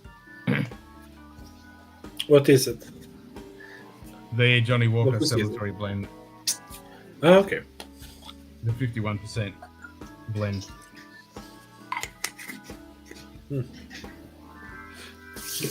Ralphie's going to get more action than those Peter samples are going to get in the bin. You never know, he might find one. He might find one that he actually likes. Which would be good to see if he does. Oh, you know what? That's what I'm gonna pour next. I'm gonna have to go get up and dig it out. But I have a sample of the tomato and cast strength from Ben actually. So I'm gonna go fish that out because I've been meaning to pour that in just a moment.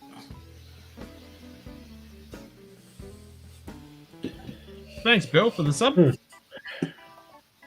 Hey, Bill Monteith, welcome. The little blank can should pop up in a second.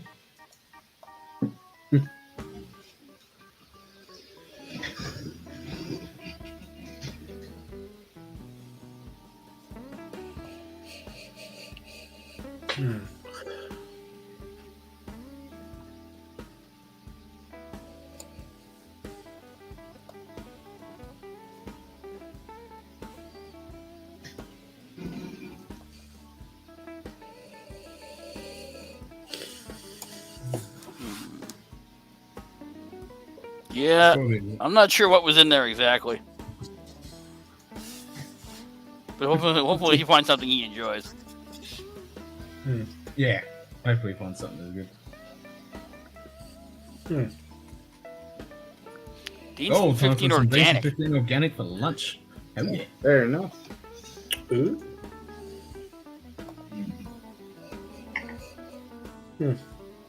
Anyway, shares again, I guess. I don't know. No, Sure, Simon. Cheers, Jim. Cheers, Kim. Cheers, guys.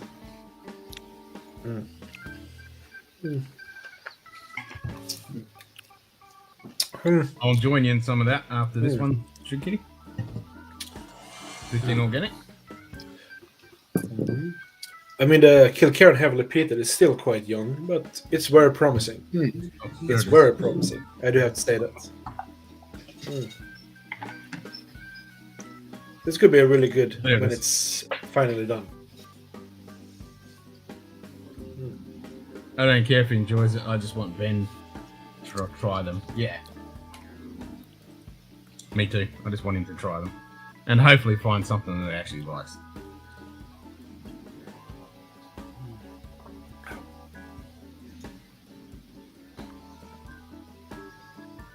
Cheers with coffee. Cheers.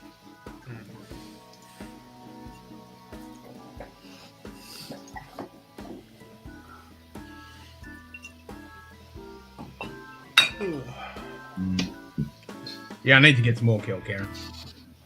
Interested to see what they're going to bring out next. If I can even get it. Yeah, that's the thing, isn't it? Yeah.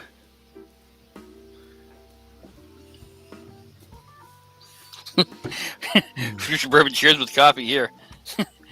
Being responsible. Yeah. Yeah.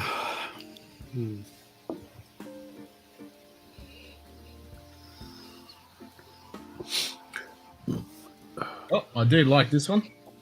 This one's pretty nice. Very much custard tart, apples. And again, sexy package. Ooh. Now, what exactly is that? The Murray? I assume that's Scotch, correct? Yes, Tullabarton. Pardon. Singapore. Oh, pardon.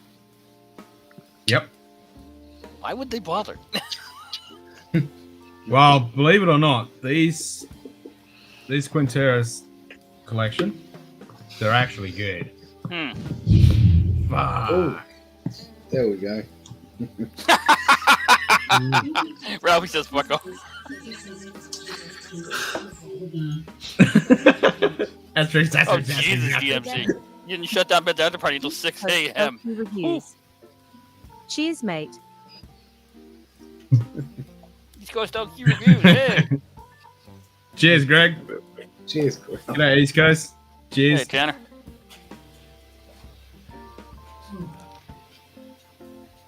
Enjoying the weather? Yep, you guys are frozen and we're fucking cooked. Yeah, pretty much. And Simon can shut the fuck up. He doesn't know what cooked is. Yeah. Simon's down there on the south coast. Yeah. He ain't cooked.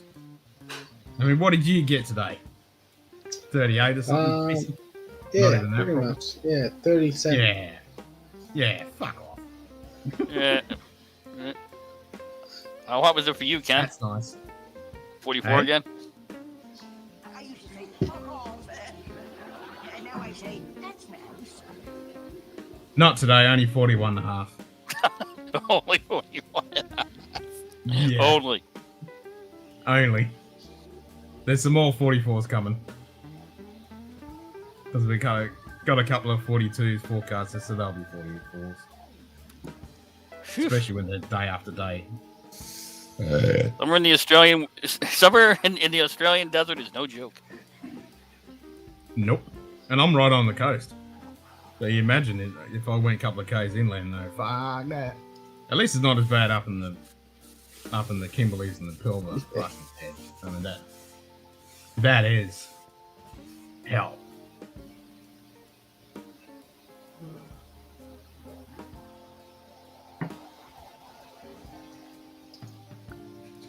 Totally solid bottle. Reminds me of what I like about Highland Park in the days of old. Honey and vanilla, grainy and malty at the end. There you go. What? We didn't shut down Ben's after party until 6 a.m. Fuck. Damn.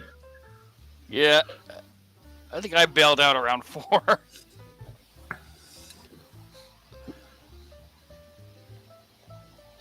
I would have just kept fucking streaming. That's what I don't really have an after party. We just keep fucking going. Actually, I bailed out before Ben even ended the stream. I think I bailed out around 3:45. That was just done. Cooked. Yeah, well, Eric was falling asleep and he went because I was lurking in the background. Somebody was lurking. I was lurking. I was in and out like a yo-yo, so I didn't chat. In and out like a yo-yo. Yep. Because I'd catch 5 minutes and then I was gone for half an hour and then I was back for another 10 minutes and then out for another hour. And I caught the end bit where just before it ended when Eric was when it was bye bye.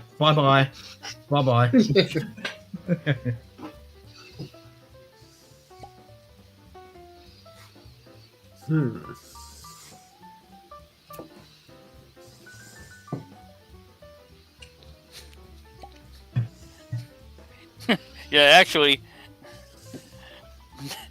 I can't really complain about the snowstorm too much because if this hadn't happened, I wouldn't be here right now. Because there's my grandfather is turning 89 this weekend, so they're doing a party for him up at the nice the condo that he and my grandmother live at, and it was supposed to be today. Like in a half hour, but the snowstorm kind of put the kibosh on that. So just a little bit. Just a little bit. Yeah.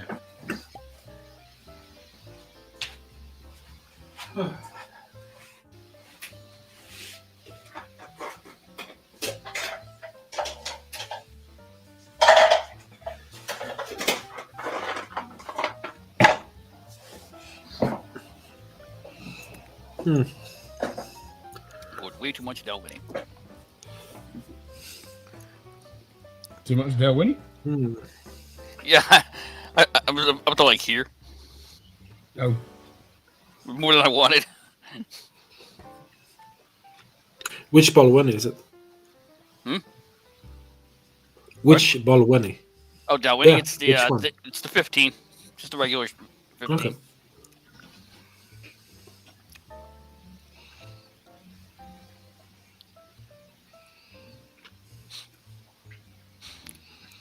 I do like the fact that we seem to have converted bourbon neophyte to Scotch. Yeah. Yeah, that's like Ben says. It's Scotch neophyte. Hey, nothing wrong with that. Nope, nothing wrong with that at all. I always say when you grow up, you drink the good stuff. Just means you got more whiskey to explore. Yeah, exactly.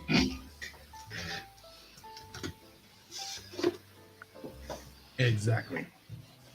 Well, that's a Simon maneuver. He didn't say where he was going. He just walked off. Uh-oh. So if he doesn't change his shirt, shots will be fired.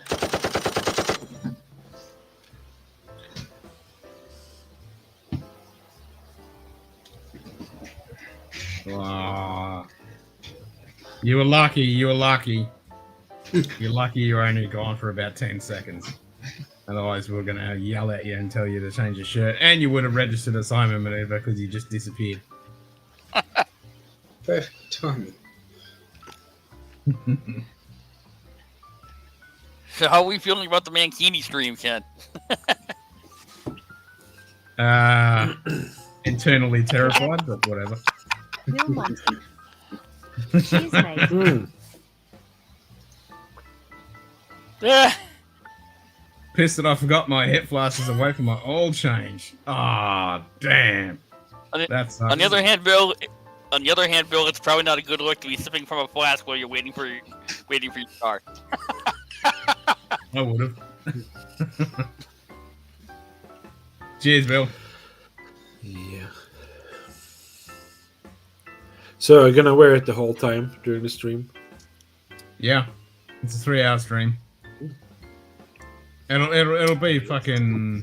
Well, it's Saturday, so it'll be a 42-degree day, stinking hot, middle of the day. So It's probably a good thing we're wearing a mankini. It's gonna be freaking hot. If So, you'd have picked are there one, other people Dalwhinnie going to join 15, you? Craggamore 12, or Glenkinchie 12, which one? I mean, if you like honey, I would go Glenkinchie 12. I mean, they all got a honey sweet note, but I think the Glenkinchie's got the most honey note in those. I do like the Craggamore. I think the Dalwhinnie is probably the weakest out of those three. I can only pick the Dalwhinnie because that's the only one I have any real experience with. I think I had a sample of Craggamore 12 way back, but I don't remember anything about it. I've never had Glenkinchie. I've seen it around though, and I've been curious about it because that's lowland, right? Yeah, I like it. It's got a real nice honey note.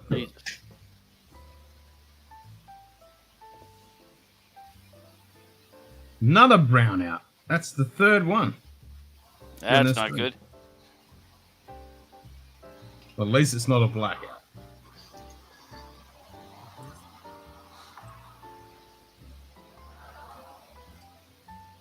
There you go, Jim. I know personally as really was not impressed with American whiskey while home and popped a lot of bottles. So JD's saying Craggamore 12. If you can find the Craggamore, the Stellar's edition, I mean, that's the one I've got. I like that one. I bought that years ago, probably about 2015, 16. Yeah. Good luck finding that one. Hey? Good luck finding that one. No, you can still get it. Really? Oh. Yeah.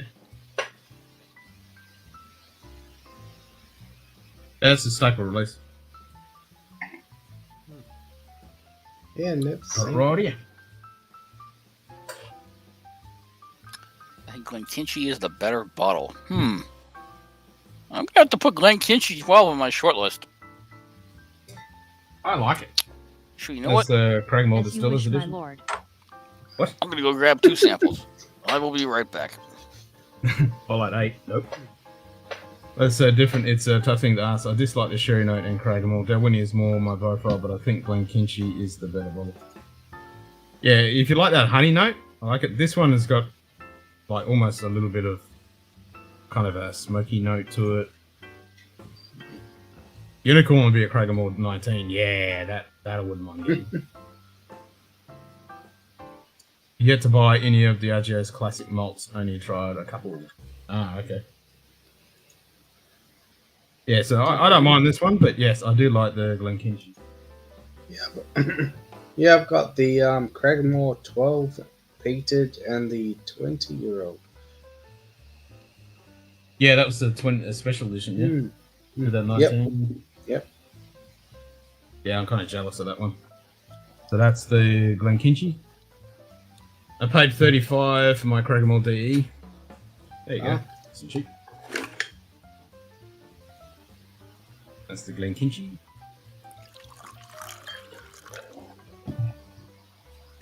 I don't mind it. It's got that real nice lowland. Like it's not amazing, but the honey note I do like it.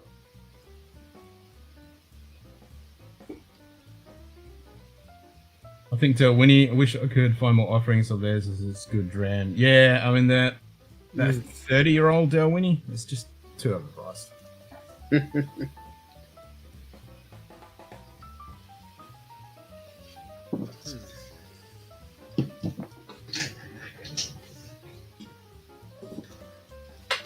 And the winter's cold as shit. By 20 years, hopefully the Craggamore sherry has matured and will be a good bottle, but the cost, yeah, it's gonna hurt.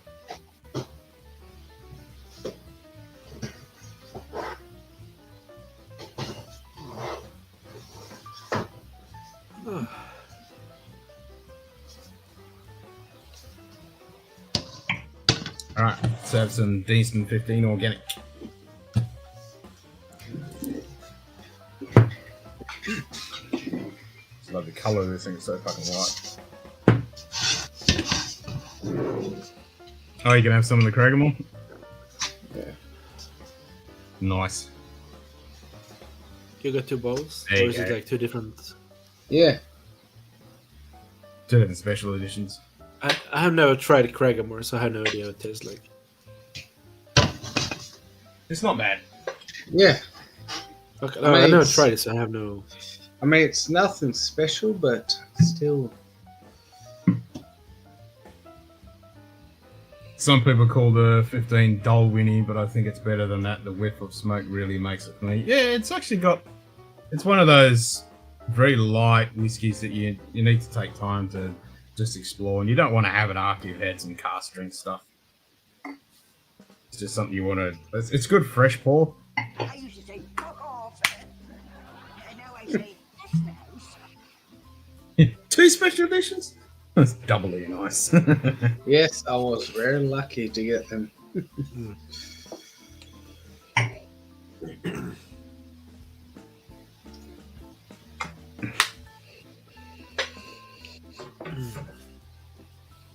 I'd have to say this Kilkerran heavily peated. Damn, it's so nice on the nose. Better on the nose Nice than the pour. palate. No, but it's you can really smell it. It's peated, but it's like different yeah. from like Long Row with their heavily peated. Yep. But still, it's young, but it's promising. I like this. I love Ralphie, but sometimes he seems so lonely. I keep expecting to find a blind doll sitting beside him at some point. Poor Ralphie.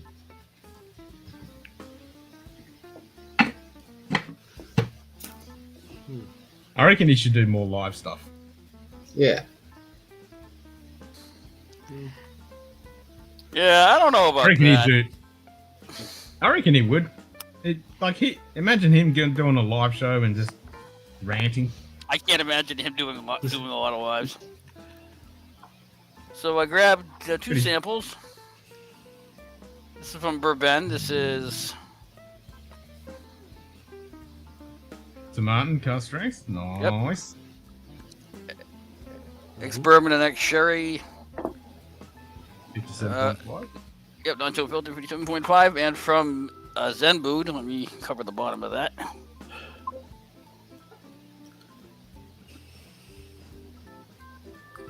Hello. Tart 12. Hey, Dustin.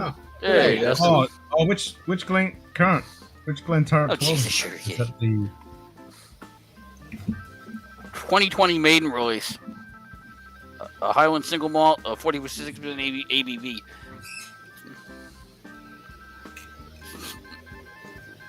No, fair enough. Which Craigamore is that one, Dustin? This is the limited release. That's funky. Oh. Is that the 20? That's funky. Now this is the I believe this is a 2015 limited release. Oh, 2015. Yeah, this is one of their like super high end ones. Really? Wow. Yeah, I got this on sale for 400. Shit. It was a pretty big sale. I think the original U.S. price on this was like 700. Yikes. Yeah. Oh, well, yeah. Delwynny unchilled and unfiltered with a high ABV. Yes, please.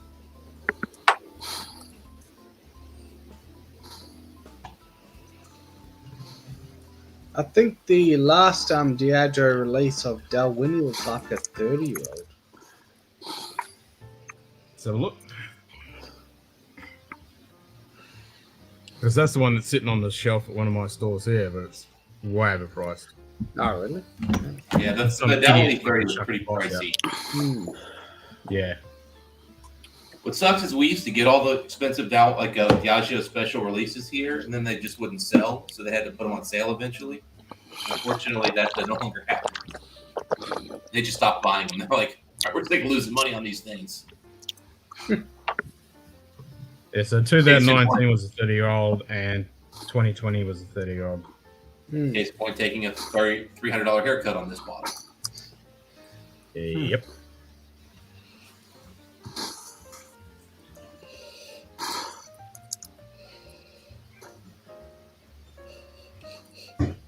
Same with these. The core range is made up of a 15-year-old Distiller's Edition with a finish in Oloroso cast, Dalwhinnie Winter's Gold, Lizzie's Dram, Distillery exclusive was launched. 2019 was also part of the series named after the Game of Thrones bullshit. Yeah, fair enough. And then the 30-year-old.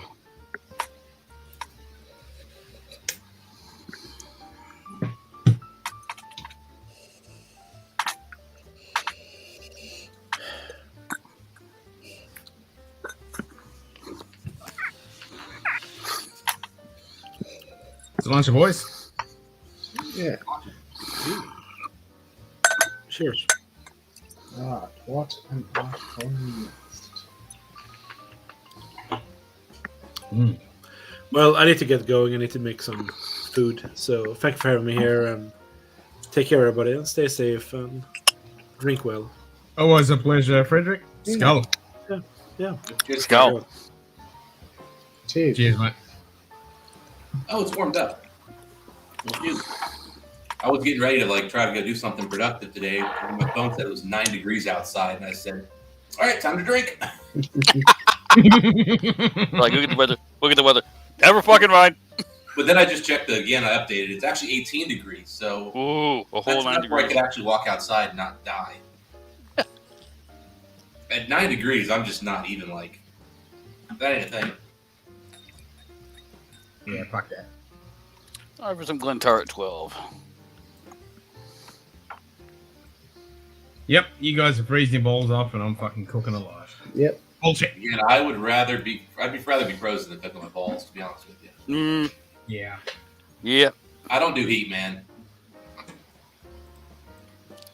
Yeah, I can tolerate it to a point, but when you're talking what Kent's dealing with, no thank you. Honestly, once it gets to 80, I start getting pretty ornery. What? By 90, 80? I'm just not going outside. 90? Oh, I won't go outside at 90. Hate it. I'd rather not. If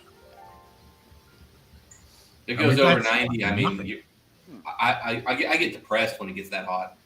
Yeah. Fucking 90 is nothing. That's nighttime weather. I mean, I'll be honest, I'd be happy if I never saw anything over 75 again the rest of my life. 55 to 75 year round, that'd be perfect. I mean, fuck, yeah, that's certainly not here. Nope. Yeah, I would move if I were you, Ken. If I could, I would.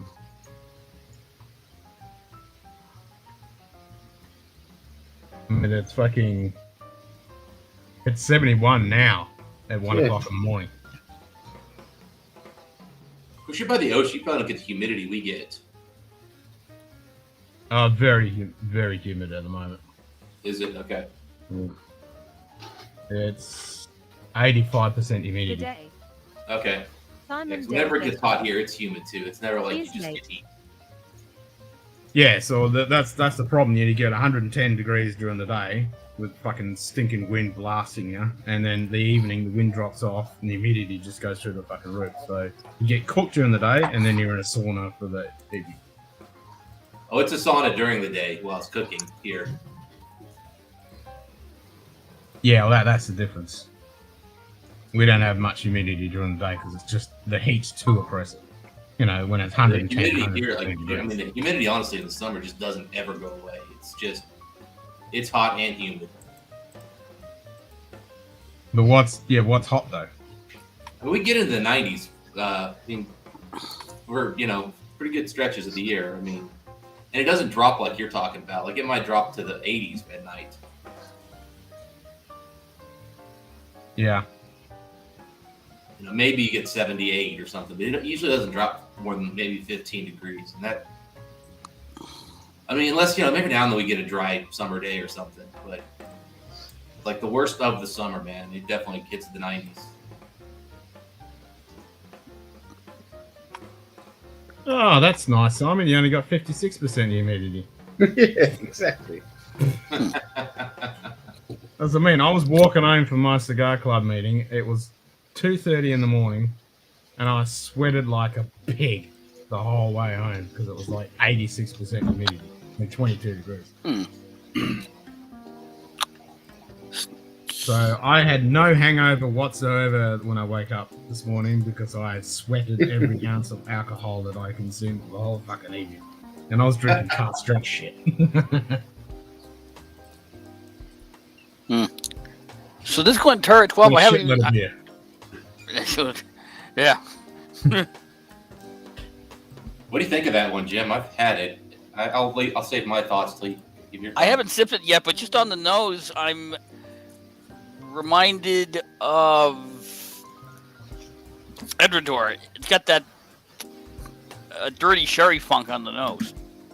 That you I get can from sign off on dirty and funky. Enjoy the pancake brunch. That sounds like a winner.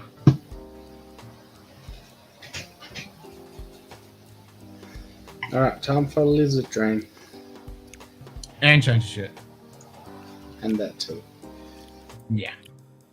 Might as well change Well, your I pants do. while you're at it. Yep. We're not even going to see him, but just do it. Do it. That's different.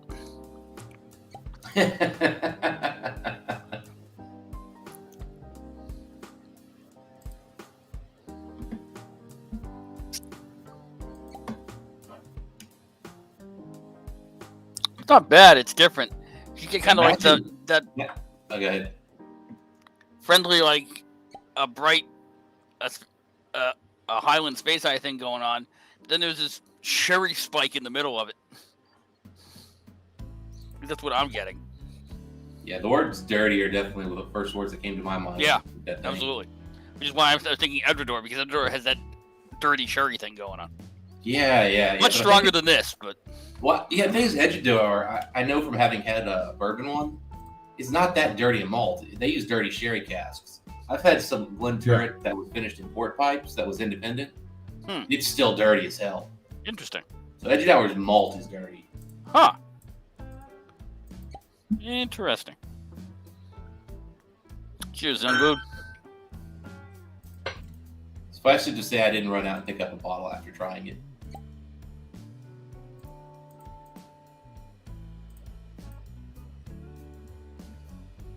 I feel like that's a whiskey for a very narrow group of people. Select palate. Yeah, I mean,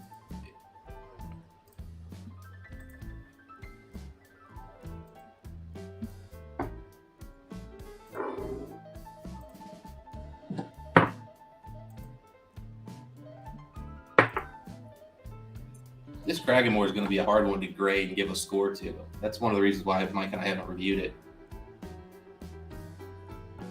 Is it an oddball? Well, I mean, it's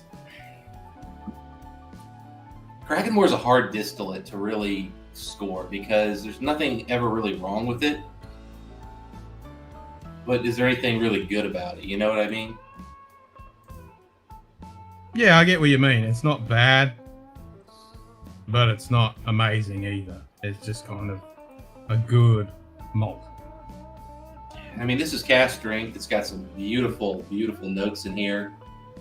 A lot of spice for a Cragganmore. I mean, it's actually got quite a bit going on.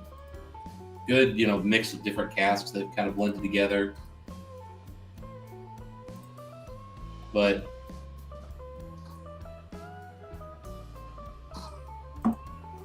Yeah, Bill, I'm the same. I'm hearing good things of what Turret's bringing out. this has a lot of spice on it for a Cragganmore. The finish, you definitely get those old school, like refilled cherry bodega butts. You can tell they use bodega casks in this, which Dustin like. He's good. Yep. Classic Cragganmore, like honey crackle, honeycomb, like finish. Yeah. Like more the comb than the honey I like that itself. Cragganmore. Yep. I like that honey note. Yeah, I love that finish. And then it's got a little bit of the European oak spice here too on the finish. Just again, I mean, it's really well done. But is that an 88, an 89, a 90? Yeah.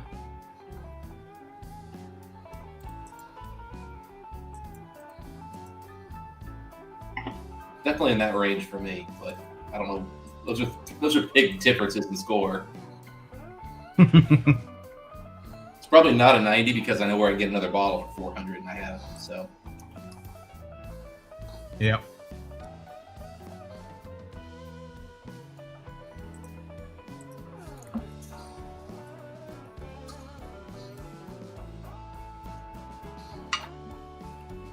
This kind of makes me miss when Diageo did these NAS limited releases. I know they charged way too much for them. Like they charged way too much for them, but I think consumers just weren't buying them because they didn't want to pay high prices for NAS. But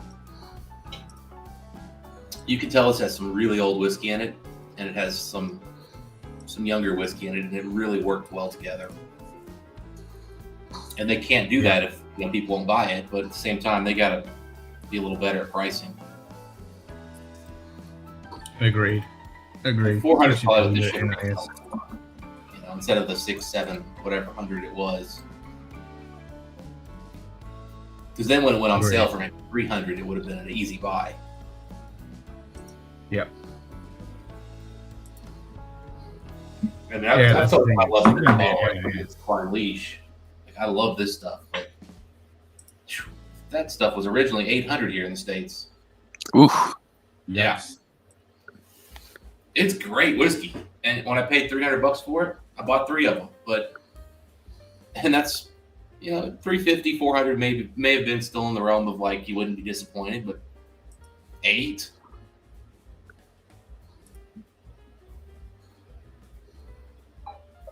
Yeah, Cornish makes good stuff, but yeah, don't want to be paying that for an NAS. I'm not paying it for. It better be, Aurora or something before I'm getting to those kind of prices. Agreed. Like 800 is when and that's Springbank 25, and I know I'm not getting a good deal when I buy it. I just really like it. Yeah. Well, that's Springbank. Like, I know I'm getting screwed. Like I've already lubed up. I'm ready when I go to the store. Yeah, that's right. Like, we all got our Frustrating thing. the way Diageo clamps down on indie bottlings on their classic malts. Some of their worthless distillery cast strength offerings are delicious. Yes, totally agree. Look at the Flora and Fauna stuff. Yeah, I mean, I think Simon was saying the same thing earlier when we were talking about the Manic more. Yeah, it is a shame.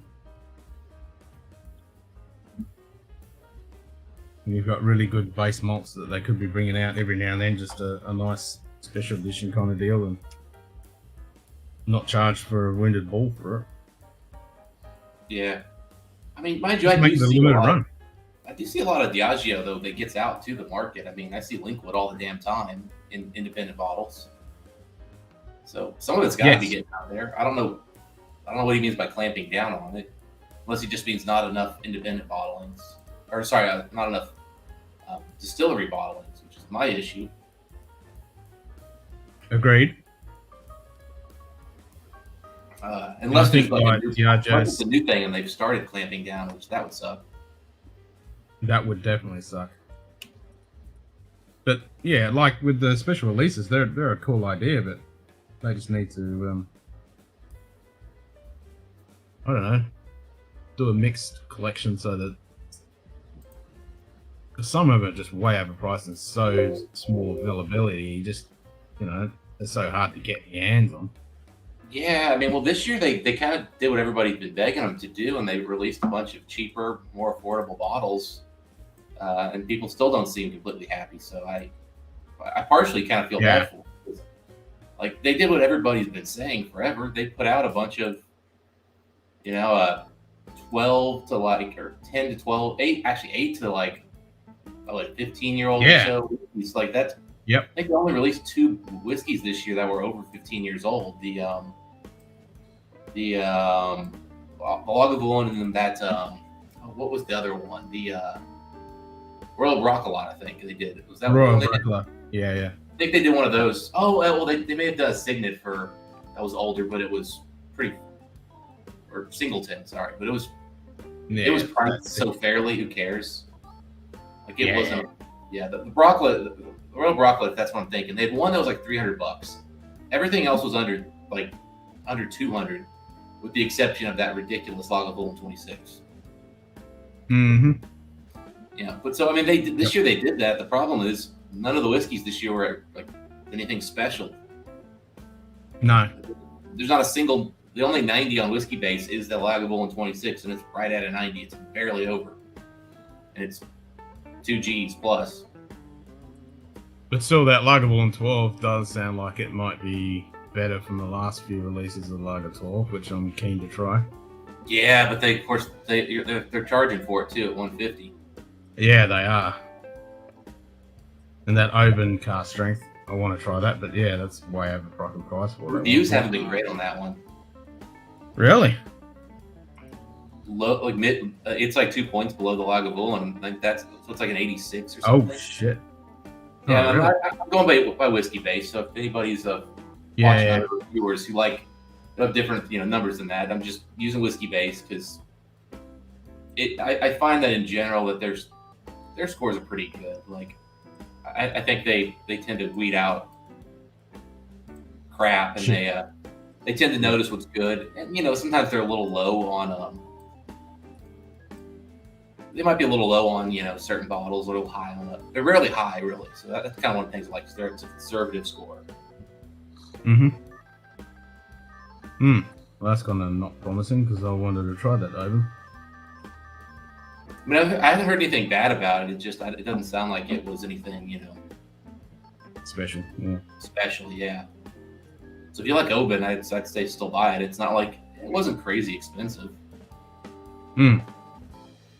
Yeah, I decided this year I had the option of buying any of them except the Lagavulin at one of my local stores, and I wasn't sure, so I just went ahead and I grabbed the Talisker 8 just because it's supposed to be the peatiest Talisker, and it's okay.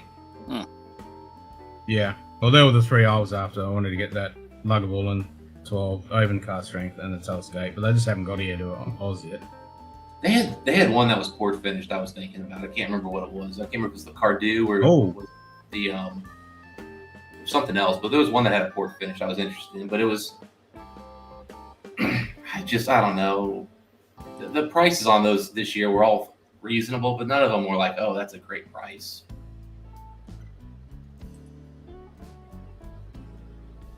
There you go. Lions 5 for 130. At least it wasn't an instant disappointment. Well, that's good. Yep. Yeah, the 2019 one that Mike and I tried was so bad that it scared us all. Hey, Slapshot. Hey, Bron. It's also one of the reasons, and it's also one of the whiskeys that has taught me to just basically never listen to Serge or Ralphie review a peated whiskey again. 92, huh, Serge? Bills. Okay, buddy. So Bill's asking, how's that Talisker 8? It's got a really nice mouthfeel. It's very viscous. You can definitely pick up right away that it's cask strength, non-chill filter, really good mouthfeel. Doesn't come off as super young, even though it's 8 years old, which is great. As far as the peat level, I mean, I got more salt than I got peat. It's salty, briny, but it's not very Talisker. Like, it just kind of tastes like an off-profile Lagavulin or on-profile.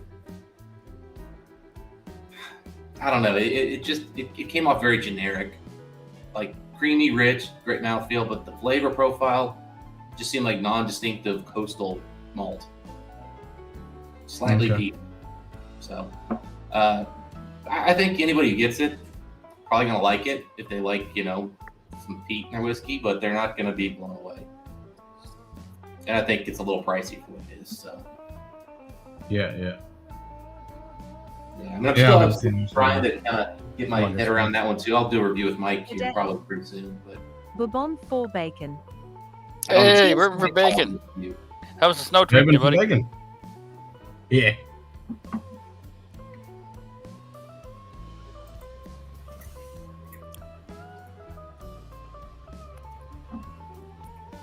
This Kraganmore tastes more like Talisker to me. More like Talisker. Okay. It's actually got so much spice going on here. It actually does give me a little bit of Talisker Talisker Bloods.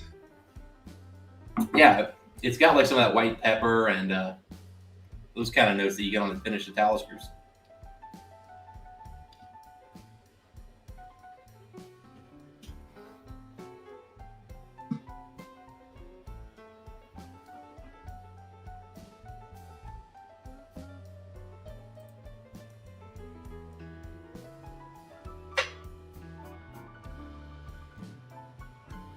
And we know how much Bourbon Neophyte likes the Lion's Fire. Yeah.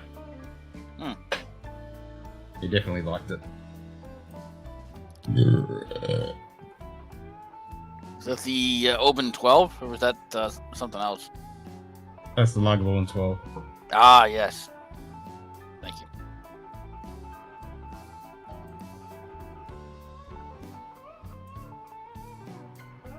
Yeah, they just haven't showed up here yet. I think it's a bit of a distribution issue because I asked my mate in the bottle shop and he said, yeah, because he can get any of them in, but they haven't got here yet. Yeah, that Glenturret 12 is interesting. We'll have to see what I think after I finish the sample off. Right now, I like it. Would I buy a bottle of Glenturret 12? It's not cheap.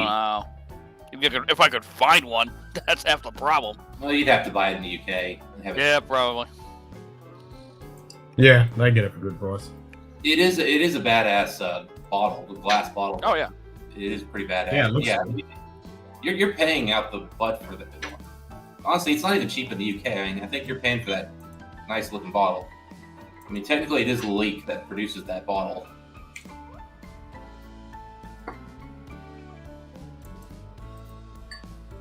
I mean, it's not one of their high-end decanter bottles, but it is still the Leak. So. Yeah, nice clean packaging. Good bottle. It has some interesting etchings on the glass too. I mean, it's got they put some effort in making it look good. Open Special Edition Twin Foxes. I think Simon pulled a Simon maneuver.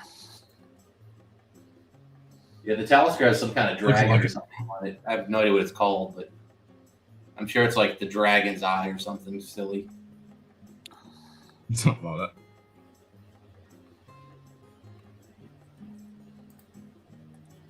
I want to know what that port one is now.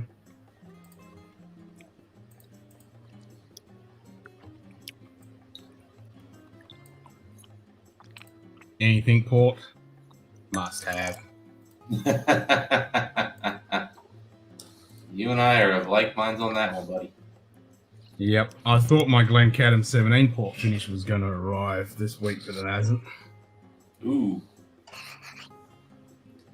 Is it one of the single barrels, or is it a... Smells like tomatin, Ben. Is it a single barrel, Glen? Okay. Not sure. I think might it's be worth been... it just for the Infinity bottle glass. Yeah, you're not wrong. It'll come in a cool. It'll come in a kind of a cool cardboard box if it's a single cask, navy blue box. I know it's discontinued. I think it's discontinued and pretty much everywhere was sold out. I found it in two sites. I think it was about $280 or something. Ooh, that's pricey. It was $250 or $280 or something like that. Yeah, it wasn't cheap. It was not cheap.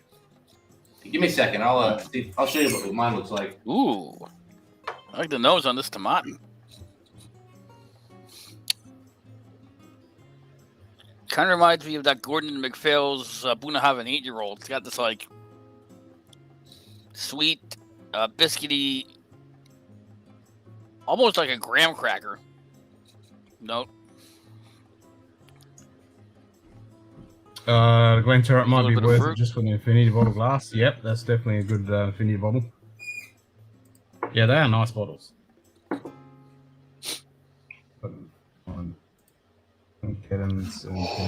Impressive. So they have kind of front like this here. Glencadam. Yeah. Single cask. Nah, it's not like that. Yeah. No, it just comes in the tube. So I don't think it's Okay. single glass. Yeah, so it's not one of the single casks. This is okay. I can't recommend it like strongly, but it's okay. I bought 4 Glencadams all at once before I'd ever had anything, and it's okay, but it's not my jam for sure. Yep. It's a 17-year triple cask Portwood. Okay, that might be better. Yeah, this one's kind of young. This one's only like 13 years old, I think. Okay. Well, it's almost 14, but still, it comes off. It drinks younger than that.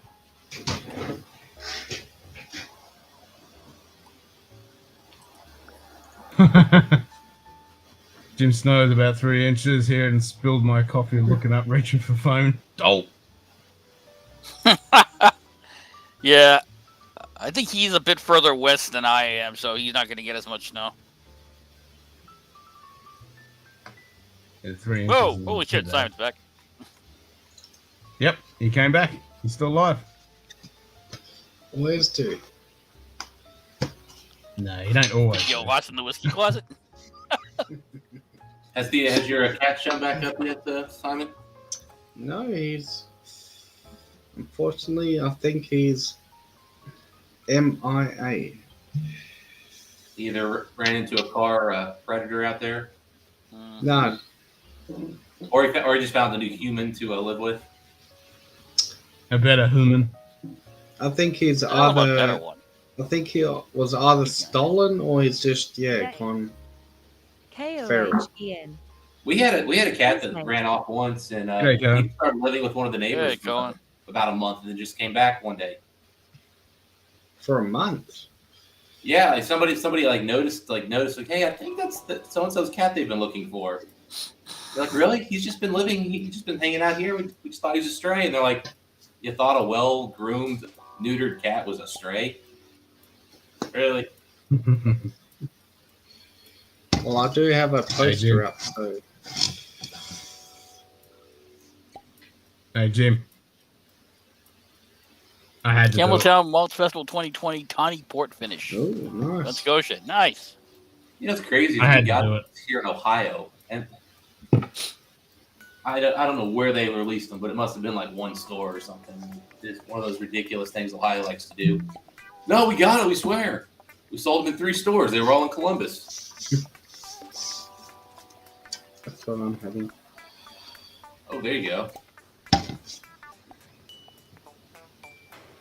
I mean, after Frederick had some and we were talking about it and it was niggling at the back of my brain, I'm like, no, I'm not going to have any. Yes, I am. Of course, you're going to have Glen Scotia. Of course I'm going to have Glen Scotia. We would look at every one of your streams the last, since you got that bottle, you probably had 2 streams you didn't drink that bottle on. Yeah, it is slowly going down. That's like 60 pours for you, too. Yeah, because I'm only doing little pours of this bastard. 'Cause if I pour what I want to pour with this, that bottle's gone. Yeah. Just bought an NX24 a few minutes ago, $199.99 at K&L. Had to buy it and see what everyone is loving. Oh, that's not a bad price, Yeah, I've heard actually. good things about it, Knock. Yeah, that's a good price for it. I mean, and Ox go for pretty low prices depending on where you shop. Still, 200 for 24. Yeah, but I've seen those for like 140, 150 in the UK. In Europe. Yeah. There you go, Donald. Get you on. Get on here. Get it. All I'm saying is, I do hope it's better for you than the one the 22-year-old I bought, which is it's okay, but it's definitely not. It's not worth the hype. I haven't heard too much about the 22. Yeah, I mean they discontinued it probably for a reason. I mean it's okay. There's nothing wrong with it, but it's definitely not a special bottle that people are going to be seeking out in the future. Yep.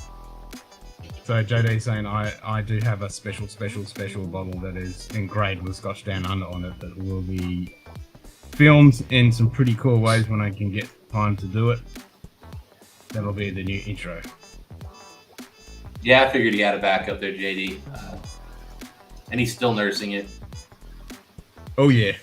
Of course, he's probably got to buy it. He's probably got to buy 3 bottles of it just after shipping when he gets it into Australia.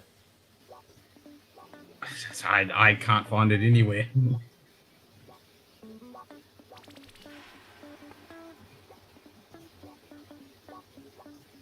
Wish they'd bring back Anox 16. As long as it's not that fucking 17, that thing is. 17. What was the one you did? Was that the 2009? Is that the one that? Oh, the 2000. Sorry, the 2007. Yeah, it's fucking dishwasher. Yeah. Oh man, that is so fucking shit. I was gonna say, was that the one you had? You have, or was that a different one? No, that's the one. Not sorry, not the 17. It was 2007. Yeah, that is fucking atrocious. Bought 3 bottles of that Scotch 14 Campbelltown Festival. I'd buy 3 fucking crates of that shit. Ken's like, I can go another year without a house if I get a hold of enough of that. I'd live in the boxes that it comes in. I'll be happy. I'd have a fort of Glen Scotia around me. I'll be fucking fine. And you could finally, after that, you could probably move to a nicer climate because your wife would leave you. Yep. She'd kick me in the nuts and leave. That's it. Go back to Albany. You spent what? Take my whiskey with me. We're trying to buy a house. Oh, my bad. I'll see the door. Yep. With my and FYI, I'm moving to somewhere where the temperatures are humid. Yeah. One day there was a ruckus in the leaf pile across the street. I yelled his name and he came running. There you go. 190 US in the UK. Yeah, I've got to get some Anox 24. Yeah. I know Frederick likes that one. Everything's going up in price, let's be honest. Oh, yeah, the prices are going ridiculous.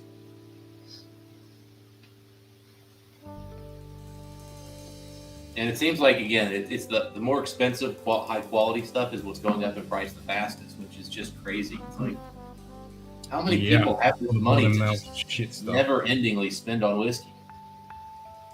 No. Yeah, have you seen the price hikes for what do you call it? Dustin's favorite bourbon, Blanton's? It's just completely jumped up. Simon. Yeah, I was out on Blanton's when I went to 40. Now over here, it's literally just jumped up an extra, I think, about $10 over the last week, just out of nowhere. I don't think that's going to stop. No, it won't. Nope. Given those sell at 125 here in like 2 minutes. Yep. Stores get thanked when they sell it for just only 125 in Kentucky. Oh my God, you guys are so fair on the price. Yeah, no, it's beyond ridiculous. Don't know. I haven't really tried. I want to try the new 15. Ooh. The new 15's okay. It's got a nice finish, good long linger. 44% is really the biggest issue with that one, and I think the price is high. But it's very nice. Don't expect a really sherry Highland Park out of it because it's not. I feel like if it was me, if it's just $20 more to get a 3-year-old or a single malt, I'm going to go for the 3-year-old or bottle. Yeah. It's not that much of a step up. I mean, they're very different whiskeys, though. They seem much more sherry. Okay. This Glenturret's not bad. I'm going to turret. The Tomatin cast strength. Sorry, I pulled the other sample and had a back brain part. Those are pretty good. I can see why Ben wouldn't like it. It's definitely not. It doesn't strike me as something that would be up his alley. But I don't quite get where he's saying it tastes like paper. Which batch are you drinking? Which batch? I'd have to ask Ben, because he gave me the sample. All I know is the ABV and It's That's X pretty much bourbon that. and X sherry casks Equal range. and non-chill filtered. And 57.5% ABV. Hey, look who made it home with his tidbits intact. Yeah. Jesus. When I left this morning, the wind chill was minus 31 Celsius. I can guarantee Yeah, that's bottles God. are well preserved. Yeah. It was brisk. Man. Ah, that's an understatement. Yeah. So, yeah. No, I had an It's just appointment not at the what I clinic want this for ice morning cream. and had to go shopping, etc. So, I was telling them it was 9 degrees this morning here. I mean, I don't know if that is in Celsius. It's negative something. I know that's that. close to like definitely. minus 17, something like that. Minus 15, maybe. Yeah, it's cold. Yep. It's fucking cold in any man's language. Yep. But I'll still try you for it. Yeah, no thanks. Yeah, I don't understand where the Fahrenheit system came up with this, where they arbitrarily set 0. I like that there's more like, I think there's more precision in Fahrenheit than there is in Celsius. But who the fuck decided to use 32? Makes no sense. Like, let's just 32 is freezing. Yeah, 0 Celsius is freezing point of water. So, yeah, I mean that makes a lot more ground sense. level. At ground level. okay, as promised, it's gonna Nice. get popped. Nope, there it is. Yep. Well, I don't know if you heard what I was saying. Oh, You saw that what was I typed earlier, Donald, but OH is sending me a sample of Irishman 17. Yeah, Oh. he's sending it to a couple of people. I am super excited about that. That's awesome. Yeah, I would be too. Brisk is not Canadian, that's British. Because we Australians use it. It's a little brisk. Baby. All these Canadian euphemisms, Timbits. Timbits, I like that one. That's a good price for Aaron 10, Cohen. I wouldn't be complaining about that at all. And it is it is a good single malt. Well, yeah, come on. It is good. Cullen lives in California where everything's expensive except whiskey. Apparently. Like, Yeah. Between Cullen and Eric Wade, like every time I hear a Californian tell me what they paid for something, I'm like, are you kidding me? Yeah, no And, kidding. A Phil and Depot over at Whiskey Mystery. Oh, no. Jesus. It's like, darn it, the problem is California is so far away, all of those crazy savings they get disappear as soon as you ship. So it's like, Mhm. it's like, man, if I could buy, every bottle for like $15 less, it's a lot of extra bottles I could buy. Whoa. Hello. Yeah. Is that That's a a way. Is that a bit of? It's a way to wake up the senses. Yeah. Considering it's my first pour in like a week. Ah. No. Oh, yep, that's gonna wake you up. Donald's like, yep, still good. What's that note I'm getting? Happiness. Whiskey. Yeah, happiness as well. Yeah, but- happiness. Oh, that's called an erection.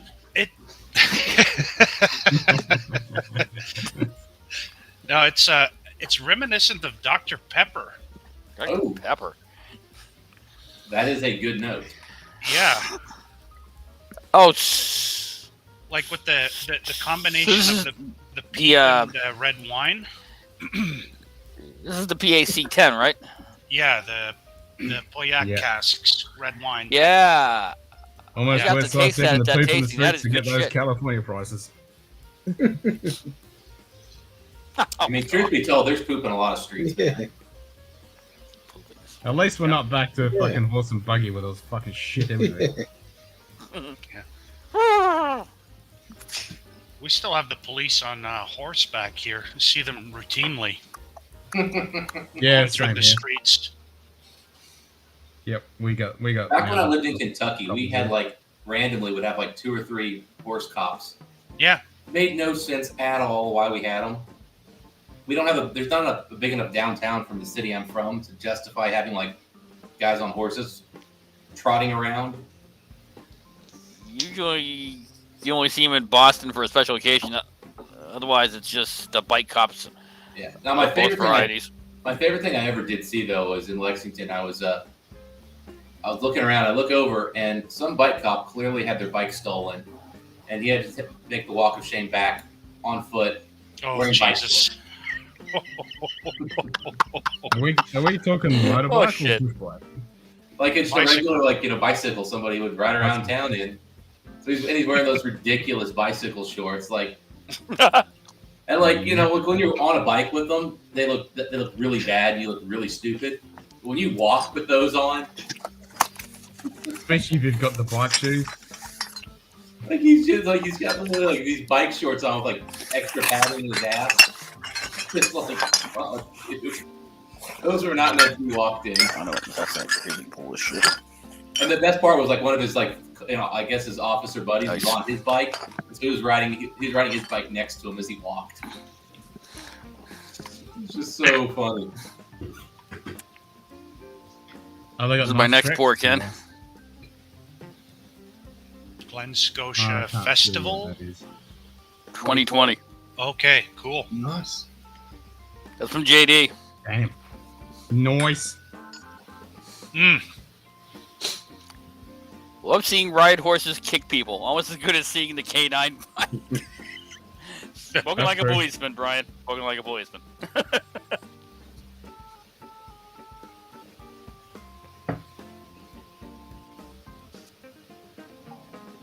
Yeah, we don't get them here up here too often, but occasionally we get them come up here. Mounted cops. Yeah, I just don't understand why you would need what the benefit of a horse is. I mean, nowadays you see guys on segways and stuff. That seems like kind of where that's gone. Like, oh, you need to be a little higher up. Here's your Segway. Man, it's good if you got a lot of bush and stuff and you want to chase someone down. Horses are good for that. No, they have but lots all you of do is them you jump city over here. something. All you do is jump a fence or something, and then the horse is going to stop. Okay. Well, it depends on the fence. That's what I mean. If it's open bush. Oh, yeah, I guess. A dirt bike But would work just you're well. right, because we always see the mounted cops around the streets. I see them in downtown areas. Dude, all you'd have to do is go up a ladder. Yeah. All right. You just take a couple of short corners and Yeah. and get to. Your horse is faster in a sprint. Guess what? It's downtown. I don't need to sprint. Okay. Also, how often does an officer have to actually chase someone down? Let's be real. I'm sure it happens, but... Yep. This is the softest peat I've ever gotten on a Port Charlotte, but in a very good way. Yep. The back end of this thing, when you're around a fireplace and they're burning hardwood, and you can taste it after you smell it? That is so prominent on the finish on this, along with a lot of red fruit, raspberry, things like that, because of the red wine cask. This is bloody good. That was my thoughts exactly when I had that sample of it. That is really good. Yeah. This might replace the MCO1 as my favorite special cask series for Port Charlotte. I mean, It has to get some. It's got a good score on Whiskey Base too. I think they gave it an 88, something like that. That's a good score. Which for Whiskey Base is a pretty damn good score. For $100 bottle for sure, 150 somewhere in there. I paid 140 Canadian for mine, so not too bad. It's right in there. Really? Yep. It's a good proof that the master distiller knows what he's doing. Oh, well, and I've often heard that Adam Hannett's passion at Berklady is the Port Charlotte range. That's his favorite range to work with, and it certainly shows. Yeah, and I mean, he's definitely got big shoes to fill, but he's doing. I could get it for 127. Let's okay. go here. Good yeah, price. I mean, 56.1 ABV, so a really healthy proof on it. Yeah. Yeah. Delicious. I never see those locally. If they show up here, they sell fast. So I see them locally and I see them in other places. So I mean, as soon as I see one, I damn near just buy it, and That's it. We can get them. I can get them from the UK for pretty reasonable prices if I want one, but I don't know. I just haven't yet. It's one of those things. There's just so many whiskeys. Mm-hmm. That's the PAC 01 2011. I looked the other day and I saw like 3 different like PAC versions out there that I could pick up. Yeah, so there's the MRC, which is the Mouton Rothschild. Okay. The PAC, which is the Pauillac cask. The OLC is Oloroso. I think there was a Sauterne. The MC01 is Marsala, and there was another one that I can't think of. Yeah, I saw 3 of them available. They were all about $100 each, and I was like, well, I mean, if I grab all 3 of those, $300 isn't a terrible thing. But then I was like, oh, but the shipping is going to be another $25-$30 a piece, so it's going to be $400 almost. And I was like, I don't know. I'll think about it. Yeah. I haven't had a bad Port Charlotte yet. Oh no, I haven't either. I was a little disappointed with the Fishiel, the 16-year they put out, because I don't think it was really that different from the 10. Okay. Like it wasn't Oh, a that bad reminds thing. me. I need to contact Ben to let him know to send over those bottles that he's got, because I've got 2 bottles sitting in my call address, and he's got that classic laddie. Yeah, and I have to send him the money for that and then figure out the shipping as well. Because he's Yeah, got I'll send him the money. Yeah. He's got a Jim Jim one. McEwen Bowmore for me and Ah. a Jim McEwen Classic Laddie. And of course, the Jim McEwen Bowmore is probably going to go to my grandmother. Let's just be real. So Yeah. You know you're going to split the bottle. At some point, but I mean, she's got first crack at it, and if she finishes it, good for her. Yeah. Well, you know, it gives them something to drink at her place. Exactly.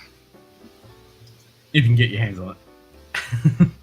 For me, they've You grab I it, dislike that's your- Octomore. what are you I mean, doing drinking yeah, all I'm this? with you, Bill. I like Octomore, but they're just fucking too overpriced now. Yeah, even the price in Canada now just climbed $100 a bottle. Because I got my 11.1 for like 200, which I was okay at, and now I'm seeing the 12.1 going for 300, and I'm like, what? Yeah, the same thing's happening here. They're like between 250 and 300. Yeah, I mean, like I said, I paid like $200 for my 11 one, and I was happy with that. But 300, Yeah, I don't think so. I paid $230 for the 10-year that I picked up not too long ago. And when this year's batches came out, the dot threes were up to $270, and I was just like, seriously, $270? Come on. I'd rather it's too much. buy 3 Port Charlottes for the cost of 1 Octomore, to be honest. Yep, ditto. Yep, me too. Mike's sitting on an independent bottling of a Port Charlotte 14-year-old in his place. I'm like, dude, you gotta crack that. Yeah, He's like, yeah, it's good, man. Is it one of the Rest and Be Thankful ones, or? No, it's from Dramful, which real small independent bottler, but it was a hitter. I bet, because I've heard nothing but good things about the Rest and Be Thankful ones, because they've got like a 13-year ex-bourbon and then like a 15-year ex-sherry Port Charlotte. Ooh, ex-sherry Port Charlotte would be interesting. Yeah. You'd probably really like the... Good day. Oh. I probably like any Port Charlotte, to be honest with you. I don't think Cheers, mate. it's be a bad one. Ruby Burns Day can be celebrated on any day of the year. Just so happens that most of it's celebrated on the 25th, but you can celebrate it on any day. So this is the weekend edition of the Ruby Burns.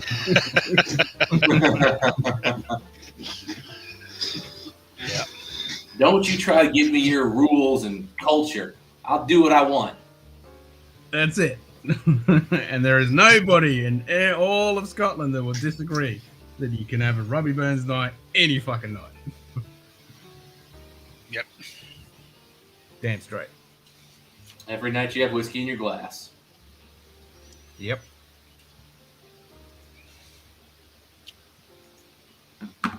A huge bugger twat. Was a huge Are you bugger talking twat. about? What? Yeah, bugger twat. Are we talking excellent?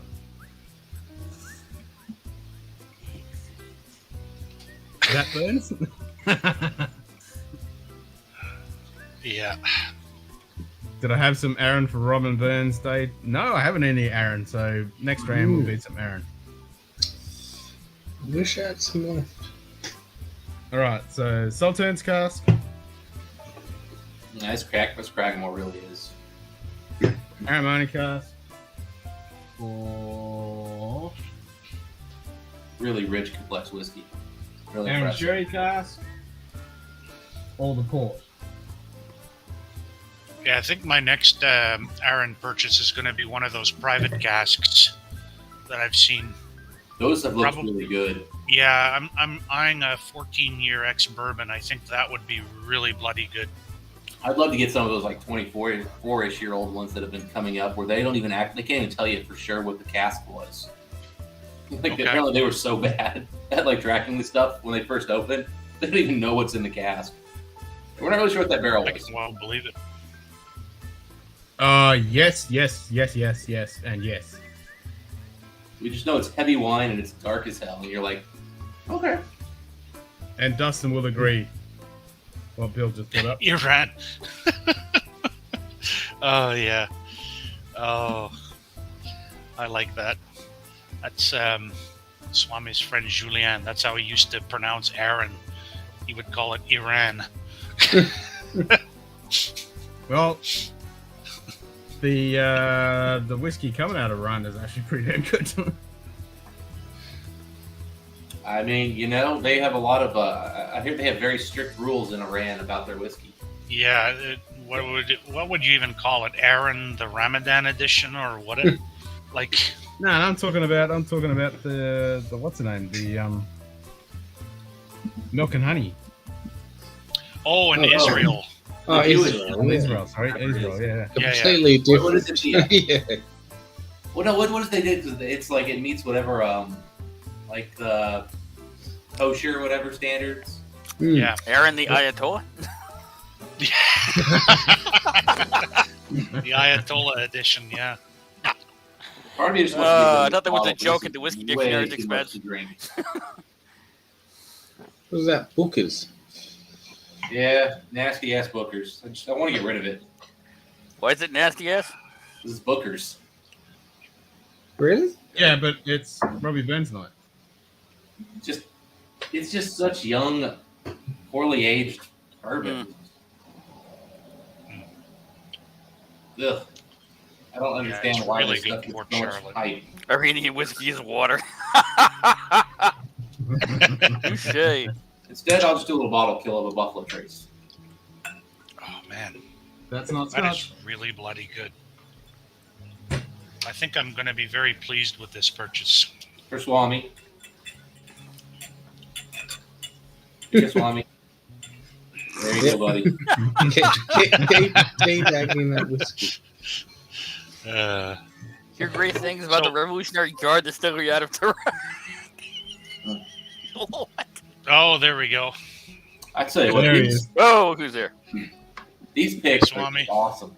Dick Little. I think you typed your name in the wrong order there, Swami. It's Little Dick. I'm dyslexic. We thought it. Dustin said it. I'm dyslexic.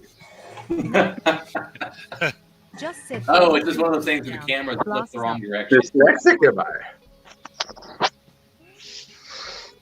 I? Swami's the only man over 40 who likes vertical images. He's like, yeah, of course I'll do it this way.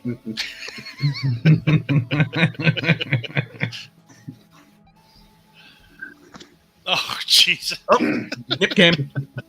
Hey, wait, Not drunk enough for that. Timestamp that for Bourbon. He likes to see nipples. Oh, God. That's true. Oh, no. Lord. I did that because of the new HBO documentary about Janet Jackson this month. Okay. Are they going to officially tell us that she actually planned to show us her? No, it's fine. You don't need to watch an HBO documentary to know what an HBO documentary is about now. It's literally about how the '90s were just full of toxic masculinity and all men need to die. That's pretty much every HBO documentary in the past 5 years. Okay. Yeah. Fair enough. I can agree with like half the music videos MTV has aired in their history probably fall into that category. Yep. So Robbie Burns, you guys are doing Robbie Burns, huh? Yep, Robbie Burns. I've got like a little tiny bit of whiskey I can get somewhere that I've left. Scotch. Alright, so which Aaron am I going? Which Iran are you on? Iran. Which Iran? I mean, I'd always just get the really bright red. Port. Might as well pour the hideously ugly red color too. Come on, man. If you pour the Amarone, I'll pour it with you. Here's some good. All right, I gotta go get it. Here's some good Mexican whiskey right here. Oh, yeah, there we go. Yeah. There you go. Hold on. Now I got some stuff left. I'm gonna go grab a couple of Port Charlottes. I'll be back in a minute. I can grab that, Aaron. Be right back. I had Springbank 5 or something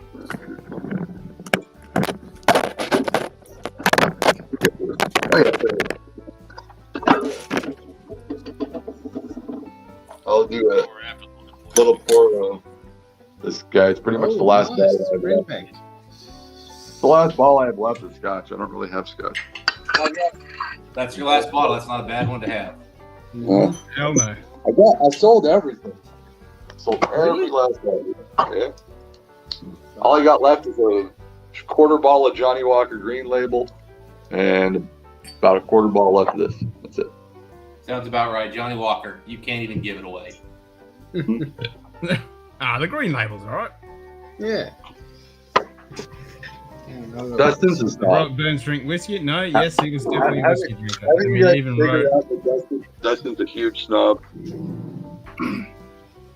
I'm not a snob, Swami. Look, I'm wearing a Tudor. It's not even a Rolex. Oh no, I'm wearing a Grand Seiko. Oh, I don't even know what a Tudor is. I thought a Tudor was a fart. I thought it was like a child's way of saying fart. I tutored. Right. A Tudor. See, I'm wearing a Tudor. It's not even a Rolex. Rolex. Oh wow. You're nobody unless you own a Rolex. That's really grapey. I don't remember it being so grapey. I don't remember Springbank 10 being sweet. Oh, definitely sweet, man. Cherry casks. It's an old schooler too. This one. Yeah. This one is. I think it's like a 2014.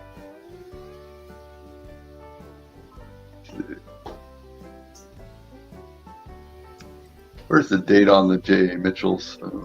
It's hard to find on those because a lot of times it fades off. Because it should be on like the background of on like the lower piece of the bottle, but I'm telling you, half of them fade off. Pretty Yeah, I can't find it. Yeah. Tudor? I'm guessing it's 2014. I bought this around fucking like at least 10 years ago. It's been a while. Cool. Yep, old school bottles. Yeah. You're looking svelte there, Donald. You've been working out.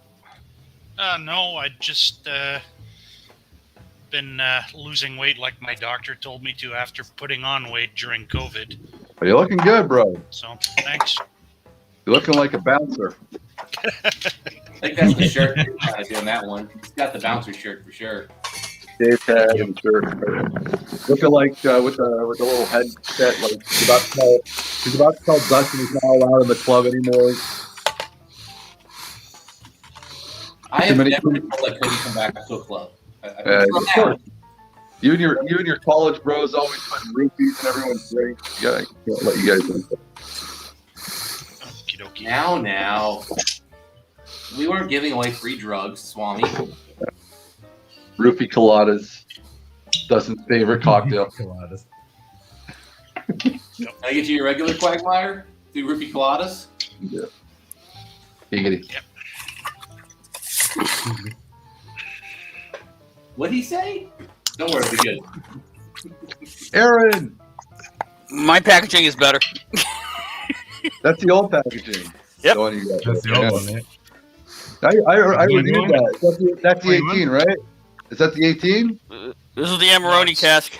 Amarone. I also have the 14 the Mockery More, got a better and package. 10. I grabbed the 14 too. I reviewed the 18. That was like one of my last reviews. Ah. Oh, really? Donald Rance is a bouncer now at Cooley's Irish Pub. And he gets paid in whiskey. Hey, Oh, Mr. Jameson, get up. Yeah, I just poured some of the Port Charlotte Isle of Barley. You know what? I've been drinking a lot lately that I like this shit. This one, you guys know laugh, but I've been drinking a lot of this shit. Oh, Stock 84. Yeah, Italian brandy bottled in Czechoslovakia. Fucking the best. Okay. It's like that whiskey that Bourbon's got, that Boggart Kentucky Straight Whiskey. Bottled in the Ukraine. Distilled in the U.S., bottled in Belgium, and sent back to the U.S. What the fuck? What? What the? I can't remember which distillery it was. I want to say it was I got mine. You got yours again. But at one point, Wild Turkey was being bottled in like Alabama or Arkansas. So they distilled it in Kentucky, then shipped the distillate to be bottled in a separate state. Oh, they can do it with cars. Why can't they do it with whiskey? You know. True. Just seems like a good idea. I mean, every car built in North America crosses the border, what, like 20 or 30 times? Some ridiculous number. In pieces. They're all In assembled. pieces, yeah. Did one piece at a time. Yeah, that's why I always tell people, like, I don't get how it's cheaper to make parts in 17 different countries, then ship them all to a different place, piece them together, and then ship them. Like I don't see like how it's less expensive than just building it here. Like, I think the problem is it's got to be labor costs, right? I mean, that's the only thing that makes sense. well, because the shipping costs alone got to be like insane and astronomical, just shipping across the sea on container ships and shit like that. Well, now it is. It used to be cheap. Yeah. Yeah, now it's a clusterfuck. Yep. I don't know. I'll save like $5 an hour, unless you're like literally not paying people in the other countries at all. They literally aren't. Probably it. Countries. I mean, it's probably the difference between $25 an hour and probably $3 or $4 an hour. Yeah. Still, like, I don't see. I don't know. Depends on how many hours go into building that part. I guess they ship. You know. Yeah. Because those ships are massive too. So you think they take like a ton of gas, like diesel or whatever. Yeah. Yep. So how's Australia winter going? Summer. Fucking Summer. shit. Yeah. But isn't it summer on one side and winter on the other side or some shit like that? Like, isn't that how it works in your weird? If you're north of the equator or south of the equator, that's what decides which season you're in. Yeah. And the middle of the continent just has one huge pouch. Yep. There is no middle of Australia. No one's ever actually been there. Ask any Australian, they're like, I have no idea what the middle is. It's just sand, heat, and ruse. Yeah. Yep, that's just death. Yeah. You get to the sign and it's like just Perth, death on here. Sydney, fuck you. And syphilis Yep, and syphilis infested drop bears. Yeah. You know, Well, that is the states. We don't have them. We only have cockers over here. I just want to go down there and get the biggest binoculars I can so I can see the end of the earth. See the great ice wall. I think you have to go to New Zealand to find the end of the earth. All you see, if you go to the end of Australia, you just see New Zealand. Long Exactly. Yeah. I And want to you see see the great what they ice do to those sheeps over there. It's right down the block. Also, the best part about flying to Australia is that the only way you can actually get there is you get on these like crazy winds that blow like hundreds and hundreds of miles an hour, so your plane's going like 12 times the speed of light. I was talking to some friends who are in Australia, and I heard Australia's like the only country in the world where it's 100% illegal to wear any patches when you're riding a motorcycle, even like a Harley patch. I mean, You can't. yeah. You can't wear like not even like a Nike patch on the back of your jacket or something like that, like zero. No, you can wear it. Yeah. It's as long as it's not a gang patch, you're all good. Okay. Because there's a group here called the Patriots, and they're all ex-military. They're all patched. Okay. So, but if you're an outlaw motorcycle gang, you can't wear your patch. Coffin cheaters or the Comancheros. Oh, because I heard it was like everything. Like a friend of mine told me, like you can't even wear like a Nike swoosh on the back of the cut. No, it's just as long as it's not a illegal outlaw motorcycle gang, you can wear any patch. You guys have less freedom than we do in Canada. That's fucked up. Definitely, yeah. Yeah, we are going back to where we were when we first colonized this place, and it was pretty much a jail for scum and tyranny, and now we're back to that. Yeah. Or as you call them, your relatives. Yep. It's been happening. It's been happening a lot more in a lot of countries, like even here, and people like are getting really fed up. It's like you can see, like it's even like the most liberal of leftists is starting to just get like annoyed and just. There is a bubbling discontent for this bullshit. Yeah. But that's scary stuff, because that's how you end up with like fascist governments, and because people get so fed up they start voting for crazies, and that's how Trump got in with the states. So it's like you're gonna start seeing, like I know it's happened quite a bit in like Europe, but you're gonna start probably seeing it in like other countries that aren't like as fucked up. Well, the UK's pretty much just gone. Whatever. Yeah. No restrictions, no nothing. When Boris is considered like a moderate, that's pretty fucking weird. Yeah. Yeah, honestly, we're gonna eventually. At some point, people are gonna have to say, "Look, this isn't the right decision for health." So fucking what?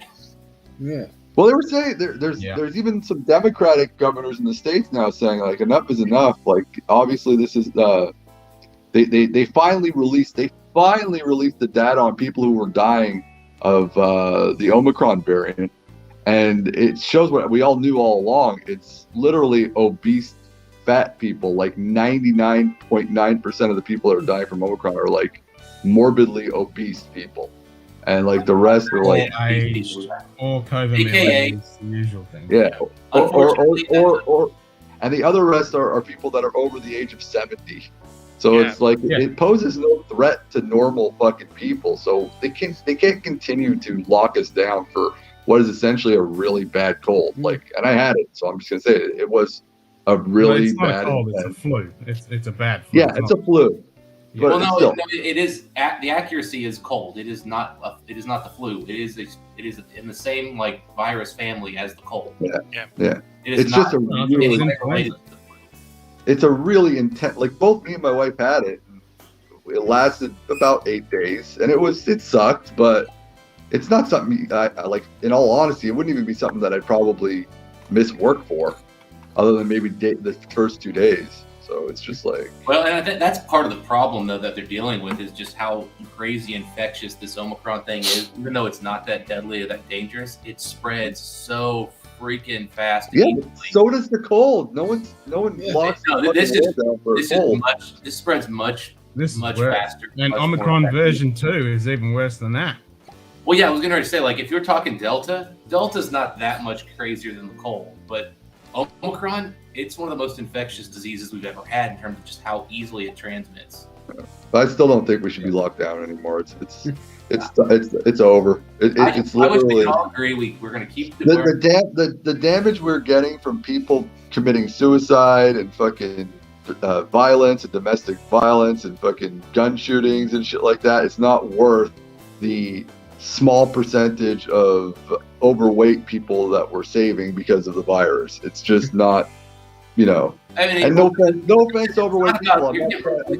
But maybe it's also maybe it's also time for people to start learning to, get a healthier lifestyle. Like maybe that's one thing that could come out of this. You know? But again, the big problem is you don't want the hospitals filling up. That's been the big thing, and I mean, that's like I've noticed. Looking at the stats in the States, Omicron's not having the same number of people hospitalized as a percentage. It's way down. But we're still seeing spikes where we've got hospitals that are reaching their capacity. Well, again, they're saying the other percentage of people that are causing the hospital, like something like 89% of the people in the hospital beds are non-vaccinated.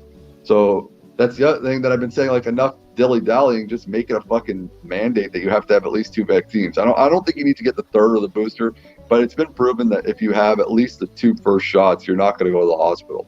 Well, over here, we have to get a 3rd one over here. You have to, like by law? Yeah. Yep. I'm not against it. In order to work. I'm honestly not against vaccines. Like till I think we discussed this a while back, being actually Ken. Till like about 30 years ago, vaccines were mandated worldwide anyways. Like I just don't it's not. This is a relatively new thing. This one is not an immunization. It is only a vaccine, like you get a flu shot. People who don't understand science have decided this one's different because they have feelings, and feelings trump facts. Yeah.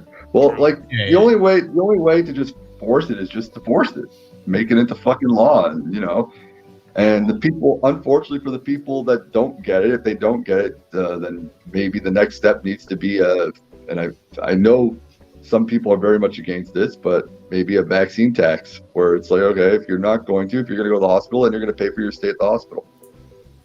End of story. Like we're not going to pay for your hospital bills.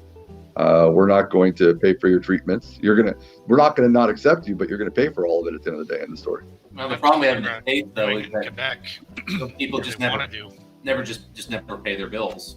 Well, you can go to prison time if you don't pay your fucking bills. Not here in the States, man. If you don't pay medical bills, come on. In the States, you guys go to prison for not paying your taxes for long as. You're the only country I know that you can go to prison for not paying your taxes. No, you really can't. People have gone into prison for back. So many celebrities go to prison for back taxes all the time. People who clearly who have the means to pay could get themselves in some trouble. People who don't have the means to pay, like my dad still owes taxes from the 90s, man. Let me tell you, the government stopped even trying to garnish his bank accounts. They just gave up. He called them recently, and they just said, "Yeah, you're just listed as uncollectible."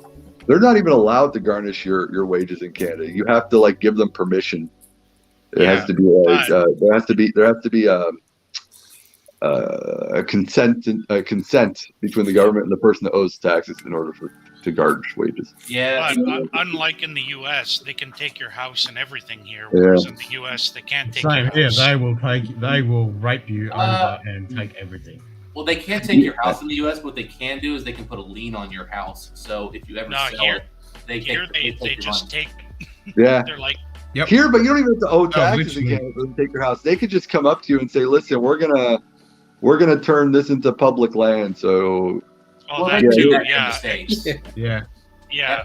But I mean, for back taxes, the Canada Revenue Agency has a lot more power than the IRS in the U.S. Yeah. Well, even though they can't garnish your wages and stuff or your bank accounts, they can just one day show up and be like, "Oh, your car's ours, your house is ours, this is ours, that's ours. Goodbye." Yeah, I mean, the U.S. it used to be more like that, and in the '90s, basically, there was a huge backlash against it and there was 60-minute things talking about how they're just basically destroying people's lives. And so after all the backlash, they kind of implemented a kinder, nicer IRS. The thing to keep in mind, though, is the IRS may not have teeth, but keep in mind that it's America, so there's also a state tax collector who's not under those same guidelines. And the state can be much more aggressive and much more destructive. The government had pretty much more or less, the government ruined my dad's business. He had a client that was paying him, basically probably paid 80% of his total revenue, was one client. Well, the IRS knew this. So the IRS went to his client and said, "Hey, you need to start paying us before you pay him. Basically, you send the money via us." And that client said, "Oh, this is awkward. This is a lot of work. We got to go through legal. We'll just get somebody else to do it." Just want to mention to the chat, you're seeing things right. This is a Captain Picard look-alike contest right now, except for Simon and Bob.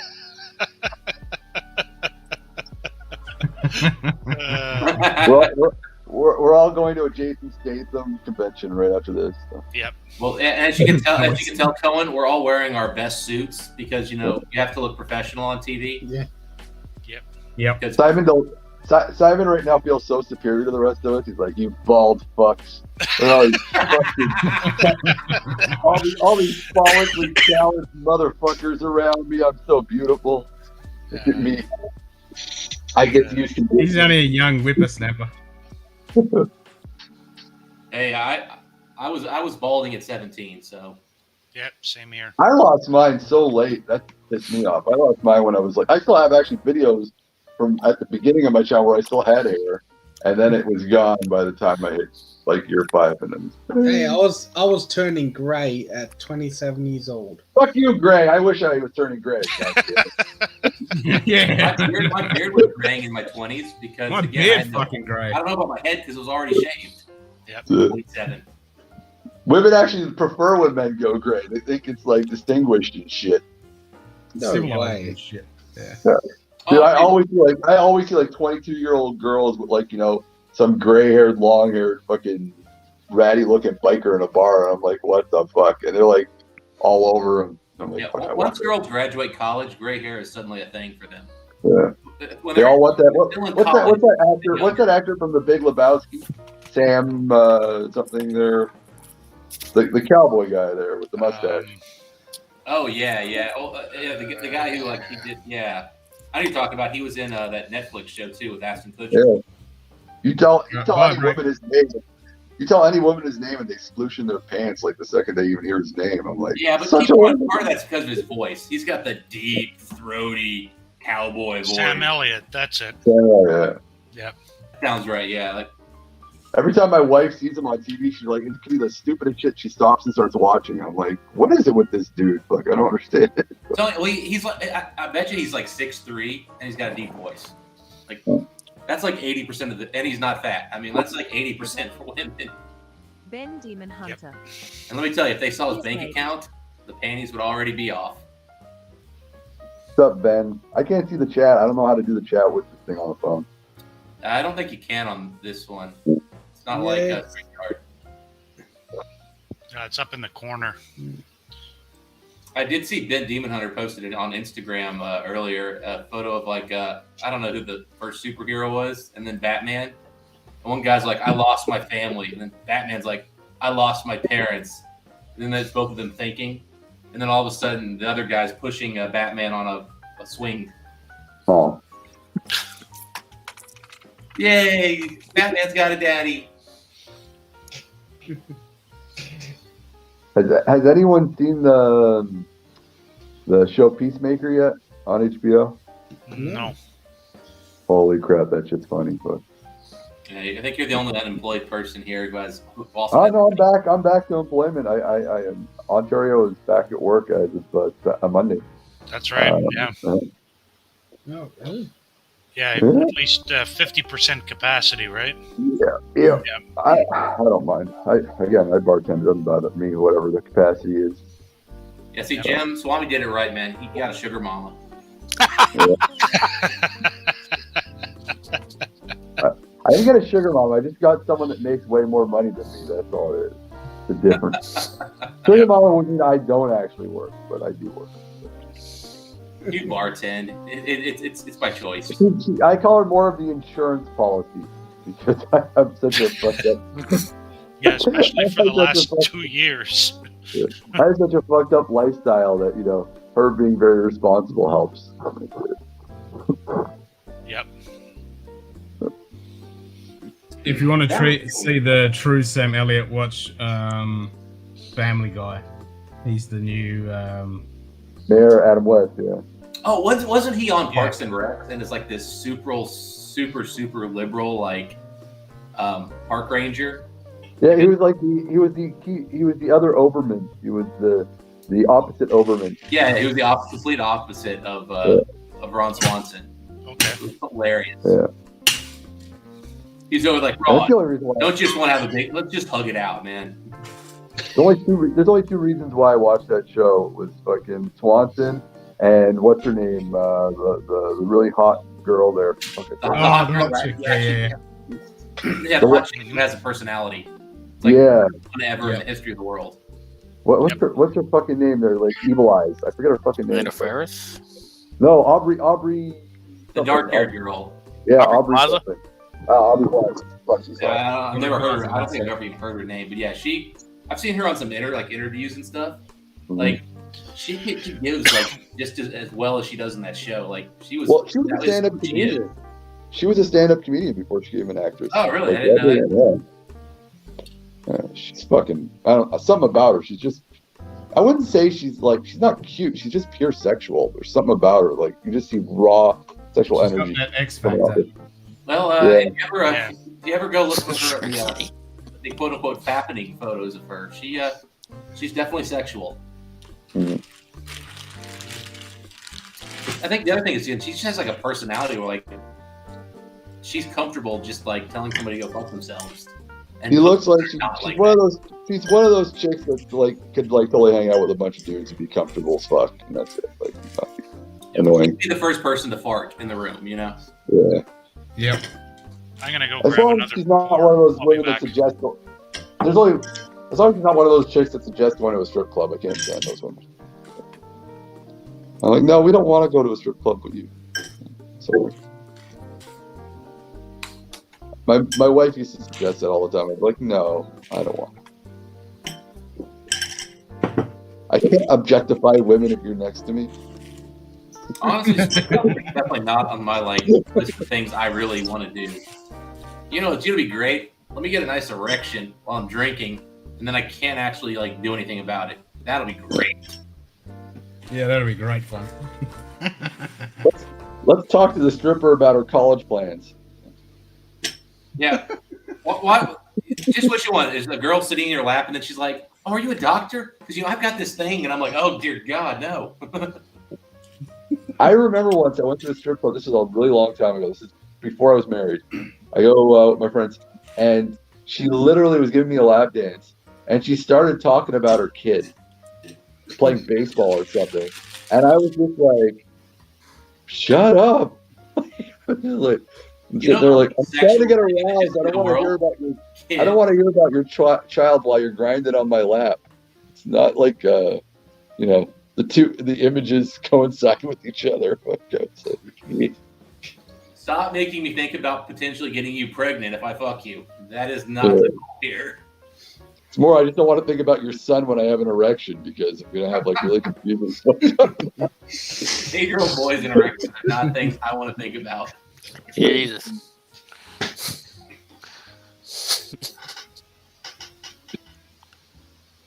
Don't all strippers have a kid?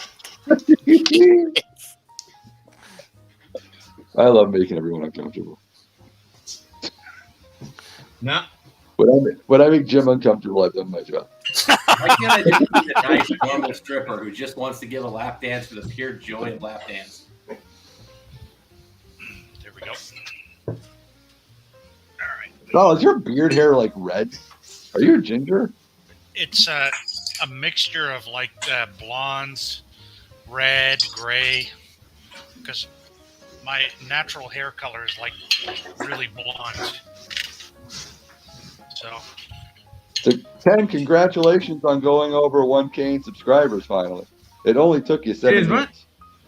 Yeah, it only took me 7 years. Exactly. All you have to do is meet a few bourbon friends, and all of a sudden, boom. And once they realize that you would drink something other than scotch, they're like, "Oh, he could be one of us." all he had to do was meet a few bourbon friends and then make a promise to show his balls. his thinly covered package on a live stream. Well, I'm just happy he got to 1,000 before he started begging for subs. So I've never begged for subs. I couldn't give a fuck about the no, subs. I have a friend. Seriously, he's at 850 subscribers, And he's been on YouTube now for 10 years, and I just keep on telling him, like, dude, it's time to hang it up and, you just realize you tried, And he's like, he's literally, he goes on live and he's like begging people, like, please. All right, so there we go. Just good old Port Charlotte 10. Port Charlotte 10. Yep. But that collection here is kind of starting to get pretty massive there. Yeah, I need to do a count because it's all double stacked now, so there's at least 300 bottles, I'm thinking. Hey, do a video on it, man. Those videos do well. Scotch Test Dummies had some crazy videos doing my collection. Yeah, I used to, whenever I was lazy, I do like collection videos all the time on my channel. It was like the easiest way to get like 1,000 views without trying. So it's like, yep. And I don't want to say, I think Scott's one did had like 30,000 views within like the first 6 weeks. It was crazy. Is that the top 5 lists? But Ken, do you do actual video though, or you just do lives? No, I do actual reviews, but we haven't done any since October. Oh. Okay. It's just been logistically. Ken's got a pretty good collection of videos out there. Do people still actually watch reviews? I don't know. Like, I'm just wondering. I haven't watched one in like 9 years. Yeah. Mm-hmm. Is it still the bread and butter though, or is it, you have to do different things now? Like, what's the new thing now? Is there a new thing now that reviewers are doing that's different? Honestly, I mean, it's these random like top 5 whiskeys before you die.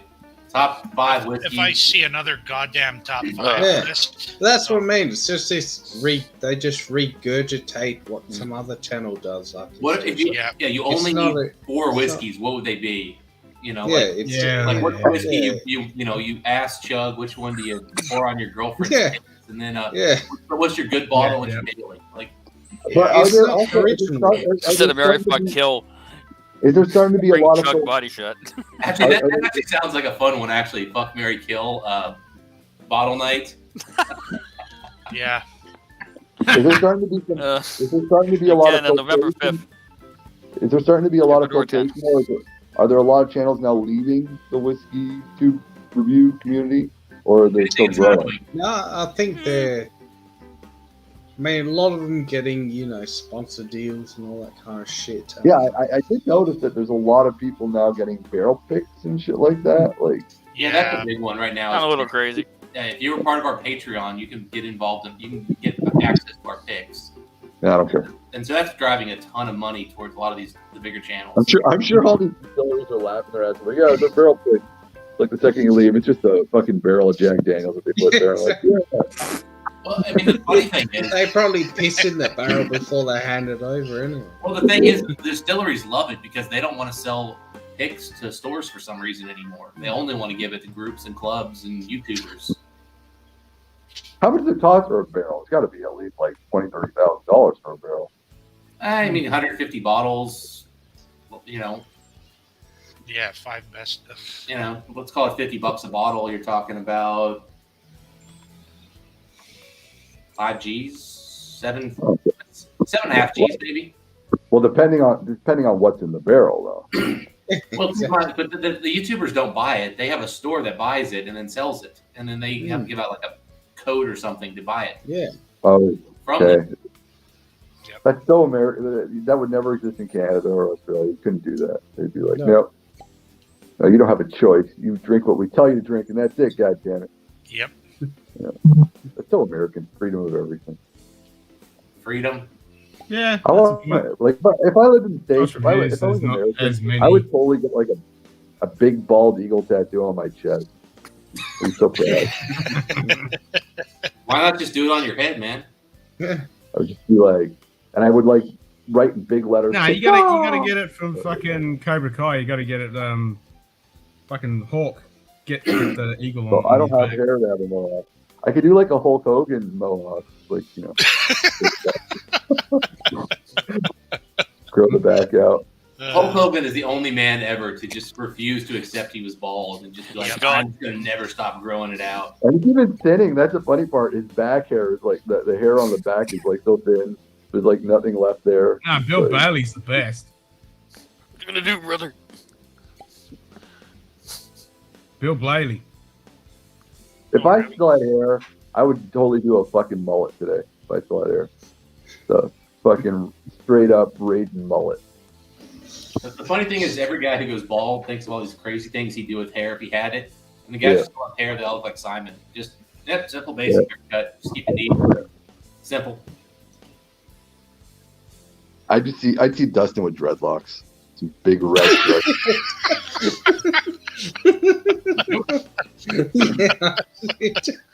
Oh my god, that would be funny. You know, one of those things they say, like, you know, Like that, you know that the Island Boy video? That's what I see Dustin with those fucking like corn things. Corn rolls, yeah, going everywhere. Yeah, I was the guy, like, when I was young, I found hair really annoying and it was a pain in the ass, and I lost it. I want my hair back. I'm like, geez, I just spent 18 years bitching about it. Yeah, but you're also redheaded, so it's kind of a blessing that you lost your hair. Being genetically superior to you is just one of the many things I have on you, Swami. Yes, genetically predisposition to sun cancer is really it's a good thing. You're in Canada, man. You can't get sun cancer up there. You have to have sun. Yep. I meant you, Vitiligo.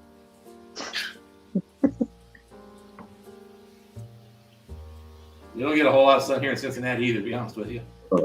Yeah, it's just fucking cold here right now.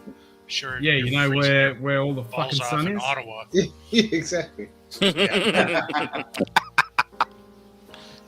Fucking Australians, you're always hot.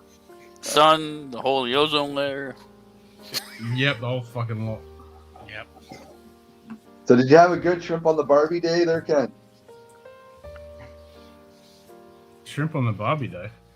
It was Australia's National Day this week on the 25th.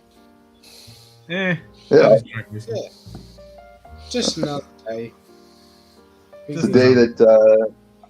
Is there any special activities you guys do, like, you know, beat your wives with a boomerang or some shit like that on that day? Kangaroo boxing. Beat your wife with a boomerang. Hey, Okay. Bobby, we don't talk about that on stream. You want to know what Australia Day really is? Talk about Boomerang Fight Club. Punch it, Australia Day is a day off to get pissed. That's all it is. You guys, is it a day off though? Is it like Yeah. You like the meme I sent you there, Ken? Fuck, with the Barbie and the writing upside down and the shrimp on the head. Yeah, I saw that. I fucking laughed. Yep. Shrimp on the Barbie. Yeah. And no one in the history of Australia has ever put fucking shrimp on the Barbie. Exactly. Where did that phrase come from? Just dumb Comes Probably from some fucking Hollywood. What is his name? Crocodile. Yeah, it's Dundee. probably Crocodile Dundee. Yeah. Probably the same marketing guy who was like, you know what Foster's is? It's Australian for beer. It's Australian for And beer. yet, I've never. Yeah, Right, for Foster's is. Yeah. Well, that's because Foster's is predominantly brewed in Canada, so. What? Yeah, 'cause we don't want it, so we fucked it off. Yeah. Yeah, it's like one of the top selling beers in the UK, which But is that's funny. the funny part. Molson Canadian, from what I heard, used to be brewed mostly in Japan for like a long time. Yeah. And then sent out. So it's like normal. Every country's shit beer, other than America, because all they make is shit here, is brewed everywhere. Hey. else. The macros suck. We got plenty of good crap brewery. No, even if macros. What are you talking about? The biggest American brewery in the country is Sam Adams. I like Sam Adams. It's great. I don't know how to feel about that. There's no other bigger American brewery than Sam Adams right I now. didn't realize they had gotten that big. They're bigger than Anheuser-Busch. Shit. Anheuser-Busch is owned by InBev. It's a Belgian company now. It's no longer an American company. Oh. And then All I know is We they got to a point where need to do top 10 Ralphie rants. And then I think Coors and Miller are both owned now by Molson's. They're a Canadian company. Yeah. Well, no, but Labatt is actually owned by Japan. I know that. It's been owned by Japan for a long time. Actually, I think no. Now it's InBev because Sapporo got bought by InBev. Oh, really? So yeah. Okay. Yeah, but so basically, I mean, there was actually the biggest American brewery officially, actually owned, American owned. No countries actually own their own shit anymore. Like, really sucks. Yeah, it's all global conglomerates that are located all over the world. Yep. I mean, given Budweiser was a German-style beer that they bastardized, it makes more sense that a European company owns it now. It's like when it's like the last standout, and then I found out Harley Davidson was making all their parts in Malaysia now. I was like, fucking Christ. Yeah. You're better off buying an Indian. Well, it's just like Honda Indians now. made in Canada. Indians, I'm not kidding. I'm not saying you are. The factories in Quebec. In Quebec, They yeah. Yep. Yep. They make 90% of the Indian parts in Quebec now. Yeah, and it's just like now, a lot of your cars that are built by Honda, the engines are built in England. Yeah. Go figure. Yeah, Only thing Canada produces anymore is snow. and lots of it. Yep. The world leader in snow production. Yeah. Can you ship some here? Yeah, there's plenty on the ground right now. Fuck. At least we're not producing as much koala bear syphilis as Australia is. So. Nope. No, that's true. Although We're goose the world rape is a leaders in that. problem here during some seasons, right? So. There must be some good skiing in Canada. Huh? Good skiing? I said, yeah. It's good skiing. It's okay. Yeah. Like Eastern Townships, we got good skiing up here, and I guess then, yeah, it's good skiing. But there's good skiing in the States too. Oh, yeah. Utah, California, and fucking Here in New England. Colorado. There's good skiing in Australia. Yeah. The fuck are you skiing in Australia? Yeah, we do. I mean, what is it called? The What? 2 weeks a year?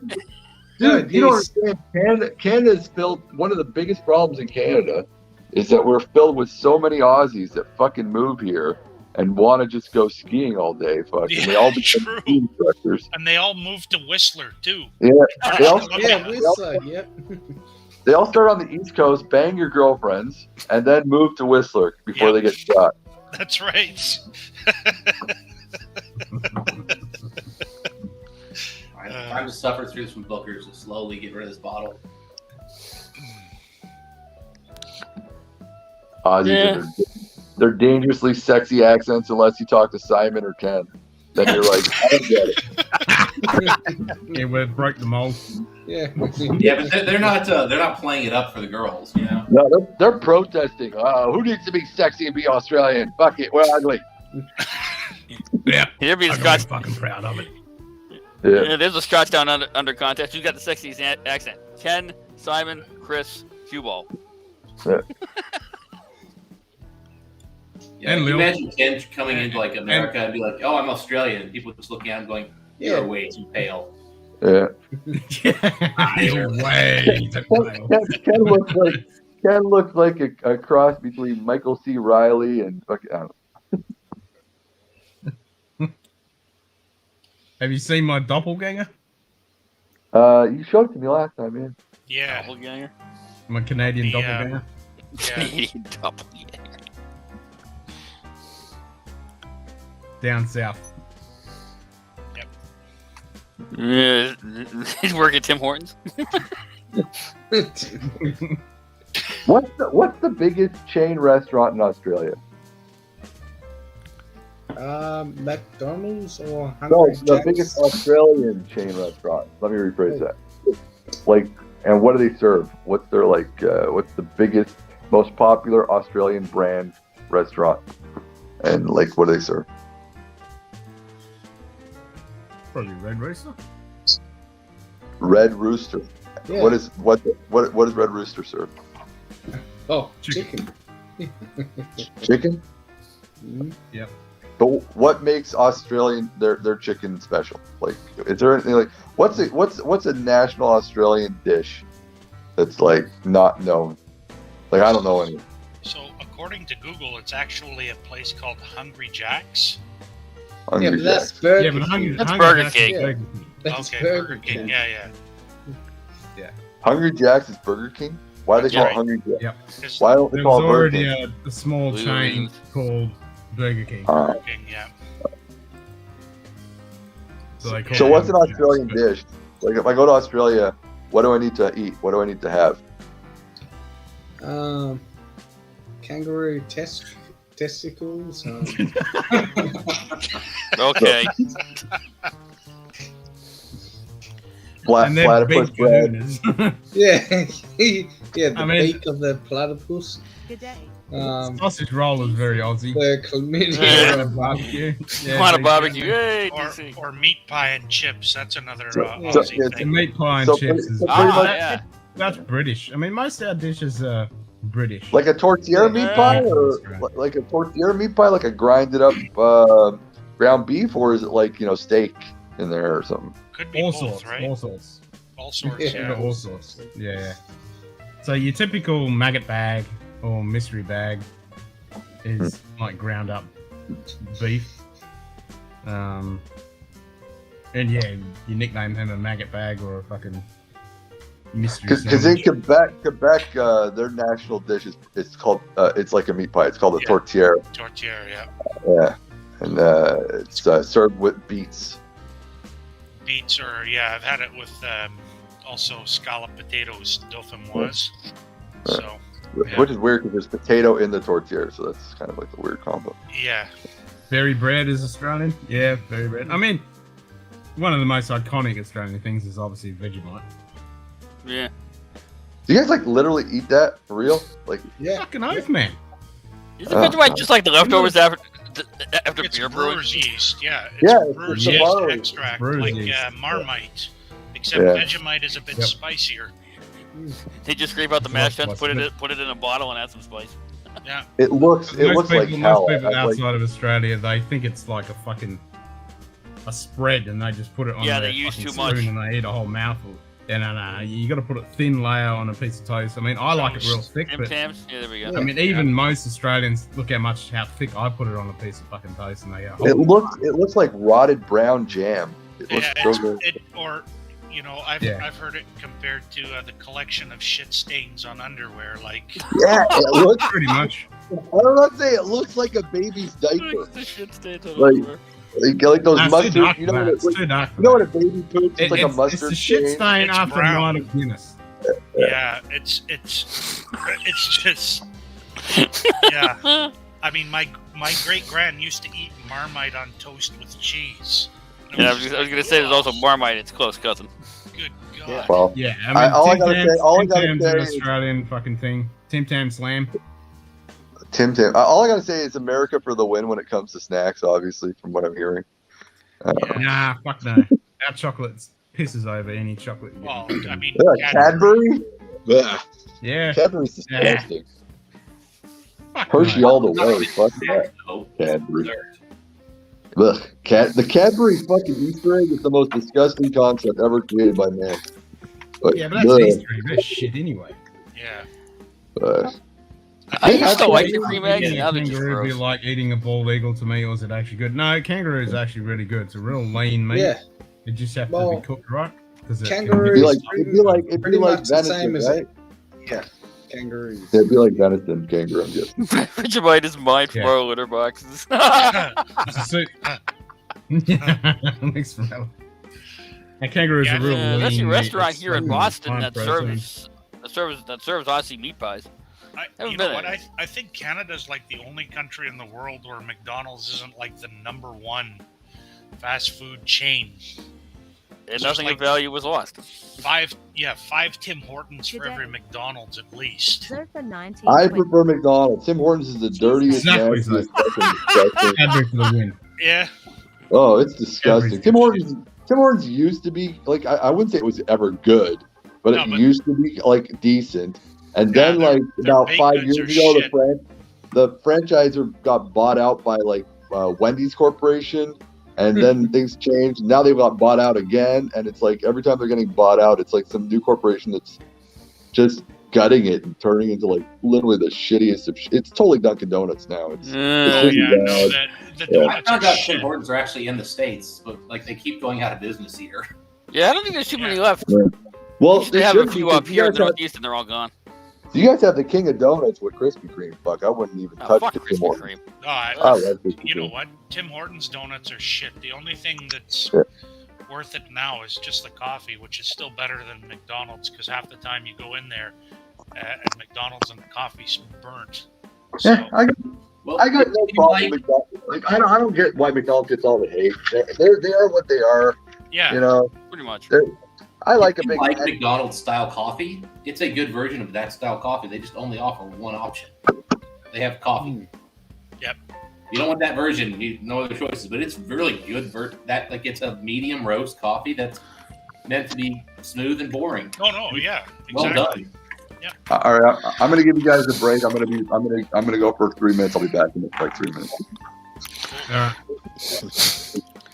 You guys can go back to talking about. So the thing with Tim Tams, like they're really good and shit, but if you're having a deficit of any preservative, chemicals, flavorings, and stuff in your diet, eat a few Tim Tams and you'll have an OD on all that shit. They're full of so much crap. Yeah. Yep. They do taste fucking good though. I think I'm gonna go and grab some more Bricklati products because why the hell not?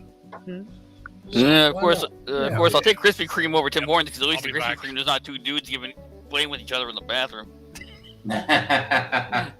Thanks for that image, Donald. We'll never think of Tim Hortons.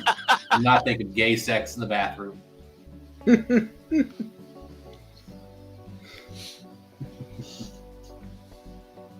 There will soon be a cease and desist order from Tim Hortons to Donald. That's a good philosophy, Zofer. Yeah. That's my philosophy about chain fast food. Yep. I mean, McDonald's is not food. That's just shit.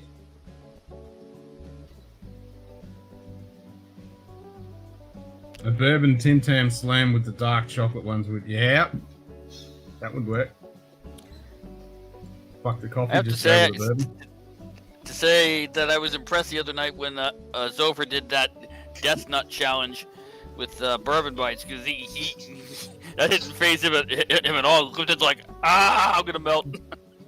Death nuts. So well done to you, sir. Game diners and a ton of weird stuff. Now, roux is good, man. Get a good roux burger or roux steak. I haven't had any roux in ages. I need to get some. I've got a hard time with the concept of eating kangaroo meat. It's like I imagine, picture kangaroos as those quasi-majestic animals, hopping down the side of the road. It's like, yeah, we're gonna eat those. What? But I realized that's they're fucking everywhere, man. I realized that's kind of that they're a quasi-pest in Australia, so I get that. Yeah, they are. They're fucking everywhere. That was in Glen Scotia Festival 2020. It's UJD. Nice.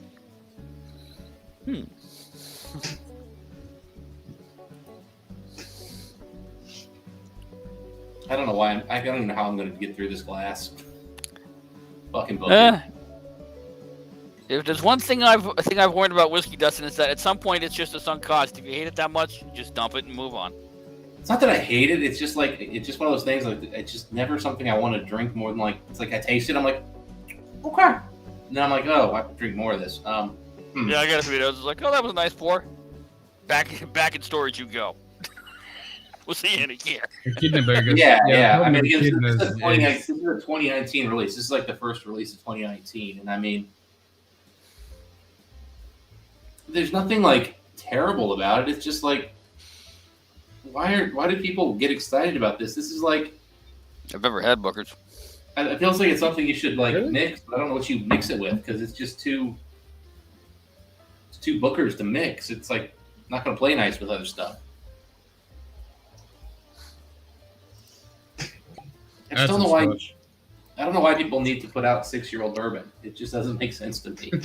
I wish bourbon before bacon. I need a freaking giraffe. It was legal and wrapped in bacon. So, how much are those Bookers going for by you, Dustin? They're getting close to 100. Okay. I know of a place where you can still get one for like $55 US. that would make Booker's a much more palatable thing to buy. That for sure. Okay. I mean, honestly, I think it's $55, $65 whiskey. Okay. But it's a profile where I just don't know when you'd want to drink this because it's so much cinnamon. And I brought this one down with some water, and there's no depth to the whiskey at all. Once you take away the cask strength, it's just kind of boring. Yeah, I just went with classic Laddie. What the hell?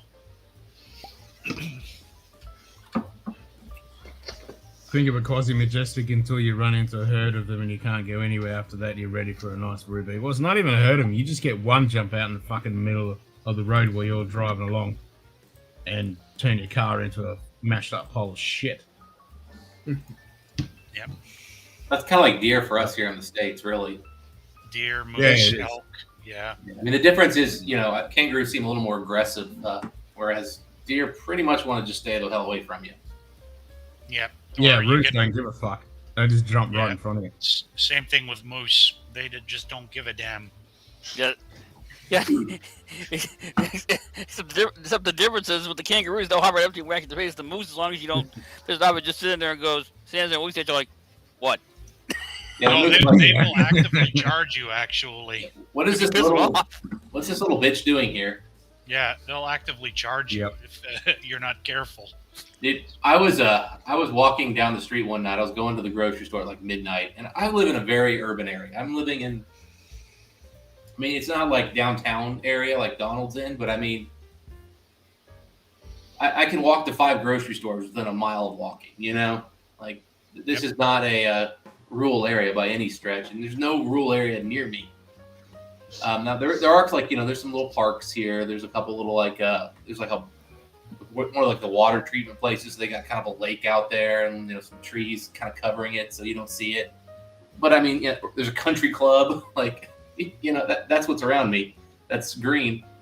So I'm walking around midnight one night. It's cold out. I'm just kind of heading to Kroger to get some groceries.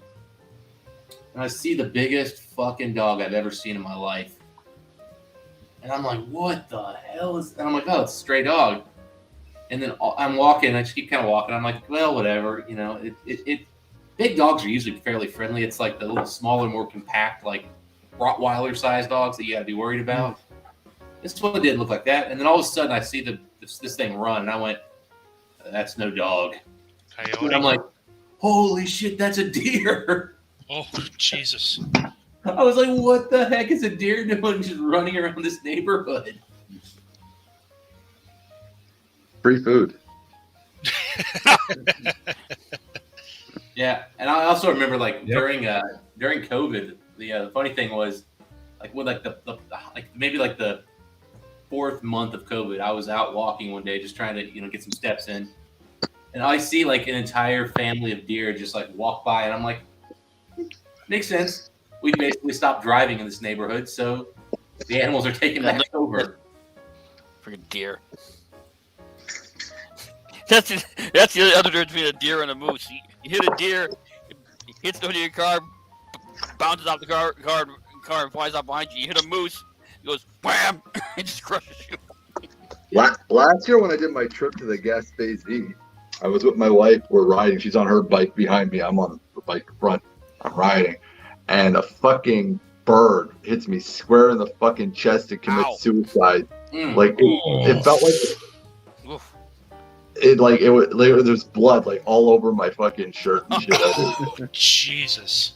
It exploded on me, fucking. My wife was like, "Is it okay?" And I'm like, "I don't think so."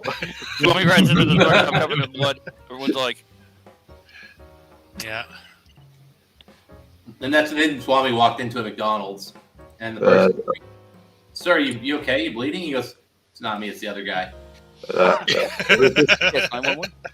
It's the first time that ever happened to me. I've had I was just happy it didn't hit me in the face. I was like, no kidding. Jesus. If that would have smacked into my helmet, I wouldn't be here. Fuck, it would have been like. I've had a couple of birds suicide dive under my car, and I actually think a couple of them survived because I didn't see anything. As I kept going, I'm looking back, I don't see blood or anything on the road. That's a freaking... I don't know how a bird went under my car. we were just like, I was just like my wife was like, what was that? I'm like, a fucking bird just like blew up on my chest. It's like, Damn. Like it was a bird. yeah. No, I was doing Was. like a good 75 miles per hour, and like it just like obliterated. There was like a Randy little Johnson, the bird. one of those like little chickadee or swallows, or I don't know what the fuck you call them, but it was like, gone. Yeah. Like I got off the bike and there was like little feathers and guts and shit. I was like, oh, Shit. oh. God. Yeah, what do you guys use for speed in Australia? Is it kilometers? Kilometers. There are kilometers. Kilometers. Okay. Well, Like yeah, I know- the rest. You're the only country in the world that uses miles, my friend. the UK still uses miles per hour. UK uses miles. I think so. Yeah, they use miles per measure hour for speed, but they use kilometers for distance. Yeah, it's weird. Yep. Yeah, because they're the reason why we use kilometers. Why are they using miles, but we're using kilometers? And the reason why we use it is because For some reason, they still use miles per hour for speed, but they use kilometers for distance. It makes no sense. Yeah, and they still use the old system like stone for weight. Like, Yeah. go figure. I like pounds. I don't understand when people use. That's really good quality of that little piece of footage there. You actually see the bird bounce up. Yep. Yeah. Roger Clemens, man. Yeah, Randy That's- Johnson. Randy Johnson. That's it. That's what it was on my chest. But It's Randy Johnson.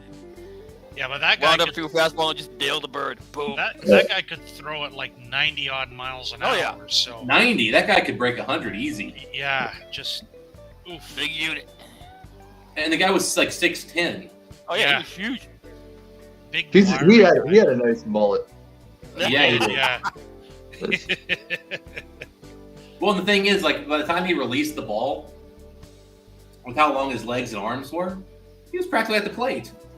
Yeah, by the time we released the ball was halfway to you, you had no chance. That's it. I think that's like the one thing in the sport where you can know nothing about the sport and you instantly understand what a pitcher's doing. Yep. Like you go and watch American gridiron football, you're going to be confused as hell if you've never watched it before. You start watching I thought that was my cat then, because No, that's my cat. Out of me and it was yours. you go watch a soccer and you'll be like, why the fuck are these dudes running around in circles kicking a stupid ball? Like, what's going on here?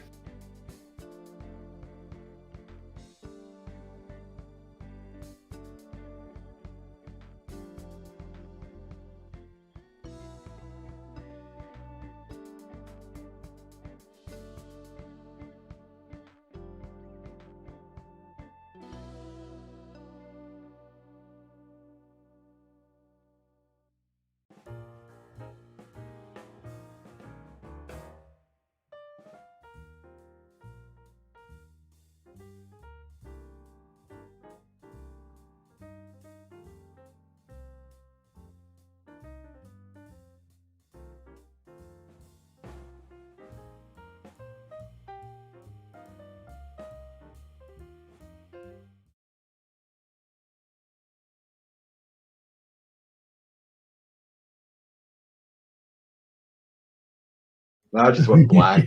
Oh, we're back. Whoa. Sort of.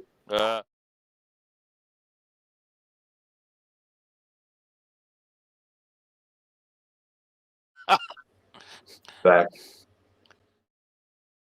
Totally fucking glitched.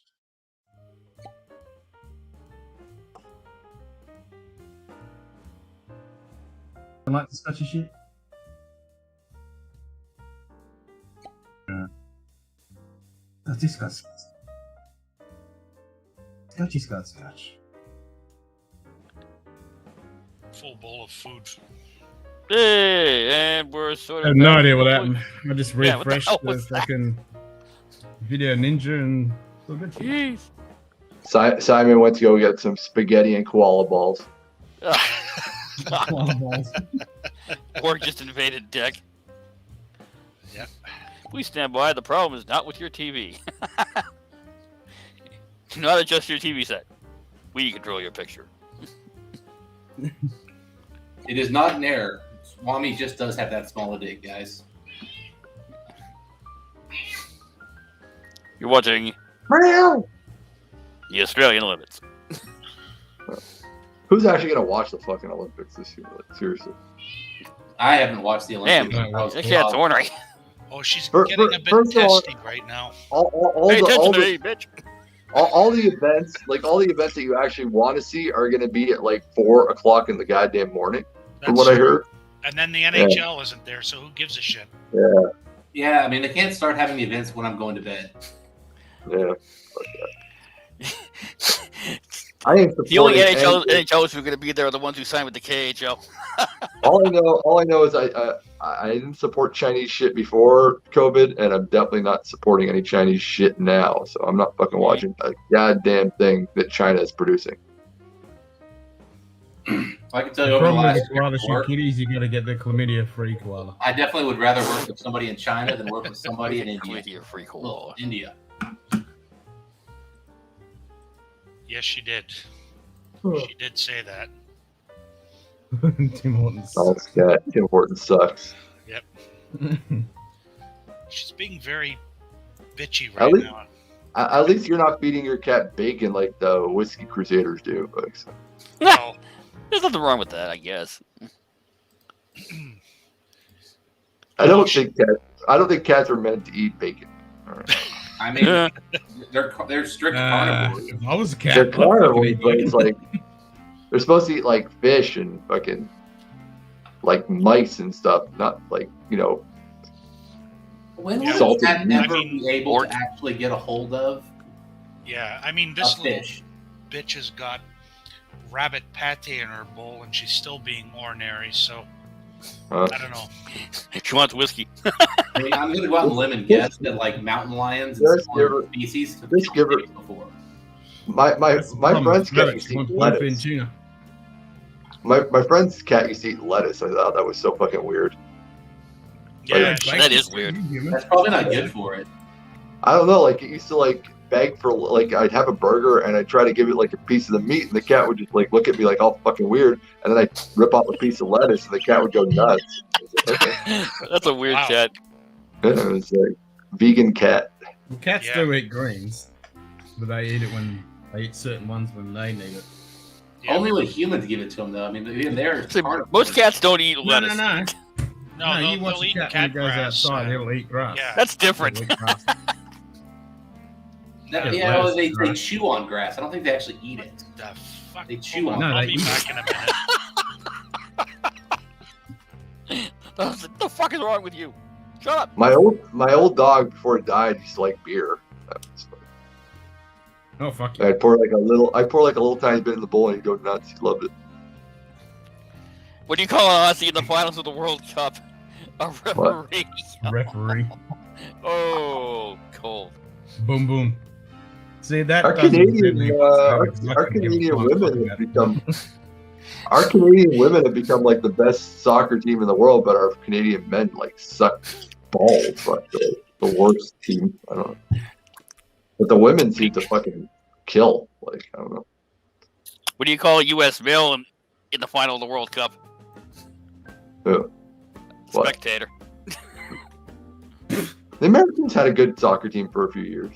I don't think they've ever made it to the final of the World Cup. Not once. Yeah, well, it doesn't matter. It's how hard it is to get to the final. There's like 4 teams to go to the finals of the World Cup: France, Italy, Germany, and fucking like Brazil. Yeah, As Brazil. opposed to the women who kick ass and just suck.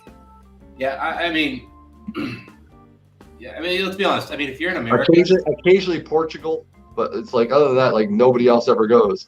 You I know. mean, if you're a crazy good athlete and you're in America, soccer is not the way to make money. Like, I think you might be wrong on that. Soccer players make like bank like a motherfucker. if They're you're like if you're in America, Swami, and you're I don't know. great Probably in athlete, America too. America overpays everything. God, look at the WNBA players. No one watches them, and they make money for some fucking reason. oh, they make 6 figures. They don't make 8. They shouldn't make anything. If I knew it, but it should be. They should be paying us for the pleasure of watching how boring the WNBA is. It's like the worst thing on earth. I mean, I'm not watching it, but Yes. I tried to sit through a game. Same thing though for me. Female hockey too. It's the same thing though. Like I like watching during the Olympics, but Is that a honestly, thing? Women actually play hockey. yeah, they have female hockey leagues. They're God. And people again, watch. the only people watching are like the husbands and I guess the wives, because there's a lot of lesbians in female hockey. But like, I think it's like the only people in like the stands is like the spouses that watch. Kind of like when you were a kid and you used to play sports and your parents would go watch you. Fair enough. Yeah. So from what I'm reading here, Ken, on cats eating grass, is if they eat too much grass, they start vomiting. So not Yeah, a lot of the time they will. A lot of the time they will do that to induce vomiting. If they've got a hairball that can't get out, they'll eat grass to induce vomiting. Yeah, so it doesn't seem like it's a thing they do for like nourishment. It's No, it's a regulatory thing. There's some chemicals in it that does something to the digestive system. and apparently that some of them just like the taste. Some think it just might even be a taste thing. They just kind of like the way it tastes, but definitely not something they do There's for certain health. grasses that they'll go for. Like our cat, he goes to one certain spot where there's certain grasses and he eats those. Yeah, catnip. I'm a big fan of vegetables and legumes. I love legumes and vegetables. So, I think it's Italian. I don't know if Simon might be the same way. He's Italian. I grew up eating like lots of eggplant and zucchini and stuff, and I love it. But, Yeah, I was going to say that too. But like in dogs do the same. Yeah. The offender. She was shuttling things off of my kitchen counter. I got That's why the earth is not flat, because cats would have knocked everything off. I got a good cat joke, actually. I got a really good cat joke because of that. All right, so a cat walks into the bar, asks the bartender for a shot. Bartender puts a shot on the table. The cat slowly pushes the shot off the table. Another. Yep. Yeah. Nah, she just decided to walk across my kitchen counter and start shuffling things off. So. Yeah, they do. Yep. If they were big enough, they'd kill you. Yeah, definitely. Bloody Yep, thing. it's good for digestion. That's exactly it. My friend had a cat that used to like attack him in his sleep. He'd like go to bed at night, and he looked like literally like he was like had like a spouse that was hitting him or beating him or something. He'd like come over every day, and he'd have like a new scar on his face and shit. And I'm like, when are you just gonna take that cat out in the back and get rid of it? Yeah, or as I've threatened to do to her, take her to the Asian butcher and make her stir fry meat. Oh, Jesus. And DC put that comment just as you said that. Cats are delish. Yeah, listen to your overlord once in a while. Funny thing is, I've seen cats like kind of like realize like their place at a few times over my life. Like we had a cat that had a litter of kittens, and we kept one, and the rest we sent off to other homes. And one of the people who we gave the cat to needed a cat sitter for a weekend, so we brought the cat back and thought, oh, it'll be so cute. He can play with his brother. They did not get along, and I was kind of egging them on to be friends, and the other cat just like hissed and like slashed his paw at the one that lived with us. They don't feel. They did a study on that. Like cats that live with other cats are high stressed.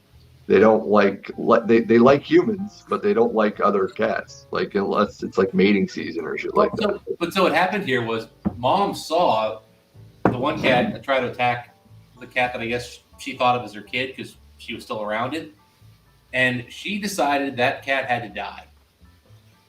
Very clear, she was going to kill it. And she comes I've never seen that cat move like this. Just comes darting moving side to side and like attack mode. Yep.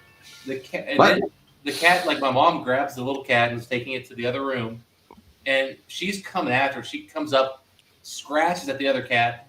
My mom, turns, misses the cat and scratches my mom. I was like, oh my God. Next time she jumps up, I just catch her mid-flight, and I'm like, oh, this is gonna hurt. And that cat, just as soon as I caught her mid-flight, just stopped and turned right back into like the pet cat we had, and was just like purring and like it curling up my arms. My sister had to go to the hospital. My sister 3 years ago had to go to the hospital. She was viciously attacked by someone's cat. Like she went to someone's house, and sometimes cats just don't like somebody or something, and the cat went nuts and like attacked my sister, and bit into her leg, put the claws in and shit like that. And everyone was trying to pull the cat off, and they couldn't. And every time they pull it off, they throw it. The cat would come right back and jump on my sister and like scratch. I want to laugh, but she ended up going to the hospital. She had to get like stitches and shit. The cat fucking shit. Oh yeah, I mean, watching that cat like get into like kill mode. Oh I was yeah. like, holy crap! Like I don't want to get in a fight with a cat because I might win, but I'm not gonna like myself the next day. Dogs are afraid. Like my husky was deathly afraid of cats. So it's like my husky would run. Yeah. Like, this little psychopath that I live with, she window fights with raccoons, other cats. Like it's just, she goes like full ninja. It sounds like Karate Kid, where she's like moving back and forth on the windowsill, and then hissing and batting and. Donald, sing in a high pitched voice. I want to see if your cat attacks you, like they do in the video. She's sitting right beside me. Also, this cat was flying into the frame. Yeah, I watched one of our declawed cats literally like pull a bird out of mid-flight. Like again, no claws, just the bird's flying over, and the cat just jumps up, declawing that's right on the bird. Mouth bites like a foot or something, brings it straight down, and just takes it out. I'm like, and I mean, it was legit 6+ feet in the air. I mean, I've never seen a cat jump that high. This stupid cat occasionally would like miss when it was jumping on the counters, but as soon as it was targeting a bird, boom, an extra 3 feet of jump. They're the only like domestic animal that really hasn't lost any of the predation factor. They're still full on predators. Well, they're not technically. They're not actually domestic animal. We call them domestic, but they're not. I mean, they are still wild. Yeah. You They throw a cat have no problem. outside and What makes them not domestic, Ken? Hey? What makes them not domestic? They can live outside, no Because problem. Yep, you can throw it outside and it doesn't need anyone or anything to look after it. It'll perfectly happily survive. Yeah. Yeah, well, I mean, I guess, but I mean, the reason why dogs can't do that is because dogs are meant to be part of a group of dogs. If you had a pack of dogs, Yeah, but they could dogs survive. have been bred. Yeah, but dogs Dogs have are been bred. dependent. Dogs are also super dependent. You put a dog out in the wild, 9 times out of 10, it's gonna die like within a week. But again, dogs don't live by themselves. They don't live independently. They live in packs. Naturally. Yeah, that's what I mean. If they've got a pack, like you see a lot of dog packs in certain cities and stuff, and they bind together and they're in a pack. But if a dog is by itself, it's fucked. A cat. Yeah, but that's not a domestication. Throughout history, has never really been bred. It's only been recent times they've been bred. Even since ancient Egyptian times, they've just been companions with humans. They've never actually been bred for a specific purpose. They've just been companions, and they were kind of, even ancient Egyptian times, they were worshipped. So cats have always been around humans, especially for like being a mouse and stuff like that. You would just grab a cat, shove it in where the mice are. The cat would go fucking wild, eat all the fucking mice, and then just hang around and think, well, this is a good food source. And we've just been having cats around ever since. Yeah. No, I was telling you, they had it. I watched this documentary. Cats actually like humans. They don't even. Yeah. Cats they don't like hanging around. Cats don't meow outside of like communicating with humans. They don't actually meow with each other. They only meow with humans. Yep. Unless know they're in mating season or fighting. Yeah. But effectively what we did is we've genetically modified cats because the cats that are sweet and friendly, it's the same thing as breeding a dog. It's just it was done in a different fashion. Yeah, you have me and my those wife cats who are around and don't breed with other cats that are around. We're looking to get another. We're looking to get a cat soon. Fuck it! Like I thought it was so easy to get a cat. Like you just get a cat. Like I'm trying to get one off the SPCA.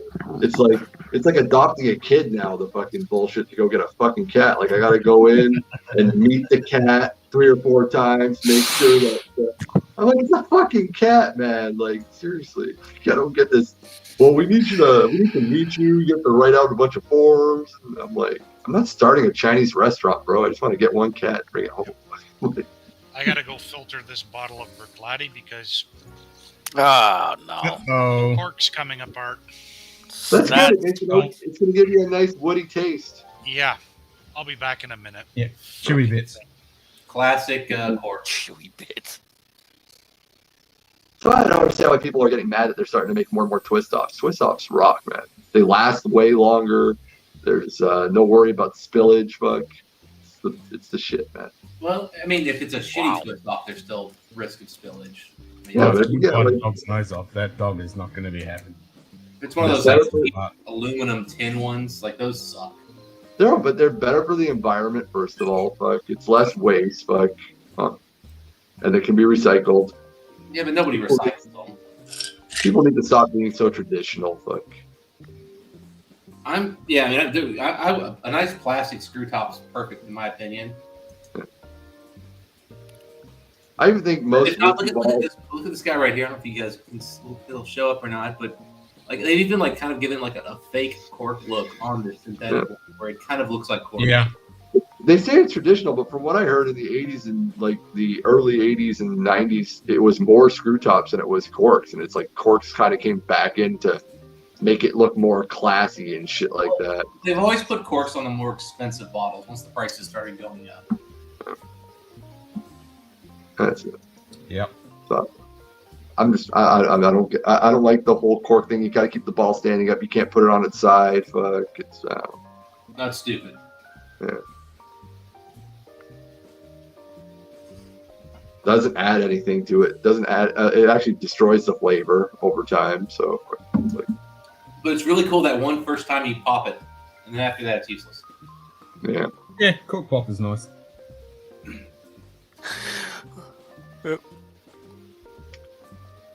Excuse me. What time is it up in Australia now? Down in Australia. Computer Sorry. time. Accessing. It's about 3 a.m. 308. You do this every night, Ken, or is it like once a week? Nah. Yeah, a couple times a week, 2 or 3 times a week. Always whiskey Wednesday, and then one night on the weekend, and maybe one night of the night in the week, depending what I'm doing. Are you planning on doing a trip to the States? When the world isn't a fucking shitstorm. When they'll let him leave and come back. Yep, when I can leave. Are you allowed to travel throughout Australia again now, or is it still like zones? Nah, we were meant WA, which is the west of Australia, was meant to be opening up, but nah. We're still in lockdown. State Ridiculous. borders. And is it, the Omicron variant in Australia, is it causing a lot of death, or is it, Yeah, there is quite a few deaths, especially over in the eastern states. Shitloads of fucking hospitalizations, deaths, and pretty fucked at the moment. This is actually the first time Australia's been hit pretty hard, right, Ken? Yeah. He had pretty much like no COVID before this all happened. Well, New South Wales. New Zealand, I think Victoria, about New both. Zealand. New Zealand is the one that doesn't have any COVID, but Australia does. Yeah, eastern states has always been pretty bad. They've had, Melbourne, the shit's been locked down in and out of backwards and forwards constantly. But now it's spread across all of Australia. So, pro tip, Woodford corks work really well with Bruichladdich bottles. There you go. Yep. Good info. Bye, Simon. Yeah, bye, Simon. That was the Simon moment. Yep. Yep. See you, Simon. That was Power Blackout. That was Power Blackout. Yep. How far off is Simon as far as time goes from you, Ken? Say again? Same time zone. What's his time zone? Oh, he's in the same time zone? Yeah. Same as me. Glenn Gooley. Oh, here we go. He did announce it. Power Blackout time. Cheers. I might jump on later if you're still going. Nope. Yeah, so if you need to replace a Bruichladdich cork, use Woodford Reserve. They're the exact same size. They should put out a Glenn Gooley from Archer. That thing would sell. I'm surprised Diageo hasn't done it yet. Well, it's no, it wouldn't be not Diageo. exactly It would be Diageo, it would be Grants. It would be Grants that would do it because it's like modeled after the Grants Glenfiddich bottle. Mm. So Yeah, it's Glenfiddich and then the blue label. which is Diageo, so it's kind of a hybrid of the So two. it's Diageo. Ooh, I So just I noticed think my France Glen- can do it. But if somebody was going to do it, it'd be Diageo because they're all about marketing bullshit hype. Yep. For sure. I mean, when you look at the cost of Lagavulin 16 now, holy shit! Like it's Yeah, crazy. it's gone crazy. Yeah, Gone because totally even crazy. they were talking about it. I think Roy was touching on it yesterday about how much it's jumped in the UK, like by 20 Yeah. pounds or so. I mean, For even no here reason. in Canada, it's like the average price is now $155 for a bottle of it. It's nuts. Yep. Well, I don't drink it, so it don't bother me. I'm done with whiskey. I am very happy to say I haven't purchased a bottle in about 2 years. So, going on. Okay. My money, but for some reason I still don't have any cash. I don't know, because of COVID. I keep on getting locked down, fuck. So I can't work long enough to make any money. Yeah. I was like, man, I quit drinking, I quit all this stuff. I should be raking in cash. And I'm like, nope, broke, because the world won't let me fucking work for a day. Or when they do let me work, they scare all the customers away on the news, so the customers don't want to come in. That's true. That's the best. Yeah. Go to work, but what we're gonna do is we're gonna scare everybody so that you can't actually make any money while you're at work. So, Yeah. It's a good system. Yep. yeah. But then you can Yeah, go to the that's pretty well. grocery store and stand next to like 5,000 people who are basically wearing their masks like chin diapers and coughing and all sorts of shit. What No, is okay, listen, this is one thing I'm just fed up of. I'm fed up of having to babysit people that come into the restaurant. Like, it's gotten annoying. Like, I don't think people should have to wear a mask once they're inside. End of story. Once they're inside the restaurant, I don't want to say this whole, like, okay, they have to wear their masks when they're standing up and going to the bathroom. But once they're sitting down and eating, they don't have to wear a mask. And I'm like, it's the dumbest, stupidest fucking retard law ever. And like, I want to know who thought that up. I want to know who's the brain fucking scientist that fucking and rocket doctor that thought up fucking when you sit down. Dr. Nick Riviera from The Simpsons. Yeah. That's who There's thought no it up. COVID when you sit, but there's COVID that's when you exactly go. it. Here's a good one here in Australia now. So what's the date today? It's the same person who discovered crop dusting, man. He was like, dude, that guy was farting. I could smell it. He should stay in his goddamn seat. The same person that Okay, invented that rule, the same person that wears the fucking. Yeah. As of tomorrow, if you're not double vaxxed, soon to be triple vaxxed, you're shot. Can't go anywhere. Yeah, pretty much you're gonna get shot. I can't go to a bottle shop. So I can walk into a supermarket that has a bottle shop inside it. So you know, like a mini mall thing, you've got all different shops. So I can go to the bakery, I can go to the fucking Lotto fucking kiosk, and I can go and get my fucking meat pie or whatever. And then I You're can go talking into the- Canada. Yeah, and then the fucking bottle shop, which is right in the same place, I can't go in there. But I can go anywhere else. Yeah, they're doing that in Quebec now. Yeah. You can't go to the weed shop. You can't go to Walmart. You can't go to the liquor store. You can only go to the pharmacy and grocery store. That's it. That's it, yeah. Pharmacies and grocery stores. I'm not, again, enough is enough. It's kind of like the cigarette thing. There's like a thing about, like, you know, cigarettes where they, instead of making cigarettes illegal, all they do is they raise the taxes and raise the taxes and raise the taxes. Just make them illegal. yeah. Get rid of stuff. That's it. End of story. And then cigarettes here in Australia, that's the best thing. They banned this. Can't get the nicotine, can't buy it, can't have it, can't sell it, can't have it. But the taxes with cigarettes just go up, and I can go buy a carton of smokes. Yeah, just make it like I said. And stop fucking with people. Make it illegal, and stop fucking with people with the vaccine. Just mandate it. Make the vaccine mandatory. And They're not going to ban tobacco because they make way too much money off it. I remember, like, I'll be you back. couldn't go to school here without vaccines. They wouldn't let you in. They'd be like, Same here in the U.S. Yeah, same here in Australia. If you're not immunised, you can't go. Yep. Yet you have all these idiots who are like, oh, I should have to take a vaccine. Well, it's like, You have to get vaccinated to go to school, you sick idiot.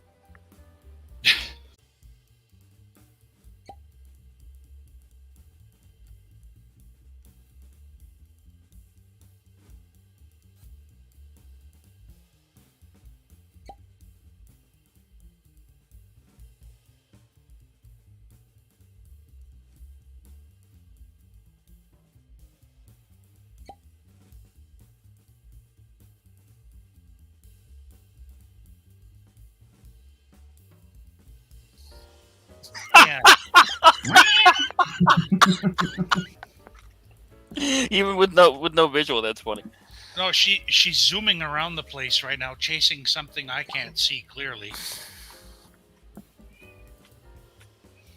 Oh, that was a complete meltdown. The whole fucking browser and OBS crashed. Yeah, I think that's just I'm telling you it's time to call it and give it a break. I mean, look at this shit. It's like completely rotted out. Oh yeah. I mean, when you say rotted out, it looks like it's still whole. Well, no, because there's a hole, and then all the bits in the center are rotted out. It's like, oh, that's lame. Oh yeah. That's the same thing Yeah. with my Victoriana That bowl. happens to tons of my spring banks, man. I'm telling you. Stream shut down by the vodka industry. White spirit mob. fucking hell. The white spirit. I don't know if I have another Woodford cork, actually. I hope I do. At least bits of shit haven't fallen into this one. Driving up to Edmonton to get Filipino chicken at Jollibee restaurant. Oh, Have fun. Jollibee, yeah.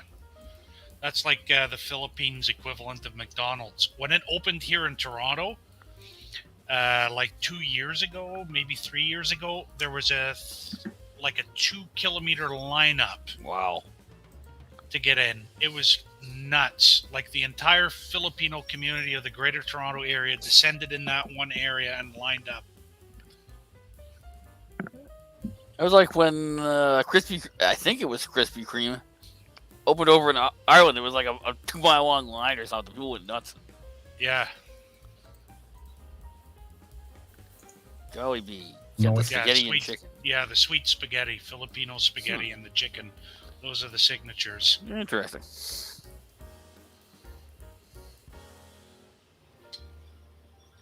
Alrighty. I'll wrap this up, I suppose. Yep. And this time next week, we would have done the Mankini stream. Yeah. Well, no, because you're doing that. Oh, I'm doing it Sunday. Yeah, you're doing Right, it during what Sunday. we teach it stream time for us here in the U.S. Yeah, so the end of HBR, the beginning of...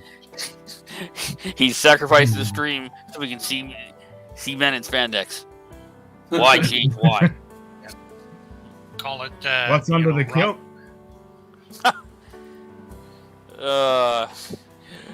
His Robin Hood, men in tights. I don't know. Like, you, the Scotsman. Yeah. Oh. What does a Scot wear under his kilt? A wang, a wang, a Lad, I wang. don't know where you've been, but I swear you've won first prize.